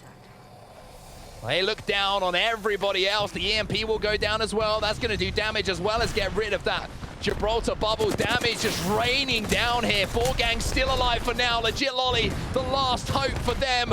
And it looks like, ladies and gents, we might be going to yet another game here, unless Legit Lolly could pull off the play of his career. Phoenix Legacy know where they are, though. You've seen the pings. They exactly know where Forg landed. They want to take them out, but at the same time, Phoenix Legacy want points. They want to get closer to match point.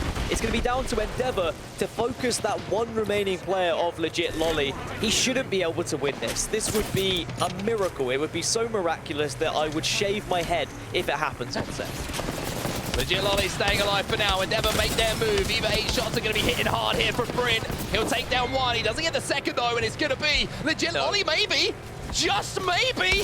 With the chance to win this. He comes in behind noises. He hits some good shots, but no, the pressure's getting to him. He can't finish this off, surely. He gets 1. He gets 1. Legit Lolly stays alive. And I tell you what, Forg might have just won.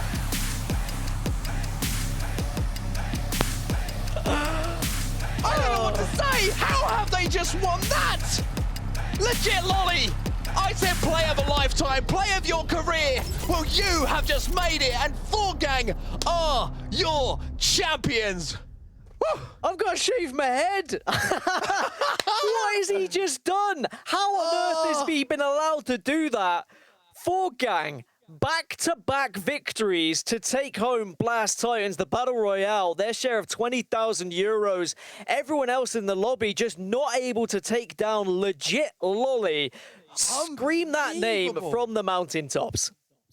I mean, you got to say it's a mistake from the rest of the lobby. My headset almost fell. I did fall off. I was jumping all over the place, so apologies if I went a little bit quiet in that last moment, but the screams, I can't believe what I've just seen. Legit Lolly as the last player alive. The rest of the lobby would have seen, Dan, that only 2 players had fell. Surely they knew to keep the tournament going, they had to take advantage of taking out Legit Lolly, but I mean, Legit Lolly, for a second, you could see the pressure starting to hit him as those EVA 8 shots just got a little bit whiffy. 1 or 2 missed, but then he locked on. And then to see the final player falling down from the sky, unable to shoot, Dan, at that point, he's probably thinking, I can't believe my luck. This is one of the greatest moments that I'll have in my Apex career. I'm going to be honest, the decision to Valkyrie up in the air from that final player was a bad one, and they might live to regret that, but Forg will be absolutely loving it. Oh, look, I had my fingers crossed. I don't have to shave my head. That's lucky, isn't it? That could have been embarrassing, but well, what a last game that was on set, and a delight this tournament has been. Yeah, Dan, cop-out Gaskin strikes again. First it's predictions, then it's shaving his head. But one thing that isn't a cop-out is the performance of Forg. It's time for us to go to a break. But one thing I can do before we send you there is remind you that Forg are the champions of BLAST Titans.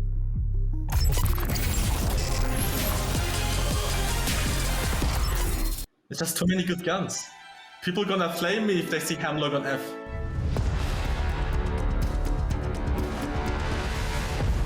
Hi, I'm Hackis from Alliance. My name is Taishin, and we're doing a tier list. The Peacekeeper is a pretty heavy shotgun. It is a little bit slow, but it packs a heavy punch. This gun is pretty OP if you hit your shots, but if you don't, of course you die fast. I would rate this Peacekeeper gun to S tier. I'd probably put the Peacekeeper in A tier. I usually don't use Hemlock because I'm not used to 3 burst guns. The Hemlock is a burst group weapon. It deals a lot of damage. I would put the gun in the B tier. But I would rate this gun as a B tier. Sentinel is basically like a mini Kraber. Sentinel, that's my baby. I would rate that on S tier. using cells in competitive gameplay is not very good. C. Literally, if I see that gun, I'm picking that gun up. L-Star is a pretty obnoxious gun. It can blur a lot of vision. That's a pretty good gun, but the recoil of the gun is pretty hard to control. I think I'm gonna put L-Star at C. I would rank that gun to C. The Mozambique did get a recent buff, but you still would never use it in competitive setting. F. Mozambique is an F tier. I don't like that gun. I'll put this at the lowest tier. Alternator is a pretty good gun. The Alternator also got a recent buff. It deals actually deals a decent amount of damage, but the gun in general is just way too slow. It has a slow fire rate, but if you can control it, it really beams. I'll put this right above the beak.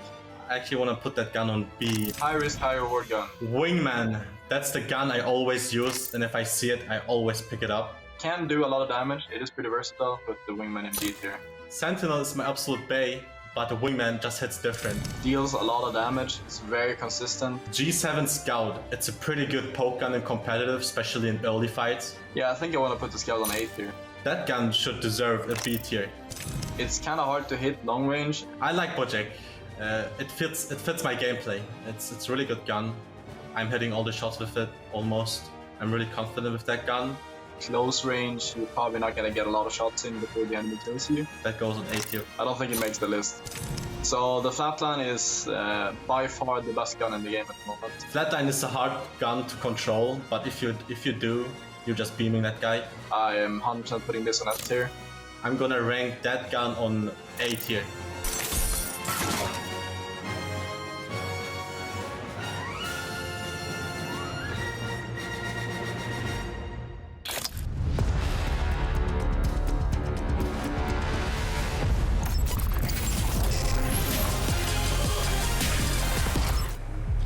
And that is the way you win an Apex Legends tournament.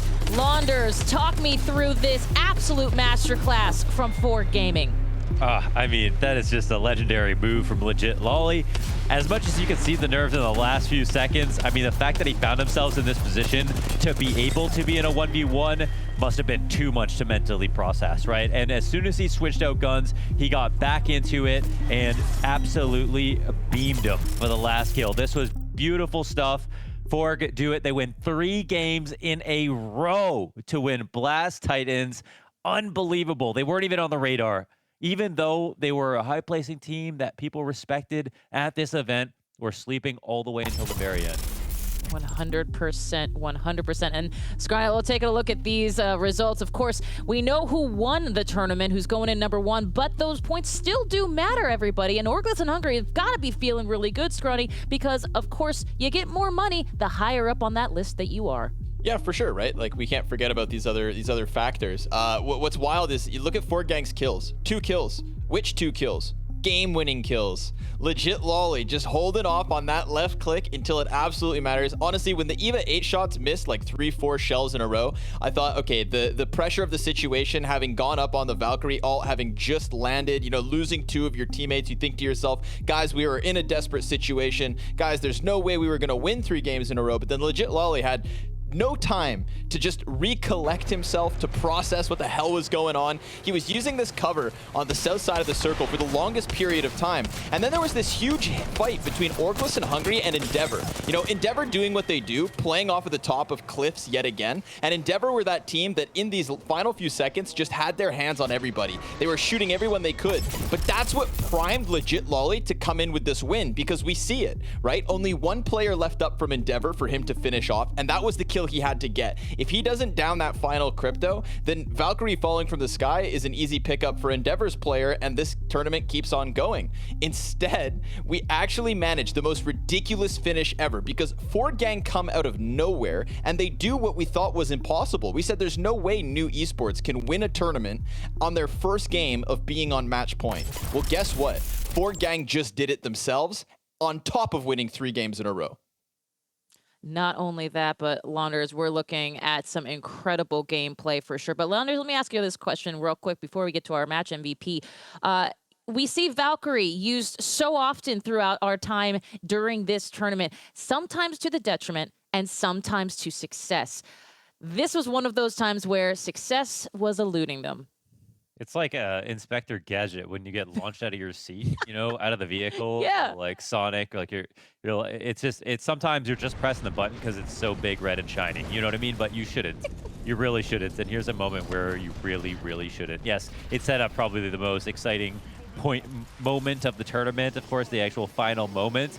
But it was at the expense of 2 players in a very tight circle to buy time for no real apparent reason. They had a good position to fight. It might be in a slight disadvantage, but then they had to get to a completely random spot and hope nobody looked up into the sky. But there's not a position in this tournament that we've seen a late game Valkyrie ult up into the sky not result in the exact same thing. You know, a point where you lose players and the position that you had, even if your position wasn't so great, you could have pushed it on foot, taken the duel that you wanted to take right there. And sometimes it feels like Valkyrie is enabling people to just indulge in the idea that they could roll the dice and get something very lucky going when their position isn't that bad on paper. For sure, and that dice was rolled so hard that our own Dan Gaskin offered to shave his head, which... We're going to find out if that'll actually happen here, but we'll find out. First, though, we saw Kungarna again and again consistently bring in the kills, position themselves incredibly, and one person that certainly was a part of that strategy was Graceful. He is our match MVP, brought to you by Razor, and this is where we get to sing Graceful's praises because the guy has done an incredible job throughout this entire tournament. Scrawny, Kungarna is certainly on the lips of our casters, of you guys as well, and for a reason. Yeah, one of the most consistent teams throughout the event. Every single one of their groups featured, you know, these top 3 finishes. They had more top 3 finishes than anything else, and that's just ridiculousness, right? That's why that coming into this final day, you had to have picked them as one of your favorites because they showed us consistency across both their opening groups with lesser opposition, with the wildcard teams and the qualifier teams. But then once we got into the winners bracket, right there alongside Endeavour, we had Kungarna just absolutely tearing it up. Them with NAVI, excuse me. And when you think about that, it's like, you know, they had primed themselves to also potentially take a victory here today. They had a decent enough placement in the end game. They were working towards a win here in this last round. But Kungarna were a team that I think were pinched forever, right? We kind of saw it. Each of the teams who were on the cusp of victory end up getting eliminated other than Forg Gang. Fire Beavers got jumped. Kungarna got jumped. New Esports got jumped. And Forg Gang flew under the radar and then literally flew to victory. They took that rocket up, they used the Valkyrie reposition, and you know, I watched the kill feed. As they used that Valkyrie position, 0 players went down. It's not like you got away from the fighting and then managed to just place a little bit further. It was just about the reposition, and it cost them 2 of their 3 players. If it wasn't for legit Lolly somehow snaking his way into the crevice that was that final cliff edge, I mean, they looked kind of foolish, whereas the other teams got jumped on. It would have looked like Forg Gang were their own demise. But hey, they made it work. They did make it work. That is for sure an understatement. Absolutely. Launders, since we do have a little bit of a moment here, I'd love to have you go and talk about, just like Scry did just moments ago, who are some of the other teams that you want to make sure that we shout out, that we celebrate a bit, because it takes a lot to get not just into this tournament, certainly for some of these qualifying teams, but also through to just to today to get to be that top 20. Yeah, off top, underrated. Fire Beavers showed up when they needed to. 789 were very impressive. Yesterday, Myztro were very, very impressive with their aggressive plays, making a real case for Revenant. Underrated, making a case for Revenant on Olympus. Fire Beavers, again, being very clutch today overall, like doing a very good job despite not winning. And yeah, the only thing that's on my mind right now, though, is once Dan inevitably shaves his head, can we just call them onset and onset? Oh my God, I didn't even think about that. That's going to blow my mind for a while. Internet, get on that. There are memes to be made. Speaking of the internet, let's talk to a guy who is all over it for sure during this tournament because he has been all over our maps here today. We've got Phoenix. Phoenix, welcome. Of course, we've got you from the winning Forg Gang. Phoenix, first of all, congratulations. How do you feel at this moment? Honestly, I feel unreal. I just started yelling at my teammates like, we got this. All we have to do is just win because it's a match point. So just keep on winning. And we actually got the back-to-back-to-back. It's unreal, unheard of in a Battle Royale. So I'm over the moon. Oh yeah, no, our mouths are agape the entire last half of that game, to be sure. And you guys did an incredible job of showcasing exactly what you can do 3 times over, which is mind blowing. But let me ask you this question first off: is that, well, how did you feel coming into this, knowing, you know, their new esports tweeted out earlier, "Don't sleep on us"? Was that kind of the feeling you had as well? Did you come in thinking we're going to take it all? Honestly, not, because we ran into a lot of technical issues on our side, so we weren't able to practice a lot. But we took Blast as the practice that we could get, and luckily we got into the upper bracket, which allows us to, like, after we went to the lower bracket, to have even more games to like get used to playing together again. And once it just started clicking and we started playing together, it just feels so nice to be able to like communicate with your teammates and just be playing together again instead of playing solo. So once we got used to it, I had a feeling like we had a real shot at this.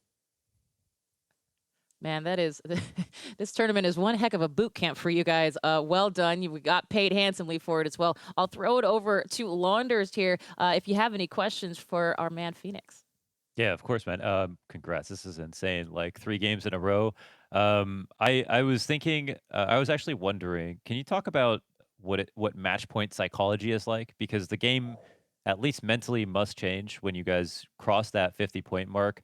Does it? Can you talk about the pressure and also what actual tangible changes you make? Do you change how your composition is for World's Edge when you're over 50 points? Were you prepared for the idea of having to like play the game to win? And what are the decisions like near the end when you really feel it becoming real? So we theory crafted what would be the best composition to win a game. Like in the end, ALGS also has a match point format, so we play to win. So we made a composition build that was strong around late game and getting to late game. So that was always in the back of our mind. And the good thing about the match point format is like we didn't have the strongest first few games, so we were down 30 points to like first place or more. But we never gave up, because in the end, if you win a game, that means the tourney is not over. So as long as you keep winning, you will win the tournament. And that's a good thing, because usually when you're 30 points down, you get desperate, you start pushing, you start taking fights that are very unnecessary. And in a match point format, that's not necessary. All you have to do is just make sure you play your game and go for the win. And that's exactly what we did, back to back to back. Yeah, that makes a ton of sense. What about like, and then do you just try not to think about the pressure? That's actually like a beautiful way to put it, that like, you know that you don't have to play any differently because you just have to play to win like you were before. But just that added pressure of knowing you could win as well, does that change the way you play? Do you have to like fight against it when it comes to making moves that are either aggressive or defensive? I mean, especially the last game when we were actually on match point, we had to play different because we wanted to go into the zone later, not draw attention to us. And we had opportunities to wipe out squads. Like we did a lot of damage, but we never like fully committed to them because we didn't want our name to show up in the kill feed and people to know where we are positioned. So that we made sure to avoid like getting unnecessary knocks. Like we don't need the points, we need to win. That's more important. Once you win the tournament. So it definitely, like, once you get to the match point threshold, you play differently. But for the rest, we just played our game. And unfortunately, the first few games, we didn't do that well. Then we won our game on Olympus, and you know, we all started kicking in overdrive, and it just clicked, and we just started winning. Yeah, it was sick. My last question would be, you guys also denied New Esports from winning this game, of course, in that second to last victory. And that just seemed like you were delaying the game for someone else who was already at match point to potentially win. And then we did the math and you were right on 50. And it was like, oh my God, they could do it too. But in that moment, when you were in that 1v1 in a situation where New Esports were alive with most of their people, did you feel confident up on the bridge? Did you feel like the game was already won? You had the best chance in the rotation? What was the confidence like in that moment? As soon as we saw where the zone exactly ends, we have a caustic, which we brought in just because it's very strong late game in those smaller circles. The gas will cover everything. And we knew exactly where New Esports was positioned. Like we recognized them, we saw them in the kill feed, and we knew exactly where it was. And we saw the zone, and we knew that had to slide in the open, and they don't play Gibraltar. Like they play a team composition that doesn't have Gibraltar, so no bubble or shield to cover them. So we just waited for them to like have to move and make sure that we focused them. We didn't mind who was underneath us because they were the only team on match point. So we made sure to focus them. And that's why in the end, it took a while before we actually dropped down to kill the last Brave, because we weren't sure, because we were so focused on getting New Esports out of the game, because then we knew it was going to the next game. So we had no clue it was a solo until super late. So that's when we dropped it like, oh, kill him. Yeah, well, insanely well played, man. Thank you. Awesome. Scrawny, do you have anything else to say or anything you'd like to say? Otherwise, we will let this guy go and celebrate the day. No, hell yeah. I want to pick this guy's man. Phoenix, listen, first of all, again, congratulations. Making a little bit of Apex history here with the three-peat first place. You did what new esports couldn't, right? You won on your first game in match point, which is just pretty incredible. But since Launders touched on so many important topics, I'd like to just kind of do what we did for the third round as well, right? You just talked about the second first place finish where you took down new esports. You knew that this position was going to be one that left them in the open. We compare that, right? Where I think in your second first place finish, you guys were in full control. You had the top side of the bridge. You knew new esports had to cross. Whether you knew magicians or not, we're only down to a single player. That's one thing. We compare that to the final circle of your third first place. It's a whole other scenario, man. You guys had almost no control of the environment. We had Endeavour on top of the giant vertical cliff. You had a team on top of you when you decided to go for that Valkyrie ult. And I want to know if the confidence was even existent once you came off of your Valk ult with 2 players down and legit lolly on fully broken shields. The confidence was like, at the moment we knew that we were being focused, like people recognized the composition that we play, and I feel like people saw our skins and realized that it was us. So when we used our bubble, it's a long cooldown, so we decided to make the most of it by also Valkyrie ulting into the sky to delay even more time and find a different position to play in. Unfortunately, Rogue got knocked out of the sky. I found a position to stall and just try to do as much damage, and Legend Lolly just found the perfect spot to play from. And we weren't confident because he was obviously getting like targeted still, but then all the teams started collapsing. We saw all 3 of the other teams bubbling on each other, and he was safe under his little ramp. I made sure to dive the zone so he could take my armor from my dead body so he's full shield for the 1v1. And then he pushed it and he just wiped out the other 2 squads and just got us the win. He just carried the last game. Nice, man, dude. I mean, that's a very, very, very nice detail that you died to zone so that he could get your shield off of you. So, I mean, you know, it looks like him pulling off this incredible 1vx, but obviously you had a little piece of that play as well, man. So just nicely done in terms of like keeping that communication clean. And how nervous were you when Legit Lolly climbs over the rock, has a crypto in front of him, and misses like 4 EVA shots in a row? You know, that was the 1v1. The other Valk took off to the sky. It felt like the pressure of the moment was getting to him. Did you have full faith, or for a second, man, did you think we were going to another game? No, when he started shooting and he started missing, both me and Ro in our voice chat were like, just take your time, like just relax. And then he just pulled out his other gun and just beamed him, knocked him. And then it was like, this person that is flying is just the free last guy because he has a fall penalty when he drops down, and you just shoot him. So he just took his time, armor swapped, got the reload, and I knew it was over as soon as he got the crypto. He just needed to take his time. We made sure that, you know, told him to remain calm, which he did. And then he clutched up. Like, all props to him for doing it. But in the end, we do it as a team. And I'm so glad that we also like communicate that way, even when we're dead and we were spectating, we were like still helping him. And I don't know if it helped saying that we should calm down, but he started hitting his shots after that, so maybe it did.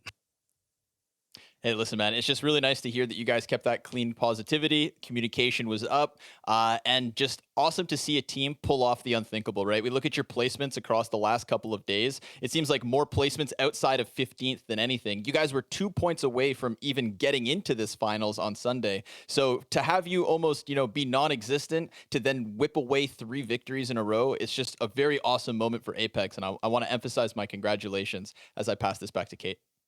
Thank you very much. Absolutely. We're gonna echo that. Congratulations. And one last question for you here, Phoenix. Anybody you want to thank? Anybody you want to shout out here at this moment on the hill of victory?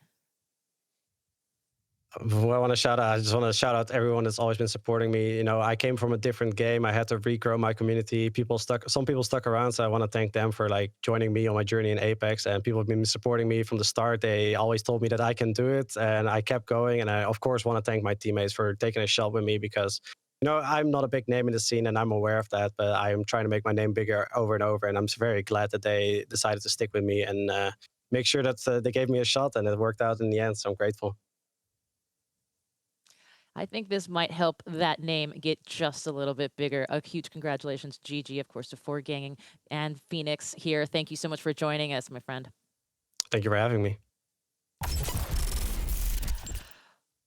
Oh, gents, my goodness. Forg Gang showed up in a huge way. And you know what? I love, Scrawny, that you went in and you discovered that their road to victory was anything but smooth. Yeah, I mean, he said it himself, right? Like they just focused on playing for a single win, right? That was the goal first and foremost, playing for a single win. And I think if you can contrast their victories, like one after another, all three of them have just a little bit more of a more confident feel, right? We go back to Olympus, they were the rats in that building when they took the victory away from New Esports. They came out fully shielded, ready for the 3v3, and they got that one win that Phoenix was said they were playing for. And then that one victory kind of kickstarts the machine a little, you know? It gives you that belief in the back of your head, like, there we go, guys, we're closing this point distance. Now we need to get on to match point ourselves, something that at that time would have still felt like a daunting task. Little did he realize that 2 rounds later, he would have pulled off the 3-peat for an awesome victory. Fantastic. One that we'll, I'm sure, be talking about for many years to come. Let's pull up the graphic I've been waiting for all day. That is going to hurt my heart a little bit, but Launders, our predictions brought to us by Amazon are here for our cast. And interestingly enough, as we know, nobody had Forg gang.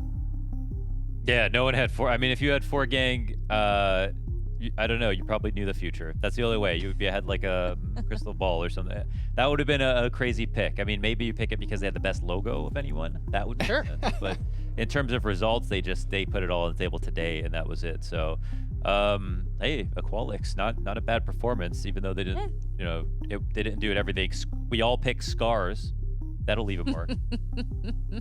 Onset wins because of just because it came down to the champion pick for Scrawny. He thought he had better odds of picking the champion than any one of the other 3 players on the team. Maybe he'll learn better next time. And look at me, I actually got pretty close. Fire Beavers, 63 points, not bad. So close, man, so close. Yeah, I was gonna say, and I love these pictures of all of us. I can't wait to see 2 marks right there, as you mentioned earlier, after this shaved head incident. Scrawny, second in command. We all lost to Onset, but well done, and none of us got the 100 points to Launder's point. Yeah, I was shooting for the big one. You know, I wanted that golden ticket all the way to the win. Should have joined Fire Beavers gang. I should have. You know, what's funny, Mohan, is yesterday, you know, I tried to like reveal this elaborate strategy of like, well, Fire Beavers, we've sat on them all day. I jumped the gun on it, and then you took my strategy, you applied it to Grand Finals Sunday, and you almost came out on top with it, man. I think it's, you know, the big takeaway is unfortunately Scarz had a very rough go of it today. Crazy enough that like the game they played with only 2 players was their like 2nd or 3rd best performance out of all of these rounds. They had some very difficult early jumps and early deaths. So yeah, sorry about that one, Scarz. That's a bit of the upset, but you know, I'm happy for Onset to take the victory. You know, I could see him cheering on the sidelines when that predictions page came up, and it's a well-earned 1K. I like that we all shot our shot. Fire Beavers, Mohan was a good move, but I'm taking credit for it because I know you used my logic, bro. I'm the one who tried to teach you that you made a bad move, so I don't know. Maybe you'll get better at math like Dan and be able to pull out a better decision. I'd like to say, you know, in the heat of the moment, right? In the heat of the moment, people say crazy stuff, and it's for that reason that I don't want Dan to go shave his head. Okay, that victory, that 3-peat from Forg gang was so unforeseeable, and is really just like this one of a kind moment for Apex Legends that we've got to let him get away with something crazy. So please, Dan, don't feel this peer pressure. I know Mohan's trying to push you towards it. It's what he does. All right, you just do you, brother.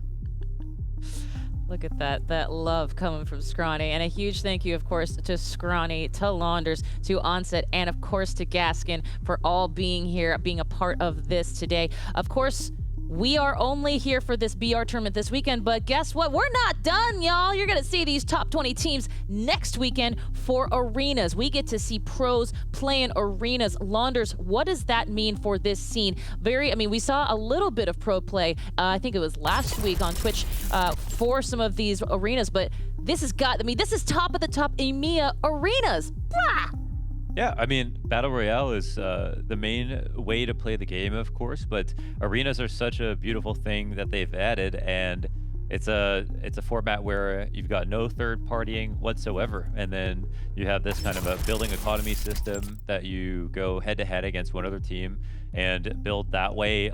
I think we'll see more of a potential for 1v3s in arenas than we will outside of arenas, which actually can highlight some of the crazy individuals, you know. Unfortunately, Hardeki is not going to be one of the players who gets over there, but there are plenty of teams with insane players that will have another chance that were in the finals today.